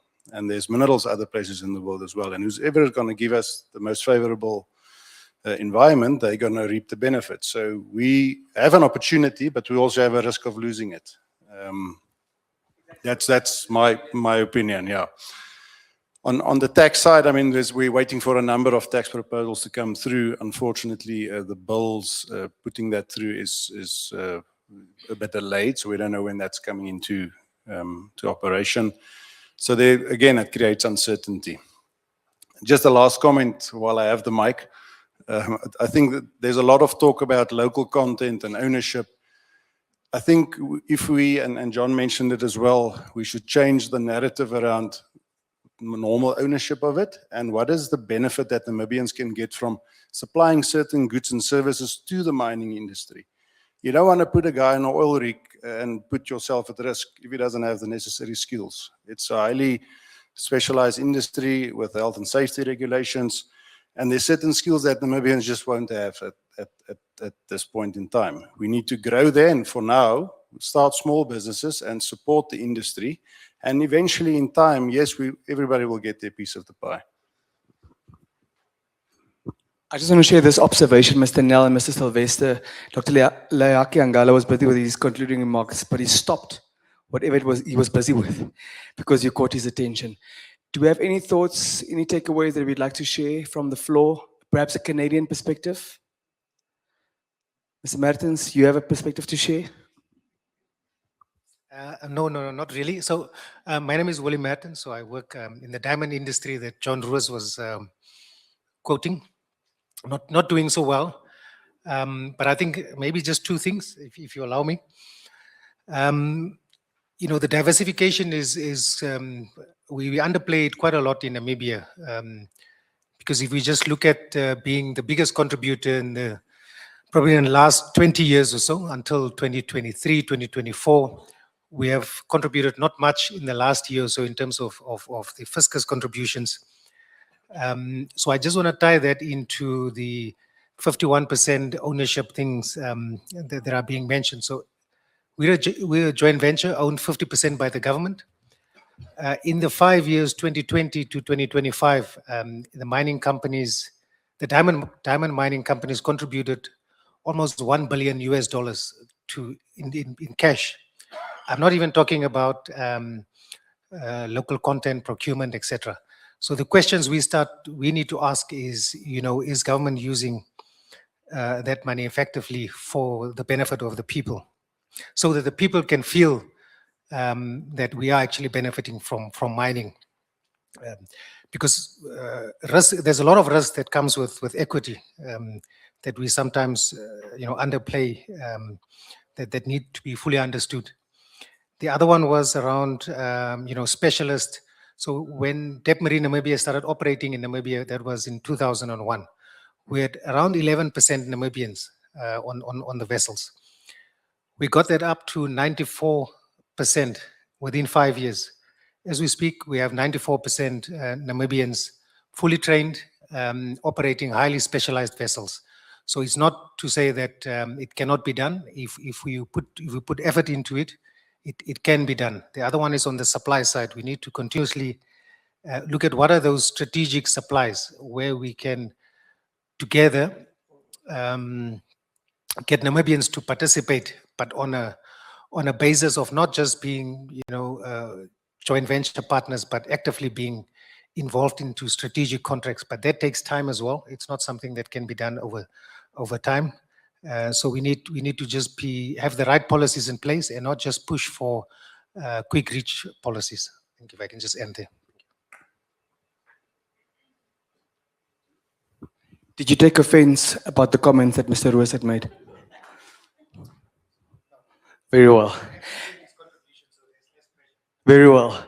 Mr. Roos, I saw you react when Mr. Sylvester told us that by 2029, the oil should be here. What's your take on these thoughts in circulation? I was already accused of being too vocal, so maybe I should not say anything. No, I wasn't. I wasn't intrigued by the comment, or I mean, it is a close timeline. So it's what we're sitting in 2026. So that takes us 4 years out. So there's a lot of work to be done. That would be my comment. So we need everyone to participate. Can we have a Canadian perspective as well? Any thoughts? You have some thoughts? You need not be. Just maybe a little bit more on the oil and gas. Gabi Horn, Standard Bank. So our current house view is we're likely to see FID end of this year or Q1 27. Very big contentious above ground issues, fiscal stability, which has been mentioned, international arbitration, which is probably, it hasn't been mentioned, but I'm sure it's something that companies coming in would be quite interested in. We're one of a handful of countries that haven't signed up to international arbitration. And then policy certainty, again, something that's been mentioned. So it's important to oil and gas as much as any other industry where you have a lot of FDI coming in. Guyana took 4 years to develop from FID. So we're hoping we can do it as quickly. We will need support for that, so it's great that we have all these people in the room. In terms of local content, NAMCO already holds 10% of all the oil blocks. So there's local ownership already entrenched. A lot of it is free carry, so that does mean when first oil happens, I think there's this sense that first oil is going to come out and then immediately Namibia is going to be super rich, but the reality is we have to pay back our free carry first. So we just have to kind of calm ourselves down as Namibians for that. And then we have to look at the wider impact of local content. So we're already seeing house prices improving. We're seeing hotels filling up for business visitors and all of that. So I think we're already seeing the impact of oil and gas in the country, but it can only get better from here. And I'm very optimistic about it. I hope so. I need jobs for my kids. Thanks. At the same time, you're just issuing a cautionary note that we also need to just manage our expectations, if I'm hearing you correctly. A big trap? We'd like to hear that take. No, I'm just, it's not a company view, it's just my view of my observations.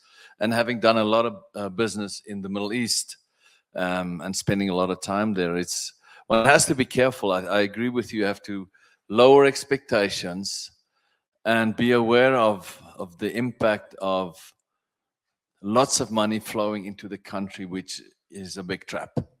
It's a big trap. It's very, how do I put it, very politically correct for a lot of people to get their fingers into, a lot of corruption to take place. I'm just going to call a spade a spade.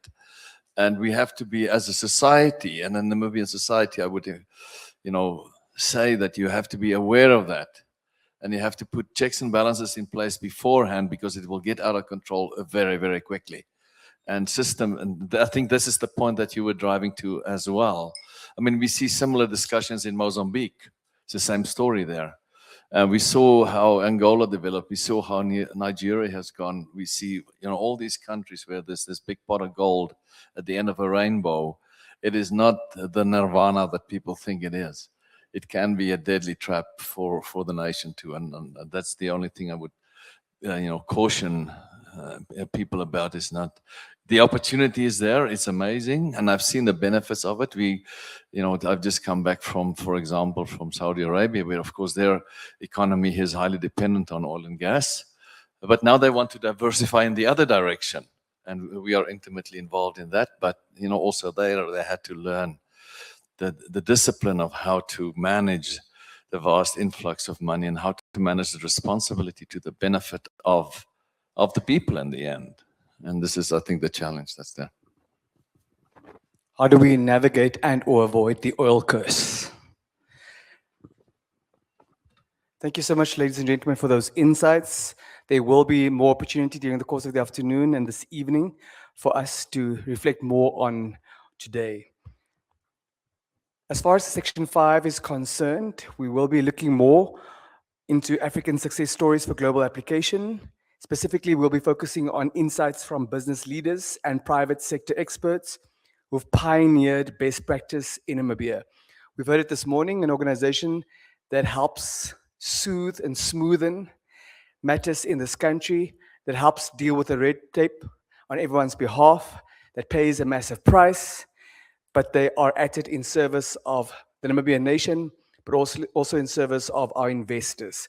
This entity is called the Namibia Investment Promotion and Development Board, and since 1 January 2026, they have a new lady at the helm of this organization. At this juncture, it gives me such great pleasure, it's such an immense honor to call on the Chief Executive Officer of the NIPDB, Madam Jessica Awanga. Massive round of applause, please.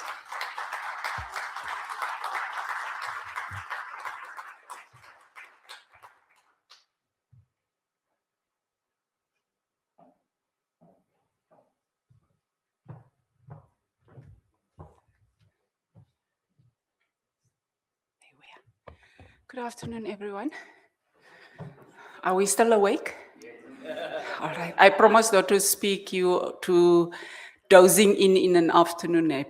I hope so. Can we move to slide 2 at least? Yeah. Can I move it? Okay, to the front. That side. At least I will be still willing. There it is. At least I will be still willing to sell Namibia, because that's where we start off. We are first Namibians before we are any other entities itself. That's what we are at the end of the day. We first acknowledge that we are all Namibians, and then we start working on entities itself. Namibia is trending, and this is why. Capturing the attention of the global energy communities through green hydrogen, oil and gas discoveries. I will just pinpoint at some of them. Definitely being the third largest producer of uranium, making moves to compete at global level in the small livestock, dates, blueberries, grapes, subsectors. And I'll pick the last one, a thriving, growing, and exciting mining industry. That's what we stand for. That we cannot deny.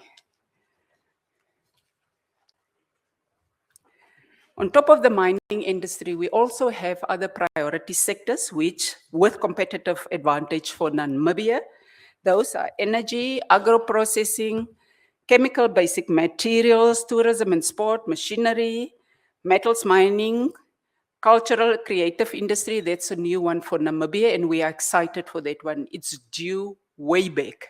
We have so much to offer when it comes to that industry itself. And if you notice, there's quite a few other ones on the slide itself. So those are the priority sectors for Namibia, but it doesn't limit us to those ones. Namibia's investment environment. Why do we have an environment that is investor friendly? We pinpoint some out. Political stability. It's something that we take for granted.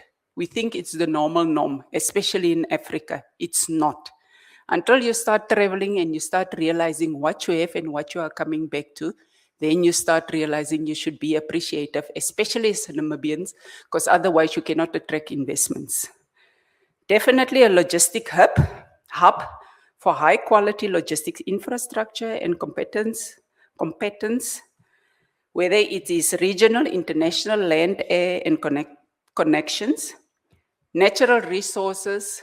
My son was saying something like, Mommy, do you know that DRC, I'm sorry to make reference to this, but I'm just speaking what the generation is seeing. They are very rich in natural resources, but it doesn't benefit them. It's these types of environments. Do you create the investor-friendly environment itself? And as Namibians, we are trying to keep that environment. We are a country that has several preferential trade agreements, including the Africa Continental Free Trade Agreement, EPA-AGOA. Human rights, we are unamendable rights enshrined in the Constitution, including right to private property, and many other. They are on the slide itself, and I don't want to pinpoint them, but those are the things that sells us as Namibia to make sure that we are investor-friendly country. The Africa report just also announced that Namibia was ranked again consecutively in 2024 and in 2025 as the most attractive mining country, second most attractive mining country in Africa itself. And you know us, we normally, if we excel at something, we must make sure that we advertise it and claim it and make sure that you are aware of it to share it. Now we come back to NIPDB. I forgot the name. I was supposed to check our agenda again. You mentioned something that was very upsetting, and those are the things that we value. We don't want investors not to have a belonging. I'm just going to touch on one point that NIPDB is rendering services in, investor services.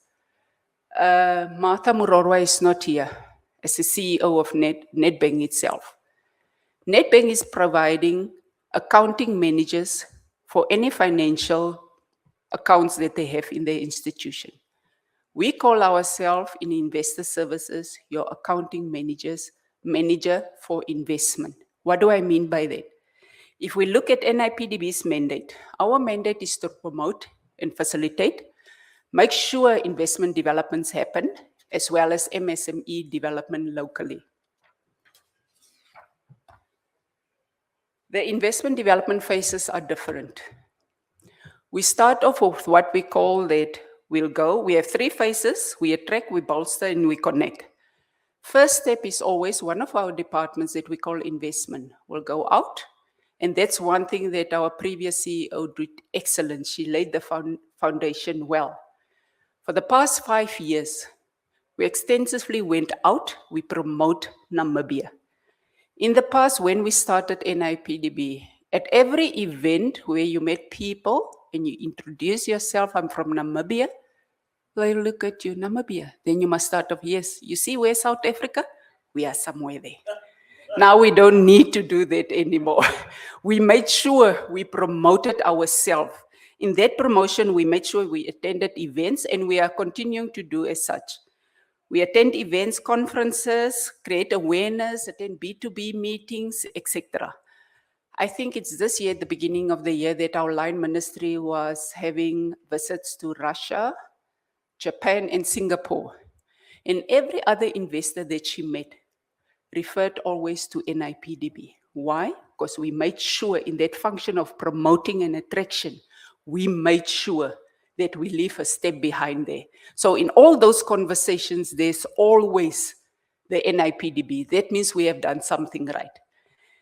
And I always say it doesn't take you 1-2 years to attract. It's a process. It's really a process. You meet out of those events 2 people. One person come to Namibia and he still need to make a decision whether he actually wants to invest in Namibia. That's how business go. So you are not guaranteed of the 5-10 countries that you travel in 1 year's time, one investment will come out of there. But it will continually be visible that Namibia is there, investment-friendly environment, and have so much to offer.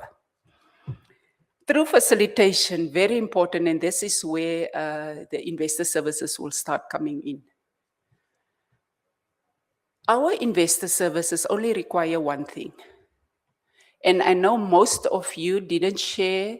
It's almost like a gossip story. If you're here today, please go and tell somebody else.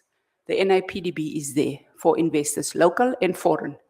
But most of the investors that we serve is foreign. They reach Namibia and they don't know where, what, and how. So if anything out of this that I have mentioned that you must remember, it's NIPDB. Why? Because if the next person or investor tells you in the mining industry, I want to explore, then your first answer will be NIPDB in Namibia. We are there to handhold so that we can do facilitation in the different sectors for the investor itself, him or her, doesn't matter. If we look at if investors come, we do facilitation for meetings, whether it's with the ministries themselves, whether it is with different other partnerships that they can create. we do that facilitation. The best part is when we do that facilitation, it's not even to charge you a rate. No, because remember, we represent Namibia. That's what we do. It's about a country must have an institution where an investor feels there's a belonging. If I'm in need of something, if the policy doesn't work for me, in the meantime, while the policy doesn't work, somebody can be like a first aider while we are sorting things out. And I've noticed that most of our obstacles are normally with work visas. In the investor service department, we do the facilitation for everything for you, for free. Most of our services comes out of visas, work permits, employment permits, etc. This is how the process would normally go. Home Affairs have created an online platform for investors to apply, which is good. It guides you, it gives you directions, which documents to attach, etc. The best part is when you don't know why it's declined. So we'll still guide you through the process of applying online. This is now for the short-term visas. We are talking about coming in for 2 weeks, 2 months, 3 days, 6 months. Those ones you apply online. But because of the relationship that we have established over the past 6 months, if you are part of our investor list, what do I mean by that? We have what we call investor registration. You register as an investor with NIPDB, and we do facilitation in any services, whether it's fast tracking, a permit or a license application that you have given. We do it for you there. We are supposed to serve you as an investor. We are part of creating an investor-friendly environment. I always believe that if you don't have one place to go to, then you'll feel lost. The comments that you will start giving is, I struggle with this, I have that. But if you keep somebody or people at the NIPDB responsible and accountable for your communication to them, then it helps. Like we know investors, they will first start doing their own thing and think, I'll do it quickly. And once the bottleneck is there, then you come to NIPDB. Then you say, okay, I'm struggling with this one, I didn't know about this one, etc. We are still willing to help. But thereafter, you have a story to tell the rest of the investors. And that's how it opened it up. So I do apologize that your team needed to wait for 6 months. If they would have gone through our investor services, they wouldn't have waited that long. So my time today here is to encourage all of you, share with other partners, share with other people that you meet on different platforms. If it comes to Namibia, NIPDB is there to serve investors. Doesn't matter in which area. We don't know it all, but we are always willing to go and find out. Our job is to make sure that we fast track. We make sure that we have the turnaround times that the investor is expecting. Gareth asked us to share 2 success stories. I will not share 2 success stories because there's so many of them. But those success stories depended on all these bullet points that I'm putting on the slide. Reduced turnaround time for permits, licenses, and visas. If our system in Namibia fails you, that's why we are there as account managers. We are supposed to make sure that we pick up and don't allow you to feel that the system failed you. Because it's a system that we can't fix now, but we have an alternative of making it work. We are there to remove the constraints and bottlenecks.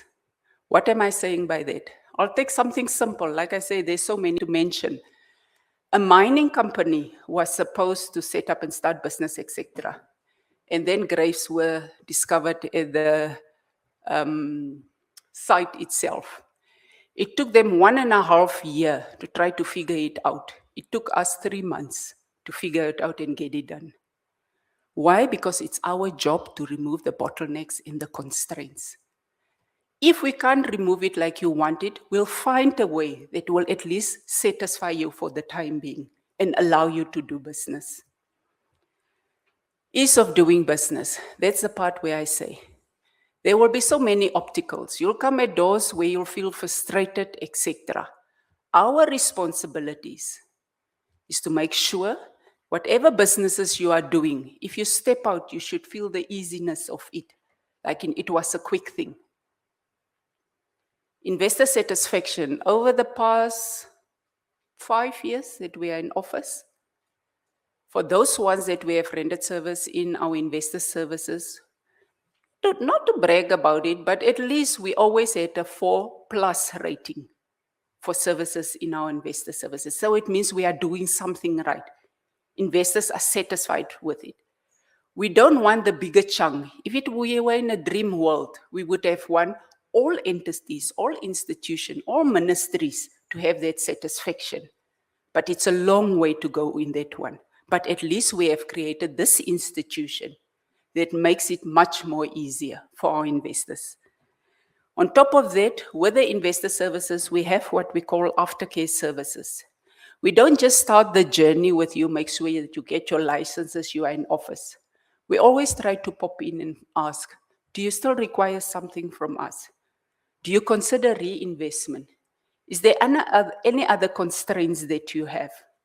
We might not do it perfectly, but we learn every other day with it. If I can motivate you on anything else, please register with us as an investor. Then you can keep us accountable for making sure you get your visas on time. One thing that we have done very well, I think, with Home Affairs was also in the past for events. You needed to apply as individuals, each one on your own, to visit the country to attend an event. We introduced the MICE visa to them, which makes it much more simpler. We load your event through the NIPDB. NIPDB is managing it. We load your event, we make sure your participants are loaded, and it becomes easy for them to apply. Normally with documentation, you would require 6 to 5 documents to attach. But we made it sure that it is more convenient for people to actually just put in limited details and then be able to receive a visa in time for events to attend. And there's so much more that we are still working on with Home Affairs. I take note, some of you might have heard about the 5-year investor permit. That's also something that we have proposed to Home Affairs, because we have noted that most of the time it's very frustrating for investors. 2 years run like this. It's very frustrating. You cannot apply for a PRP.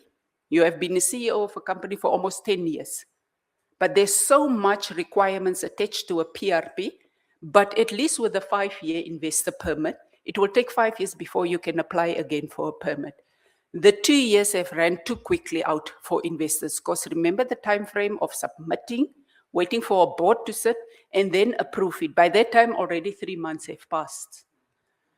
If you apply for an employment permit and you are through the NIPDB, normally what used to happen with Home Affairs is, and I need to tell you this in detail so that you can understand the system and not experience the frustration still.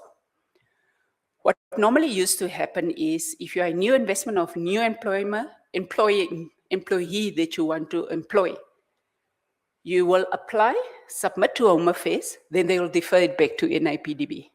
Then you will wait another few months. So what we normally do is, once you submit with us at NIPDB your employment permit, we already do what we call a pre-evaluation. That means by the time it comes to the board can already take a decision. While other people who doesn't get a pre-evaluation, their files go in, they submit, sits with the Home Affairs, let's say for 2-3 weeks, then it comes back to NIPDB. Now, NIPDB needs to go through that whole process of arranging a meeting with you, understanding your business, write a report. While if you are registered with NIPDB, we know your company. It's easier to do the pre-evaluation. It takes a shorter period. So I'm trying to sell our services for free. We are here to serve you. We are here to make you feel valued at the end of the day. So please reach out to our offices. Out of this, if you can remember Jessica, that's the best part. NIPDB, that's also the best part, but you have one person at least to reach out. Thank you.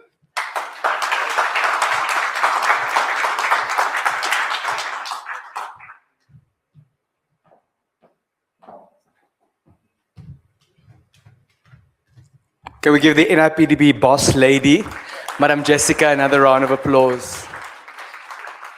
She's made a very serious public undertaking. In the event that you have any form of a problem as an existing or a prospective investor, remember the name Jessica Hawanga or NIPDB. Let's give her another round of applause, please. With a broken heart, I have to announce that we're slowly but surely coming to the end of this phenomenal day called the 5th edition of the Canada Africa Business Conference. But we still have a wealth of material lined up for you. I'd like to call on Mr. Gareth Blow, our president, to introduce the next section.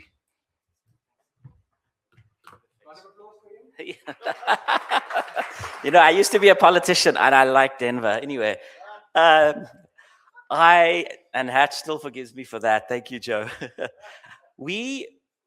Wonderful lessons. Jessica, thank you so much. The average applicant, I think, had their visa turned around in 24 hours.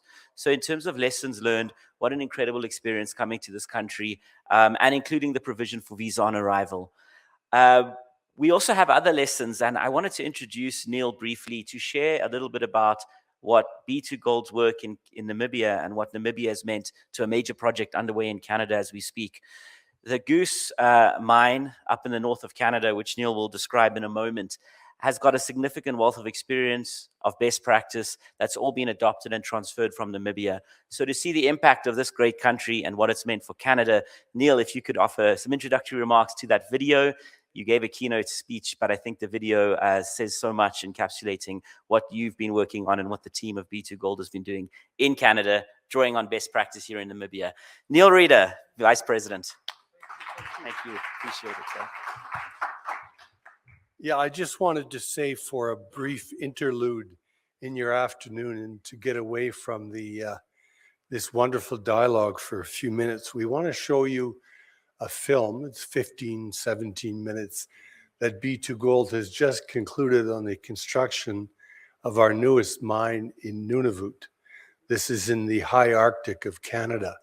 It's a beautiful film, beautiful images. You don't have to be a miner to appreciate it, but I simply thought as a little break, it would be interesting for both our Namibian friends and the Canadian visitors to actually see this. But 2 seconds on context. Nunavut, if you look at the map of Canada, runs entirely across from the provinces north to the Arctic Circle. This is 20% of the land mass of Canada. It has 40,000 people. It is a territory 3 times the size of Texas, with the lowest population density of any entity in the world. It's also a self-governing territory where the Inuit used to be called the Eskimo, may be familiar to people here. The Inuit essentially are the stewards of the land, and they have ownership of the land itself. So we are tenants as miners in a property on the far west of Nunavut, approaching the border with the Northwest Territories. It's been an amazing story. I'll let the film tell the story, but again, I've spoken about this in past events where we talk about bringing best practices from Africa to Canada. Because what you will see here is technology, training, community relations that we established not in Canada, but in Africa. Because our first mines were here. This is our first and only mine in Canada. We would like to go forward with more. But the point being that instead of a transfer of skills and technology north-south, this mine shows south-north. And we're very happy with the success we've had and the fact that already 20% of our workforce, which is about 1,000 people, are Inuit, which is the highest percentage of any mine in northern Canada. So we're very proud of that. So enjoy it, enjoy the vistas. If you like caribou, you're going to love it. Thank you.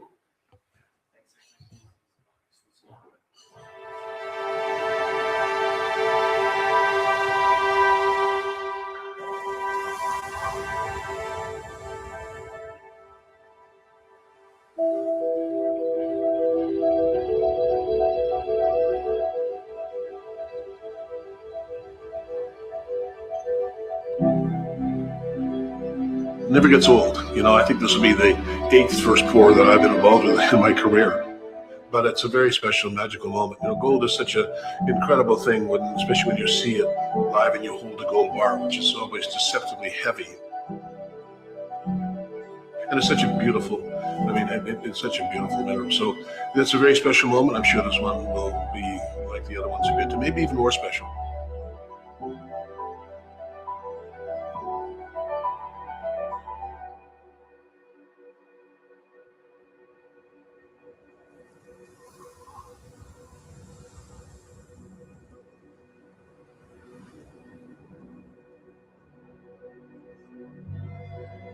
My first trip up there was in December.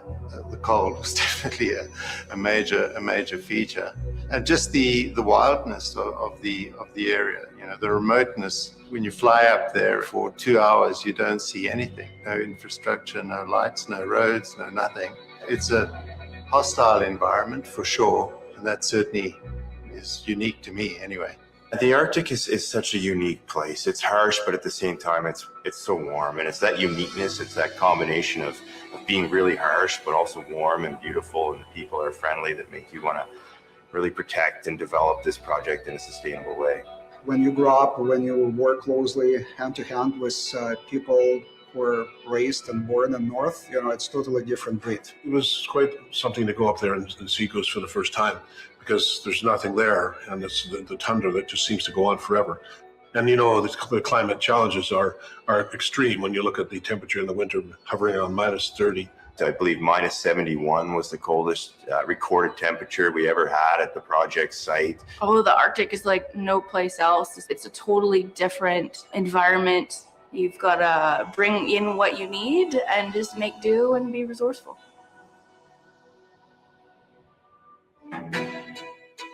I'll never forget April 13th, 2010. I went to the drill rig to shut it down, and we thought we were done that exploration hole.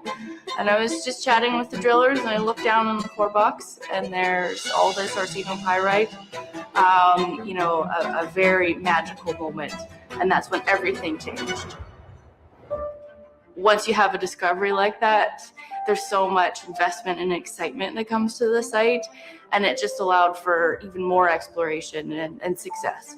You know, we found Umwelt a month and a half after that. So 2 world-class discoveries in the space of a month and a half is unprecedented.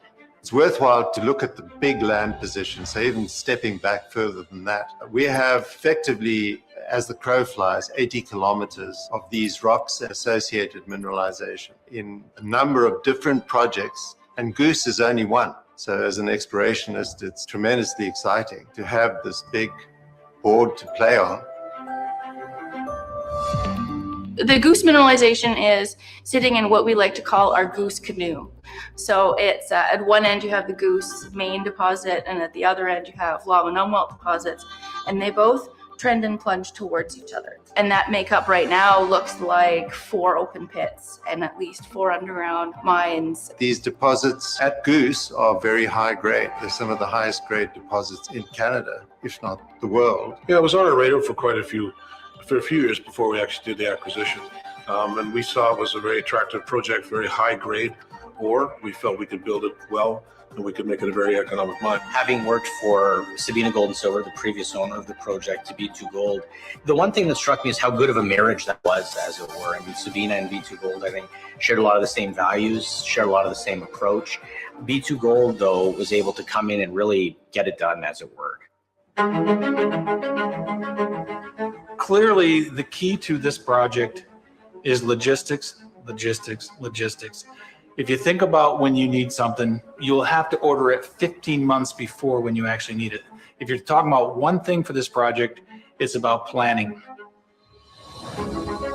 It's a very simple name. It's called MLA, and it's translated Marine Laydown Area. In order to get to MLA, right, you have to move everything by the ships, by oceans. So once the vessel is loaded, it takes about 12 days for the ship to go from Quebec, from Valleyfield to MLA. It's a short period of time when the ice clears for the safe passage of the vessels. We're talking about 5 to 6 weeks window where all of the ships have to come to MLA, and you have to schedule them appropriately so you can offload one ship by another ship. And we have to offload the last ship by the end of September. So by the September 25th, all of the ships have to be gone from the area. So you pretty much have, 6 weeks window to get the ships in the area offloaded and safely out of that area. In terms of the cargo, it was about 125,000 cubic meters of cargo. And on top of that, we beat the record on fuel deliveries. So 2023, we brought 20 million liters. Last year, we brought 85. I believe we had over 4,000 truckloads. I mean, I think the record this year was about 120, 121 truckloads a day, 24 hours. You're always against the time, right? During the summer season, you're hoping for the good weather, but during the winter time, in opposite, you're praying to all of the gods, waiting for the cold weather and, just to make sure that the water freezes as soon as possible so you can start moving the cargo. It's just mind-blowing. I mean, this is something that you see on National Geographic. I've never seen such a busiest airstrip in my life in the mining project. So you're flying 737, of course, it's a 737 with a gravel kits, which are, done on the 737-200 series. On top of that, we're using C-130. Over this project construction, I think we flew probably about 500 flights with C-130. It's a very efficient aircraft, and it can land on gravel airstrips. It operates, in severe Arctic climate, low temperatures. So it's a very versatile machine. And of course, on top of that, we're using the smaller aircrafts like, Buffaloes, Dash 8s, and ATRs. It's quite impressive operation.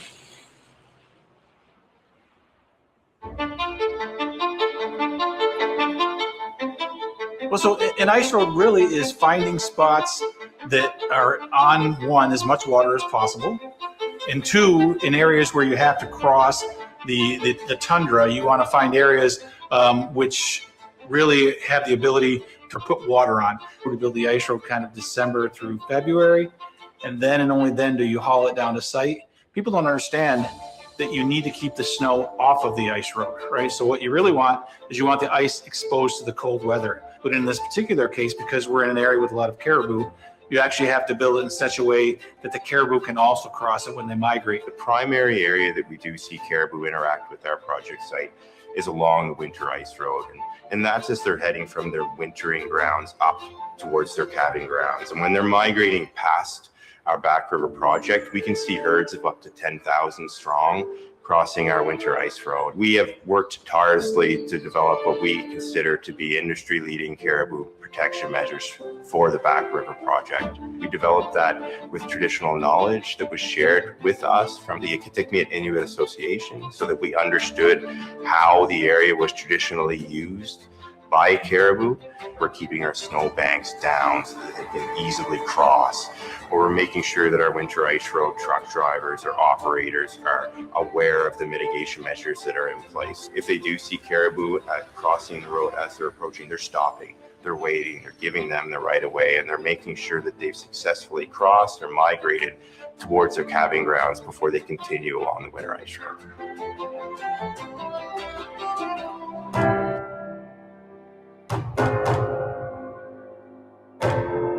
I think one of the keys to the success of B2 Gold has been the way we approach mine construction.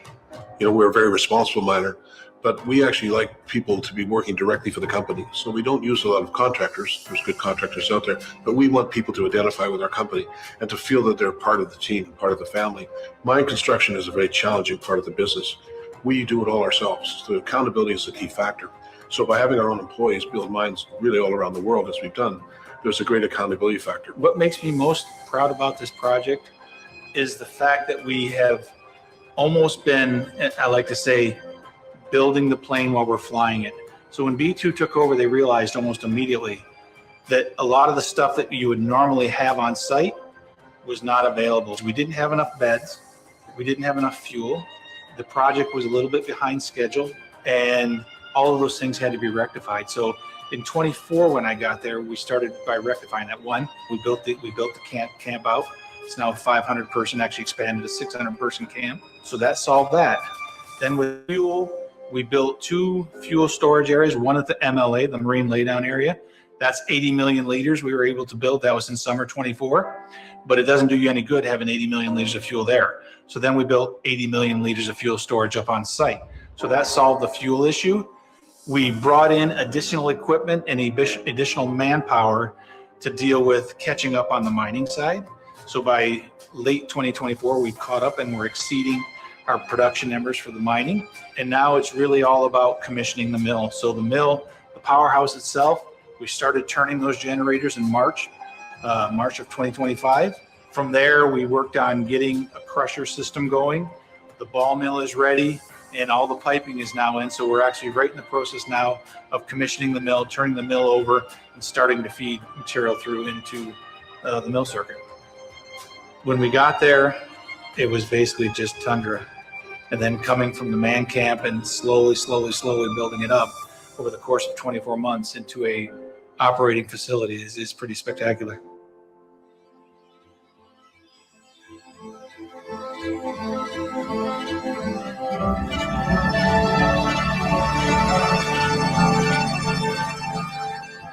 This project is actually on the land of the Kitikmeot Inuits that have historically used that land for hunting and fishing. So it's very clear that we had to approach this project with respect and with accountability. The landowners is the Kitikmeot Inuit Association. So we work very closely with them. They're the actual landowners, and we have a negotiated deal, which we inherited from Sabina, but I think a very fair deal where they are partners in this venture going forward.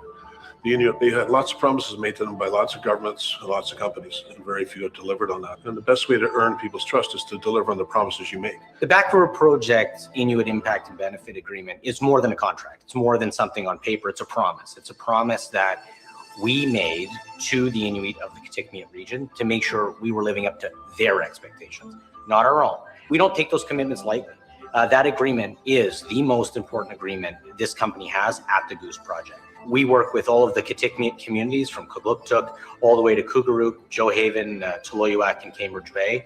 I think what we'd like to see happen is really to leave a positive, lasting legacy that communities want, that communities need. Learning from elders, learning from youth, learning from our Inuit employees, our contracting partners. What do they need in their communities, and how can B2Gold help to deliver it?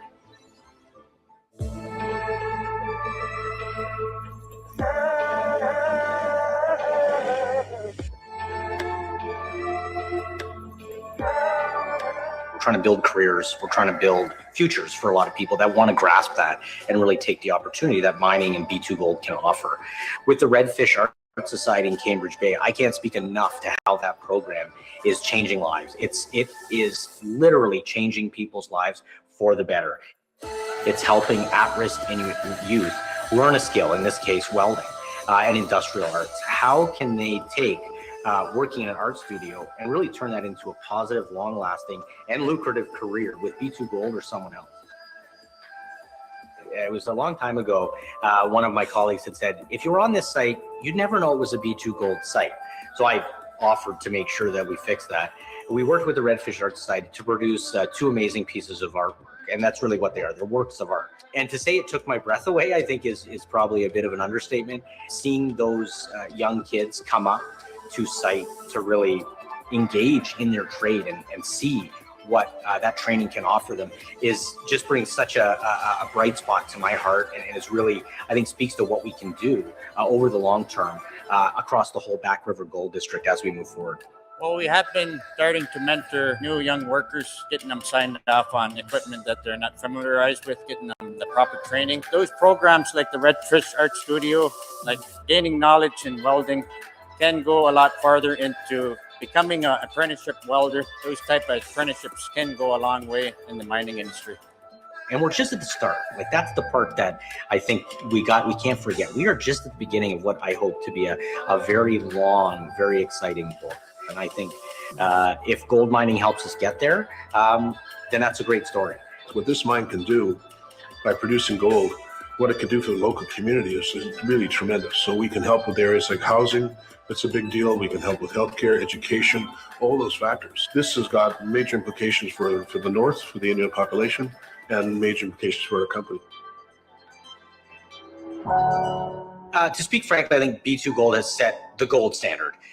We have worked incredibly hard over the years, dating back to former owners of the project, to really set the bar simply as high as it needs to be. B2 Gold's delivering on those commitments and living up to that high bar day in and day out. In my life, the way I kind of evaluate whether something's a success is two things. One, if you see your name next to it and it's in the newspaper, does that make you proud? And I think the commissioning of the Goose Project would make me very proud. But two, if you can tell your kids about it and you've left them a legacy, does that make you proud? And the answer is yes. It's a home game for us. This is the sixth project that I've built for BIMA/B2, but it really is a team effort. If you look at as they call it, the United Nations of B2 Gold, I think there's more than 30 different nationalities working inside of B2 Gold.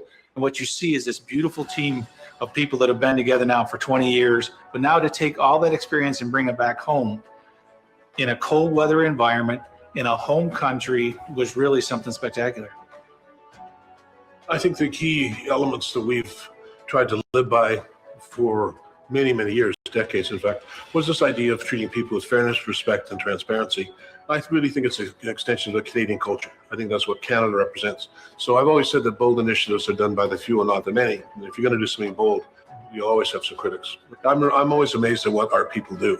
To have to ship everything from starting in Montreal on the very large ships to Bathurst Inlet and then get the ships out before the ocean freezes, then build 160 kilometers of ice roads across the tundra. That's not for the faint of heart. But it all comes down to those fundamental cultural principles of fairness, respect, and transparency. I think there's very few companies in the world that could do what we've done here at the Goose Mine.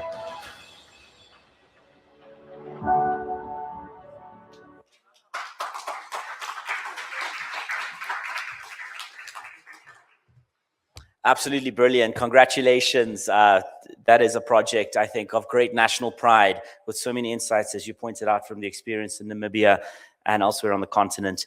Well, we've got two conversations during this session. The very important point of financing. There's been a tenfold increase in private equity financing on mining out of Canada. We're going to have a discussion touching on that, but very importantly, the Toronto Stock Exchange in the context of the success of Namibian firms financing partnerships through Canada. But we're also going to have a conversation with somebody who, when we put out a conference, we have a committee and we look at, among our members, the most commonly requested people. And one name that came up more than any other as a guest for some conversation was James Mnupe. So James, thank you for graciously taking my call, a good WhatsApp conversation, and for humbly coming and being willing to share and discuss with us what you believe is important for the Canadian companies here to know to replicate the business success that's possible, but also to share a bit of your own perspectives, having served at the helm of public leadership, advising the president, the green hydrogen project of national importance, and of course, your own private sector pursuits. So ladies and gentlemen, James Mnupe, if you would join me on stage, thank you so much for making time to be with us today. And humble as ever, you had a VIP table, but yeah, you've been very gracious. And I also would like to just compliment you as well for sort of the openness that you've had and the open invitation that you do have for Canada. So to Canada, do take a seat. And, we'll kick off with the first question. You're a proud Namibian and you ascribe, we've heard a lot of the macroeconomic success of the country today. We've seen what's been taken from Namibia and implemented in Canada. But can you tell us, as somebody who really exemplifies success in this country, what, in the context of Namibia has been key to that? And what are the features of being born and raised and operating in this country that you think give such a competitive edge, especially for those coming in, more recently into the country? Yeah, sure. So, I guess one of the first things I would say, so first of all, thank you so much for welcoming me and for inviting me to come out. I think one of the first key features about maybe trying to be successful in Namibia to not admit that you're very successful. So all these things you said about, all the amazing things that we've done, we try to take it in our stride. And I guess one of the things that we were trying to do in Namibia over the past 4 or 5 years, I had the pleasure also of working with Jessica on the NIPDB board, was being humble enough to try and understand what our stakeholders and our customers wanted before we try to just shove down our value proposition down their throat, right? So whether you looked at the green hydrogen effort or even NIPDB's effort, all of this culminated from a very sort of introspective question session with the then president, who said, look, we want to diversify our economy. Whom can we learn from? And I remember, you know, Jessica's ex-boss, Menangula, myself, other people, 10 of us were put together to form the high-level panel on the Namibian economy. And the key sort of assignment we were given was go around and ask what has worked. So for NIPDB, we visited the Rwanda Development Board. We visited the Harvard Kennedy School and the Growth Lab, and we learned from other economies around the world before we then tried to put together a value proposition that we thought was compelling.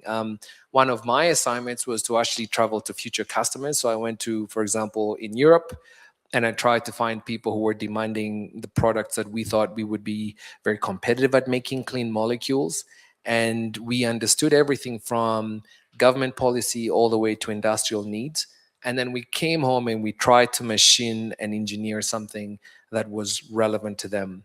And then once we thought we had a value proposition, we then sort of, you know, approached them humbly, and we looked to form a partnership. Again, not looking to sell a Namibian product, but for example, in the case of the EU, we formed an MOU that said, let's partner together to deliver you know, value propositions that would create jobs in the EU, help you decarbonize, but also help us to become energy independent, etc. And some of the fruits of that labor are actually only beginning to come out now. So patience, I guess, is another thing as well. Excellent. I think the humility point is something that Canada and Namibia share in common among other characteristics. But how do you bring across these success stories, you know, outside of programs and conferences like these? And how do you personally look to get Namibia on the map, as all of us in this room seek to do, in specifically our case, Canada, but for you around the world? Yeah. Actually, some of it was actually quite deliberate. And I think some people in Namibia and others outside would have commented on that. We didn't wait to be discovered. I think earlier this morning, a friend of mine, Chase, was saying, we're tired of being the best kept secret or something like this. So we were very proactive, right, in putting together, for example, a program that had a very specific communication pillar, very specific in identifying who our markets were and then reaching out to them. You know, that administration, for example, was the first administration to bring a minister out of Japan to Namibia. That didn't happen by accident. We went there. I learned how to hand my card, you know, with my name facing them with two hands. And we brought, you know, interested parties from Japan all the way to Africa, all the way to Asia and the US. So being deliberate about sharing who you are and what you have to offer, I think, is important. I think the other thing, I mean, if you're Canadian, I'm hoping you watched Mark Carney's speech in Davos, right? And he was very deliberate about talking about forging new partnerships as middle-sized economies. He was very honest about not relying on past truths that we thought were true, and being courageous enough to reinvent, right, new partnerships and forge new pathways. And I think this is what was going on for us in Namibia as well. What B2Gold showed on stage was absolutely amazing, right? I mean, you know, Canada can build some interesting things. It reminds me of the Cameco uranium plant up there as well.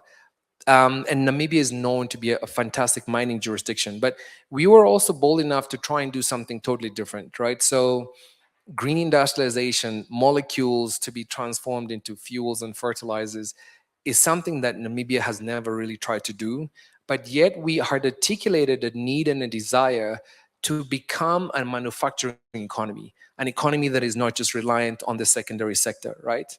And so I think even today, as we're looking to forge interesting new relationships with Canada, we can do amazing things in the mining sector with you guys for sure.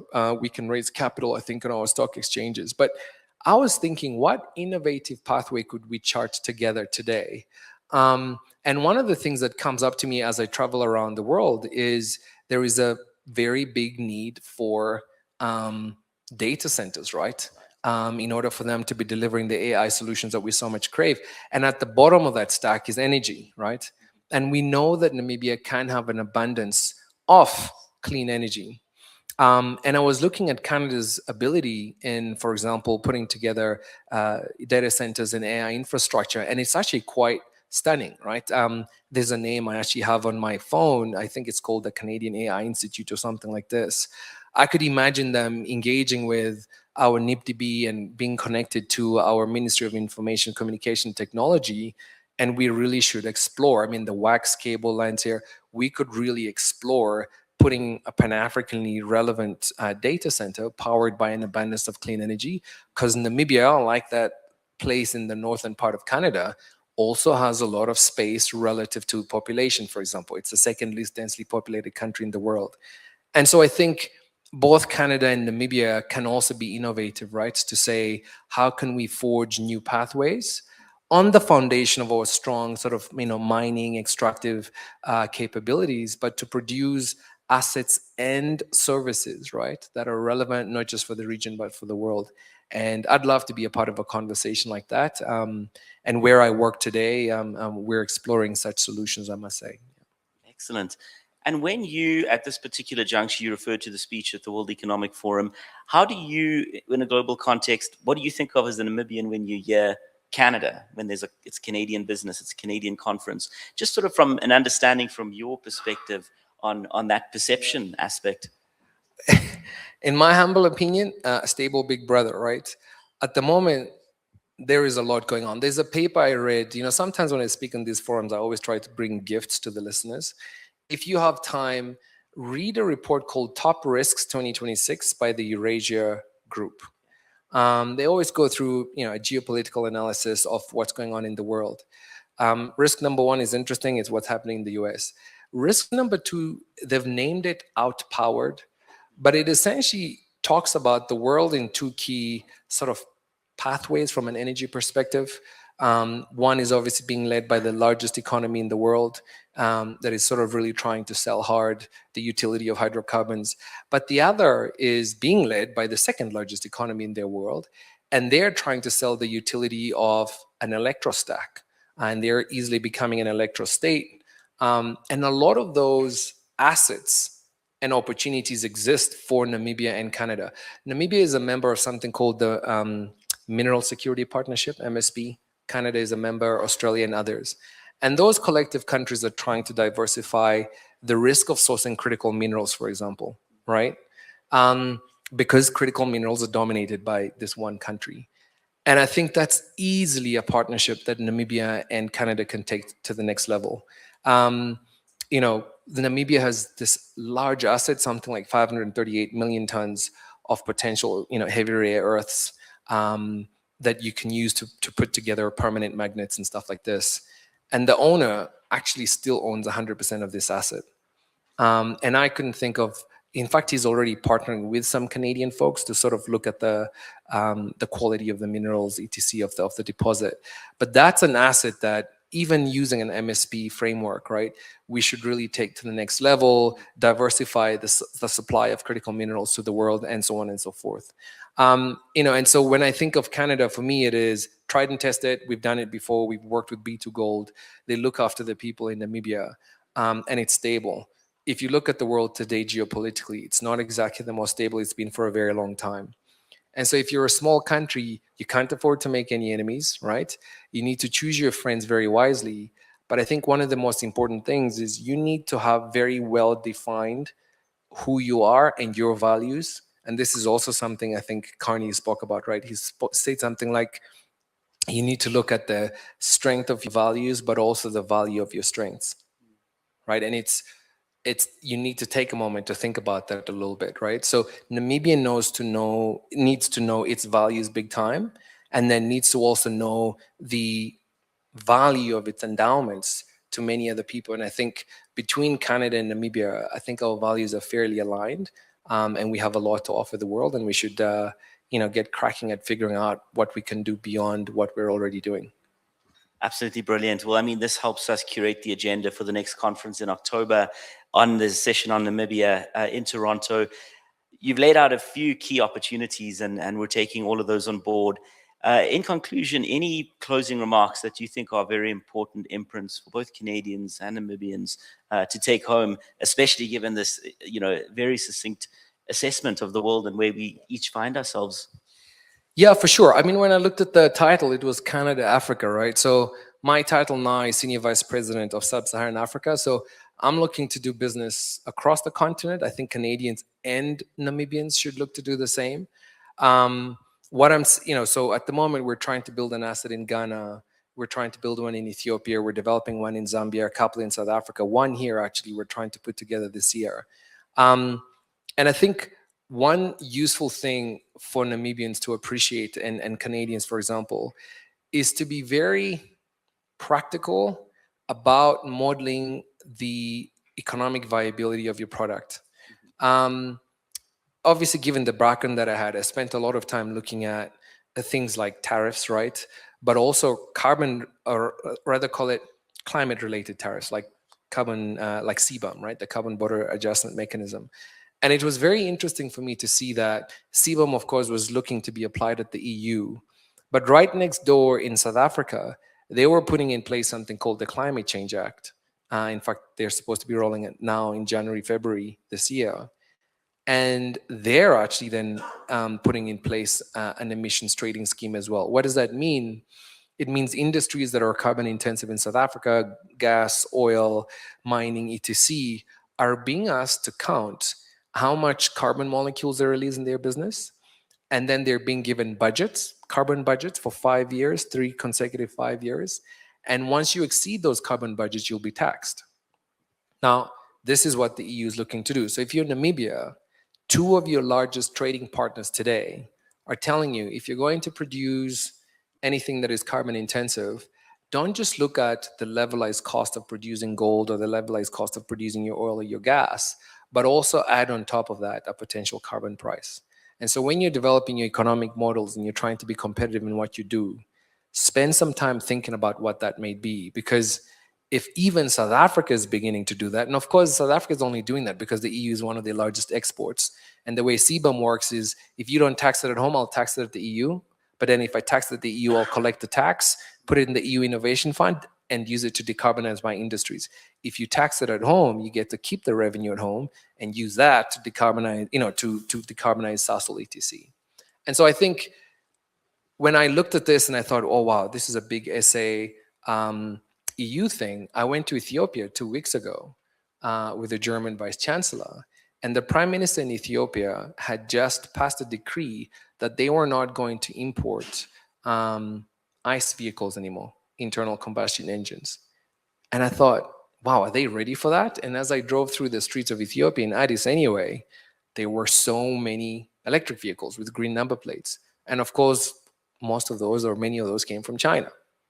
And so I sat back down, I looked at my top risks report from Eurasia Group, and I realized that risk number 2 and risk number 7 was essentially China exporting a lot of their deflation, were risks that any global business looking to do commerce, especially on the continent, also in Asia and in Europe, you really needed to pause and factor in, what does this mean for my competitiveness? And so that really brings us, I think, full circle to where we started, which was when you're looking to do business in Namibia, anywhere across the continent, of course, you're an amazing Canadian company with a good value proposition. But if you don't know what the Ethiopian Prime Minister is trying to do and the direction that he's trying to take his country, your value proposition may not be that well received. And one last thing I'll say, Ethiopia is obviously also the leading country in Africa from an aviation perspective, right? And they were already beginning to talk about SAF, sustainable aviation fuel. I was shocked.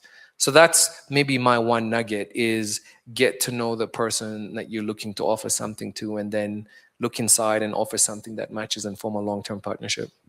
Absolutely brilliant. James Mnupe, thank you so much for joining us and for those insights. Really appreciate it. Thank you. Excellent. And for the final plenary conversation before we go to our closing keynote address and a wonderful evening that lies ahead, to which you're all invited, our VIP cocktail reception, I'd like to get a few insights on the key issue of financing. Of course, all of these great ideas have come together with money. And one thing Canada has done very well through the Toronto Stock Exchange, among other vehicles, is finance these projects and serve as a partner. Wayne Floriani, can you join me on stage? Joined by Carl Yun, who is somebody who can speak to exactly what it is to build a company with the Toronto Stock Exchange involvement on the financing side. A big hand of applause to our 2 final conversationalists. Excellent. Thank you very much. Okay, good enough. Thanks again. Thank you very much to you both.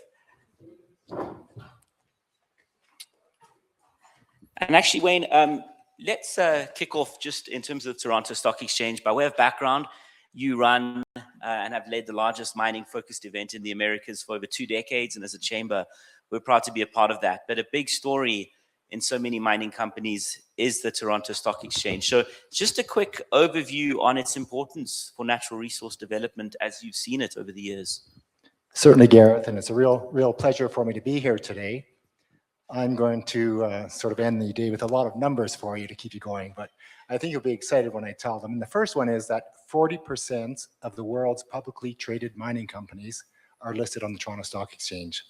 That's 40%. There are, and the Toronto Stock Exchange, I should explain, is actually 2 exchanges. The TSX, the main board, is where the big players like Neil Reeder and B2 Gold play. The junior board, the venture exchange, is where the exploration companies, Carl and Northern Graphite, others that are with us, also play. So that combined is the TSX. There are 3,400 companies listed on the Toronto Stock Exchange, those 2 boards, 3,400, 1,100 are mining companies. That is basically 1 in 3, 1,100, which is, if you added up all of the companies on New York, Hong Kong, Australia, and London, that would equal what is on Canada. So Canada, Toronto is a world leader in mining equity finance, I should add. Not debt financing, we're talking equity finance. Brilliant. Where do you see this mining investment going? Sort of what are some of the trends that are driving mining investment right now, Wayne? And what are you looking to do to position not only companies, but countries as jurisdictions at the forefront of people's minds, in a place like Toronto? Yeah, well, basically, out of the, I should add, in the last 5 years, actually, I've missed out on getting the stats for the year end 2025 by 1 week. So I'll be getting those next week from the Toronto Stock Exchange. So looking 2020 to 2024, which is a 5-year span. So even though it's 1 year out of date, I think it still is accurate because it's covering a 5-year spread. But over that 5-year period, 47% of the world's publicly traded mining transactions were done in Toronto. So almost half of mining finance raises were done in Toronto, and about 32% of the total money raised over those last 5 years came out of Toronto. And the reason for that little discrepancy in terms of the number of transactions versus the amount of money, in all fairness, is that some of the exchanges in London have a lot of the larger mining companies, Anglo-American and so on, who do big financings. But in terms of sheer number of financings and money raised, again, Toronto is up there. Where is it going, that investment? Out of the 1,100 mining companies on the exchange, they have about 5,200 projects around the world. 50% of those projects are in Canada, which makes sense. The other 50% are outside of Canada. 14% are in the US, 6% in the continent of, 13% in the continent of South America. Africa is number 3 with about 6% of those projects. So 1,100 mining companies listed on the Toronto Stock Exchange, 110 are active in Africa, or 10%. So that's pretty significant, I think. West Africa is the most attractive region for them, and then Southern Africa, Eastern, and Northern is basically where they are. Namibia would fit number 2 in that. Mali is number 1 with about 16 companies. About 15 are in Namibia, and Burkina Faso would be the 3rd. Brilliant. And taking us straight to Namibia, Carl, as a private sector player, can you speak to what went into the investment decision, as part of how you interact with investors, and the role of Canada, of course, in the financing of the great work you're leading? Yeah, thanks so much, and thanks so much for having me. I think before I say it, that video was awesome, and I'm pretty much ready to build a mine in the middle of the Namib Desert. It's going to be a breeze versus what happened there. Of course, the stock exchange is a really important part of the junior exploration game, because that's where we get most of our money from.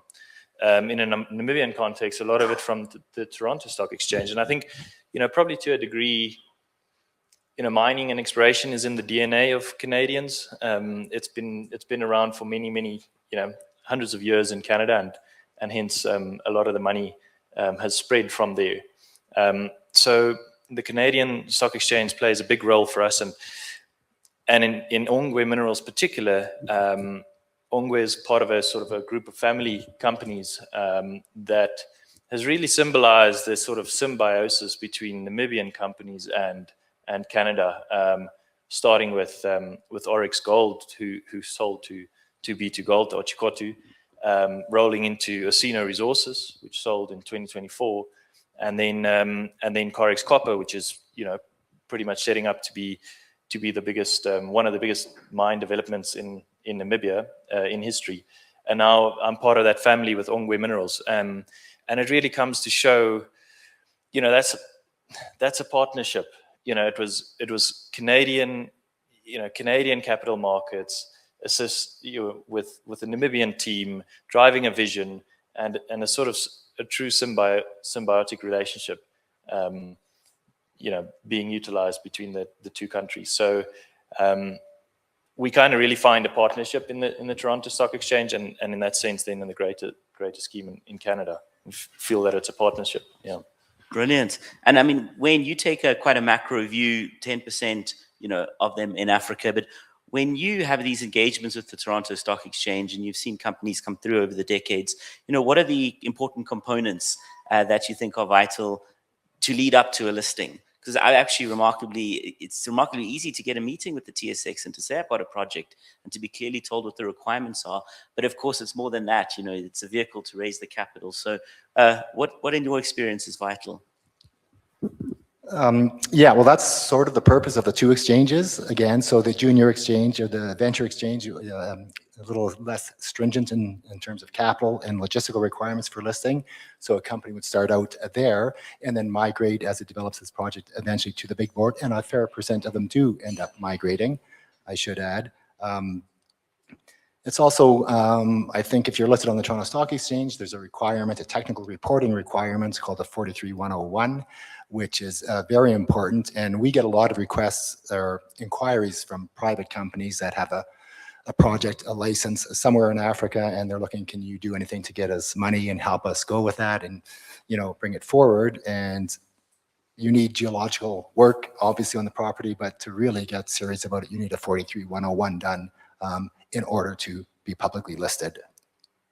Brilliant. Do you mind if I add? Absolutely. I was just going to ask you, what were your experience with that? Yeah, I think, of course, the gap that needs to be breached is the gap between Africa, or in this case, Namibia and Toronto or Canada and the stock exchange. And it's not always that easy because, it goes two ways. Either it's, Canadian companies coming here looking for projects, or it's Africans trying to sort of pitch to Canadians. And that gap's not always that easy to breach because you're sitting here in Namibia, you've got a good exploration or mining proposition, but who do you reach out to? How exactly do you go about it? You got no experience, and I think that sort of goes on us in the industry, and events like this really speak to trying to breach that gap, where organizations that are in the industry, organizations like PDB, etc., can come together and kind of talk to how do we breach that gap between the financiers and FDI and the actual projects on the ground and the people in the ground, and we can do more to do that. And I think everyone in the industry is really open to it. It's just kind of to get the platforms going to support that. Yeah, definitely. And Wayne, I want to come to you in a moment on some of the broader work you're doing to enable that, and that goes to the work during PDAC. But the numbers are impressive in terms of the role of Canada in financing, but of course it's not the only player. The TSX is not the only exchange. So I'm curious what led you in the universe of choices to particularly zone in and seek to bridge that gap between financing the TSX and Namibian projects. Yeah, that's interesting because as was rightfully earlier mentioned, that as with mineral resources, finance can always go somewhere else and try and find it somewhere else. but the same goes for the projects. The projects can also try and get the finance somewhere else. It doesn't need to be on the Toronto Stock Exchange. It can be on the ASX or AIM or wherever else. So there is a sort of competition going on there. I think with many things like it is in business, it's about relationships and where there are established relationships. For me personally, I was fortunate enough to get into this family of companies who had the growing relationships and a good track record on the TSX. And so it was quite an easy decision in that. But again, you don't always know who you're going into bed with when you try and breach that gap. So I guess I get to the same point, but it's on us to communicate in where the help is for people to where can you go to really do background checks on who you're going in business with when trying to do business on the stock exchange. Absolutely. And if I can add that Alan Friedman, in the universe of all of these ventures, is a chamber member and has been on our board. And I think that goes to the importance of relationships and building that trust. Sorry, Wayne, you wanted to weigh in. I was just going to add that as well. It's almost like you're a serial project developer in Africa. And once you've done it, you're successful, you do it again and again and again. And I thought it was interesting, Sylvester mentioned the acquiring of the assets from Echo Atlantic, I think you said. That was a Alan Friedman company as well. You mentioned that the B2 Gold purchase of Oryx as well. So it's all affiliated. And I think it's people that drive that, looking for financing in the capital markets. With the experience of doing it, it makes it easier, obviously, second time around. So seeking out those kind of people to partner with and doing it is crucial. Yeah, so if you're here now, you're part of a community, like it or not, but we really mean it, and that offer to be with us and to integrate more deeply, specifically for those from Namibia, it's an open invitation. Wayne, practically, there is a major event happening in March. Could you maybe talk a little bit to that and the opportunities there, specifically in mining projects? Yeah, for Gareth, if you bear with me, one point I did want to make as well. We talked about financing, but financing is one piece of the mining development process. And Canada is a logical partner for the entire mine life circle, from exploration with geologists, exploration, the financing side, the bankers, the lawyers. There's that whole ecosystem that surrounds the Toronto Stock Exchange and provides services to support companies like Ongwe, engineering firms like Hatch and Asenco, consulting geologists, education and training, educational institutions, equipment suppliers and services. The whole gamut is sort of in there in Canada to provide you with a turnkey project and such. So, sorry, I thought that was important to add surrounding the finance side. What we do in March, each March there's the Prospectors and Developers Association of Canada convention and trade show, which is the biggest mining investment show in the world. Obviously, Mining Indaba taking place next week in Cape Town is huge, but that's African focused. The one in Toronto is global. 135 countries participate, 27,000 delegates. What we do at that event is we looked at it 27 years ago, that we've been now doing this programming there, which is incredible to think about that. But 27 years ago, we said, how does an African country like Namibia, Burkina Faso, Chad, go to that show, and how do they stand out and compete against Australia, Mexico, Canada, who are all there trying to attract limited investment dollars from mining companies? So what we did, two things. The first was start an African mining breakfast, taking 630 people out of the 27,000, put them in a room for a morning to talk about mining investment in Africa, talking to an African-friendly audience away from the clutter of that 27,000 people. We also have an Africa pavilion in the actual trade show where we showcase many African countries and service providers that want to be a part of that as well. So it's a wonderful, wonderful, wonderful program. Excellent. To which, as was mentioned, you're all very warmly invited. I wanted to come back on some of your experience just during your interactions with the whole Gambit ecosystem beyond financing, the service providers and others in Canada. What stands out as sort of some of the key positive takeaways and perhaps commonalities between doing business in Namibia and partners in Canada? And I would say humility, having met you and everyone else in the room. I think it's well, again, I've had a little bit of an after a rough ride trying to breach this gap of Namibia and the capital markets in Canada. I've had the fortune to then engage with people that are really truly good, spirits like Haya Dawn and Alan Friedman, and that has really opened up the market for me personally so much. So in the sort of recent doings, it's been made really easy to a degree for me. And I guess, I try to replicate that, to someone else one day. But it's been very well received. I think I get the feeling that, you get in a place like Canada, you're foreign, you're from a place like Namibia. Most people do know where it is, but they're so appreciative that, here's a youngster from Namibia coming to Canada to do your pitch and really sort of, it's a very welcoming feeling. So it's been very positive.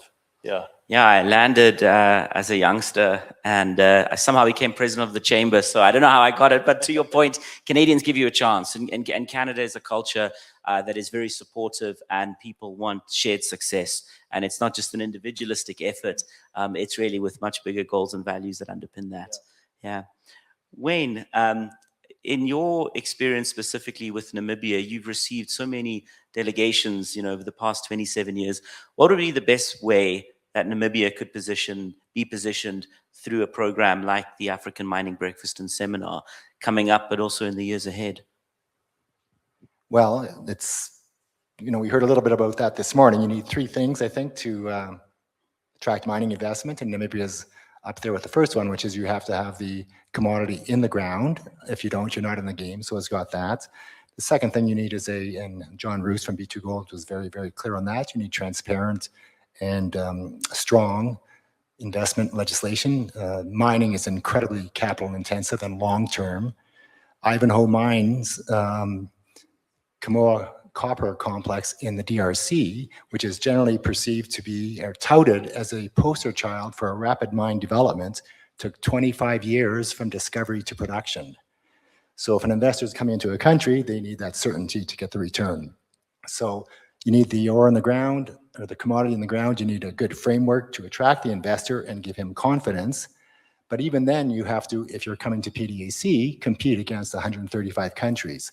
So you have to be promoting yourself and aggressively promoting yourself and trying to do that, because a company may or may not come to you when they have many, many other options around the world. Brilliant. Just looking to the future as well, a question for Ongwe Minerals, sort of over the next few years, and feel free to choose the timeline that you think appropriate. What can we look forward to and continue to track as we, all cheerlead for your success, which I think is certainly going to be on the cards. Yeah, thanks so much. So, I mean, we're a gold explorer in Namibia, and I think our vision is a shared vision of there's this topic of sustainability going around, and rightfully so. A big part of the sustainability, portion of sustainability in the mineral resource sector is replenishing our finite resources and finding more. And I think, Otjikoto is a perfect example of that, sort of starting to turn, take off the throttle and turn the key off, and along comes Antelope discovery, and it's new life. And so, I mean, we're not here to try and just promote projects. We're here to make discoveries. That's our vision. And we're fortunate in a country like Namibia where such a small population, one discovery changes a lot of lives and makes a big difference. So that's our vision, making discoveries in the land that we love. Excellent. Yeah, thank you. Wayne, any closing comments before we head off to see tomorrow, Namibian success stories in practice? Yeah, I mentioned that 1 week away from the updated numbers. If anybody is interested in receiving the Toronto Stock Exchange presentation, I've got a wonderful presentation, what they're doing in Africa, showing each country that they're in. It's really, really quite informative and does a better job when you see it visually than I can do verbally. I've got a little card on the table. If you're interested in receiving that, just send me an email. I'll be happy to pop them to your inbox next week. Wayne Floriani, Shalyun, thank you so much for a great interaction and best of luck going forward. Thank you for everything. Brilliant. And without further ado, that is the last you will hear from me on this program. It's been an absolute pleasure to close out day one's plenary proceedings. Denver, I will hand back to you for our closing keynote address and the introduction of Dr. Hangala. Thank you. Round of applause to Gareth and his team. We have one final item on our formal agenda before the festivities start. I'm told Dr. Leake Hangala had prepared 222 slides. And he intends to spend an average of 120 seconds to 180 seconds per slide.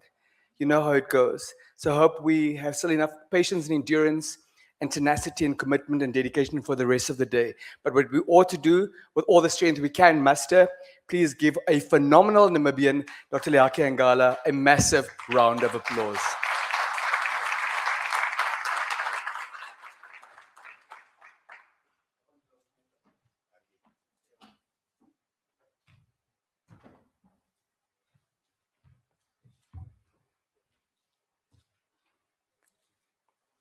Thank you. Thank you, Denver. Distinguished Canadian visitors, Namibian businessmen and women, ladies and gentlemen. I'm honored to address you at this 5th Canada Africa Business Conference, which is being held here in Windhoek. Solidarity, and the respect for nations' territorial integrity. From this podium, let me say these sentiments resonate strongly with Namibia's own history, Namibian aspirations and value. And they affirm our belief that the road to a new sustainable and more equitable global order runs through this continent, Africa. Africa today houses over 1.4 billion people, and it's the youngest demographically on the Earth's continent, with more than 60% of Africans being under the age of 25. In other words, the future lies here. Africa, as you know, and it's said here, is of course richly endowed with natural resources, minerals critical to the global energy transition, vast agricultural potential, renewable energy capacity, and strategic geographic access to global markets.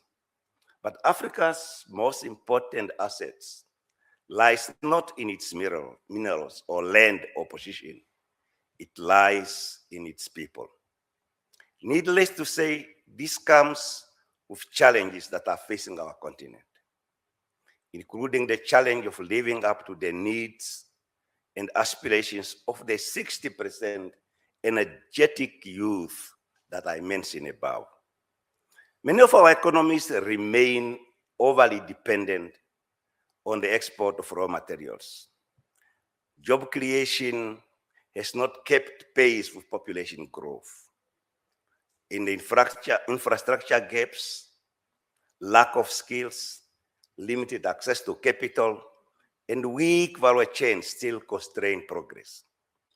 Too often, Africa has been integrated into the global economy as a mere supplier of inputs rather than a producer of value.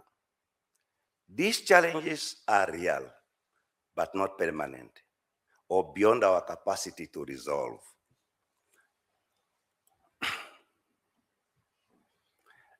Africa, the Africa we envisage is the one that produces, the one that processes, and the one that competes globally.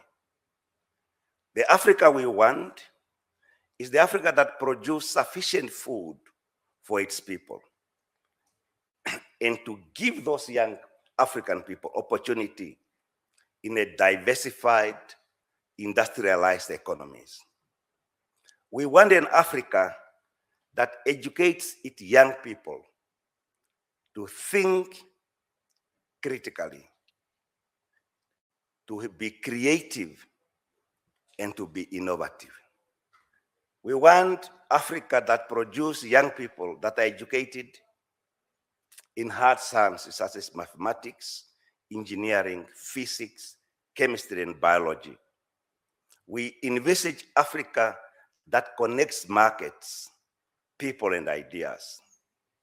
Africa with healthcare systems that are resilient and accessible.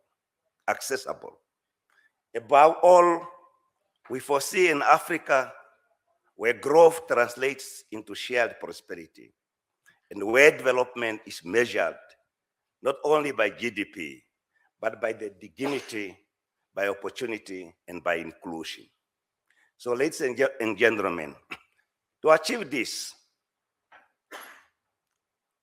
to achieve its economic objective, Namibia and more broadly Africa, we welcome international investors. But the era of short-term extractive investment is coming to an end, as surely as the world-old order is also coming to an end. And the Canadian Prime Minister brilliantly diagnosed that.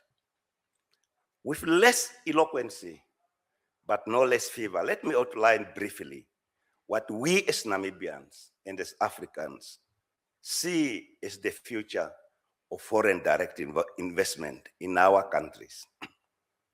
Namibia wants investors who are long-term and patient.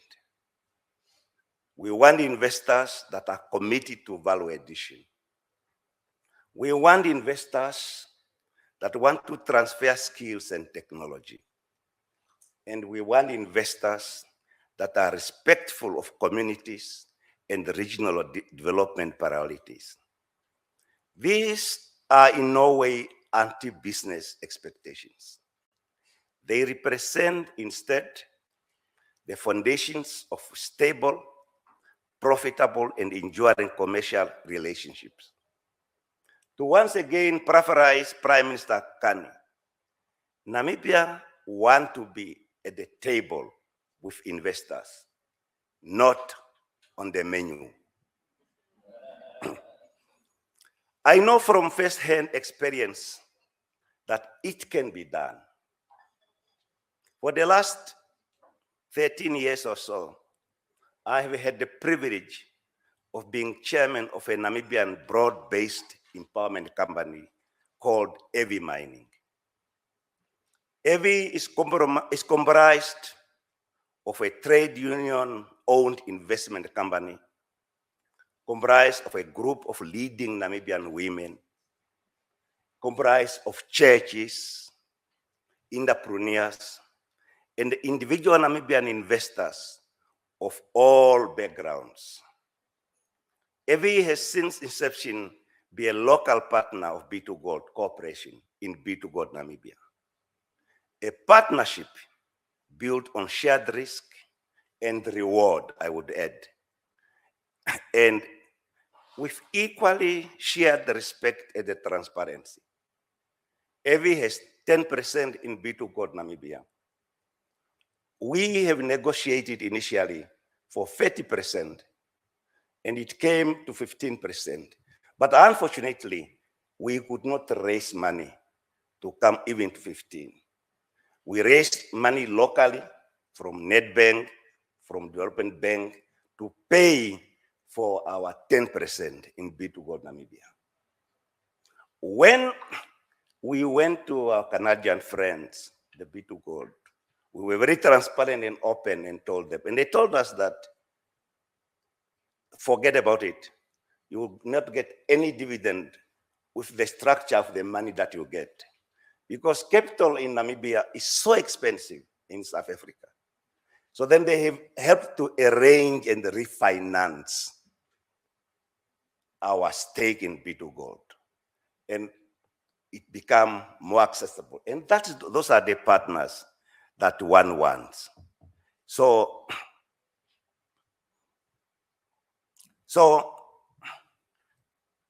therefore, in B2 Gold, we have been sharing the risk and the reward. As you have heard, B2 Gold Namibia is one of the largest single contributor to state coffers through taxes and royalties, and the major source of foreign currency earnings. More than that, you have seen and heard that B2 Gold has contributed meaningfully to local communities in the form of schools, clinics, water, agricultural infrastructure, and so on. So ours is thus truly a partnership of long-term value. Let me zoom out from this individual example of success to once again state in the broader picture what Africa seeks as a true partnership for mutual benefit. First, value addition partnership, where resources are processed locally and industries are built domestically. Second, shared ownership models, joint ventures, local equity participation, employee or community ownership, any ownership or a relationship that ensures that your local African partners are partners in the ownership, in the management, in the participation, but not spectators.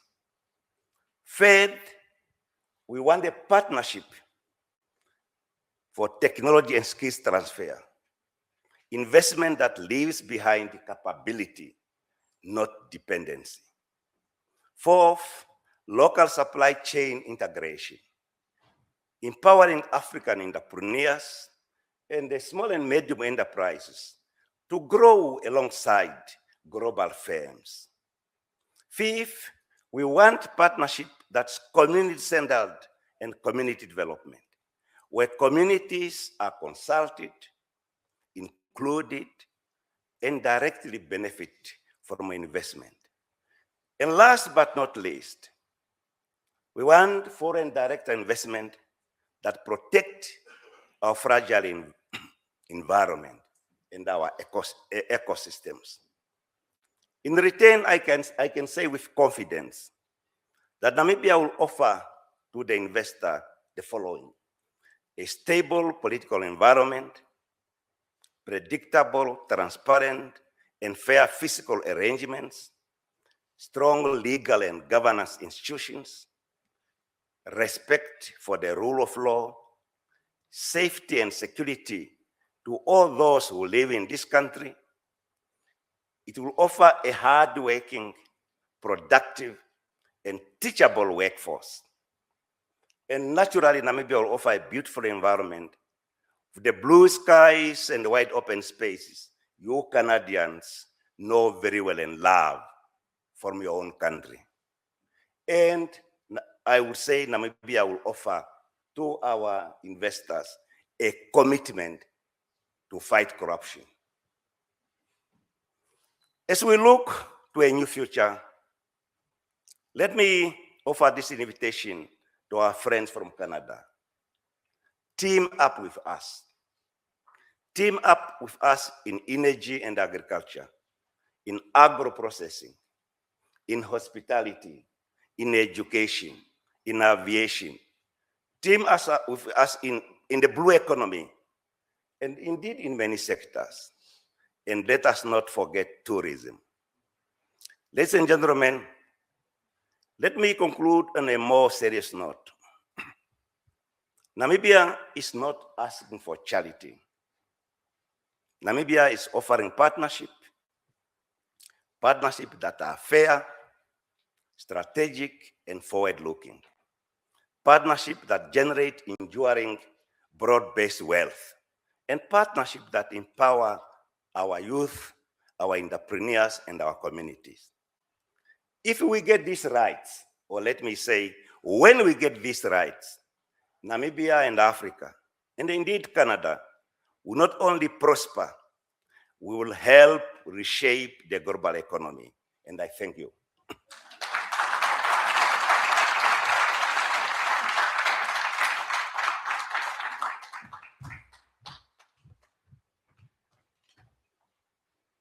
Would we please be so kind and give the good doctor another round of applause?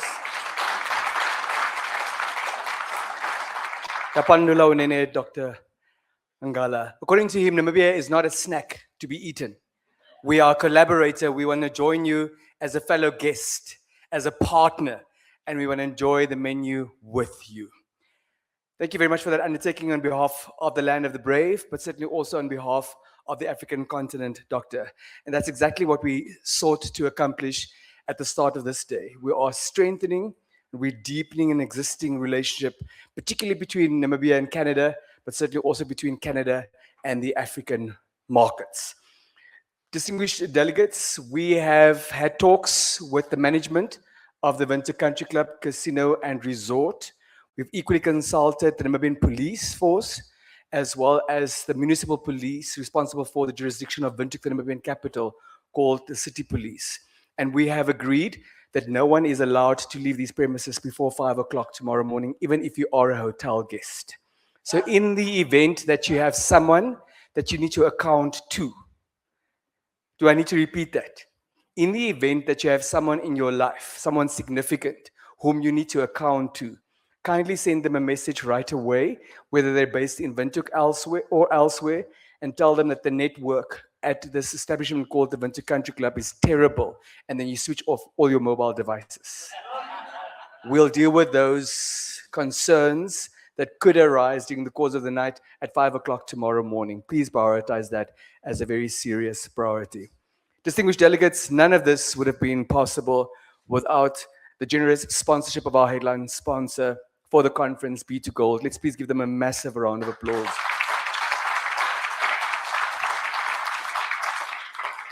We're very grateful for our Gold Conference sponsors, Hatch and Mine Africa. They too deserve a round of applause, please. Would we please be so kind and give our Bronze Conference sponsors, Osenko Corix, Ongwe Minerals, and Sea Lion Cargo, a round of applause as well. We'd also like to thank our Headline Chamber sponsor, Elephant Services. They too deserve a round of applause. Distinguished delegates, the hotel has been preparing for us all day. The menu is set, the drinks are cold, and they're ready to receive us just outside this venue, on the lawn, weather permitting. But please make sure that you do send that message to whoever is a significant person or to whoever are significant persons. This is a safe space. We don't discriminate. We won't judge you, as long as you just prioritize that correspondence with significant persons or a significant person. But as far as the 5th Canada Africa Business Conference 2026 is concerned, my name is Denviki Singh. Thank you very much.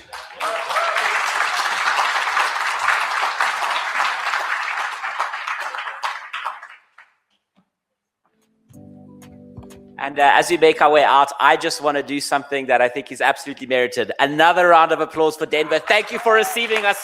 Thank you for leading. And you're going to get a job in Canada because this has been live broadcast and you're a huge hit. Thank you very much for everything.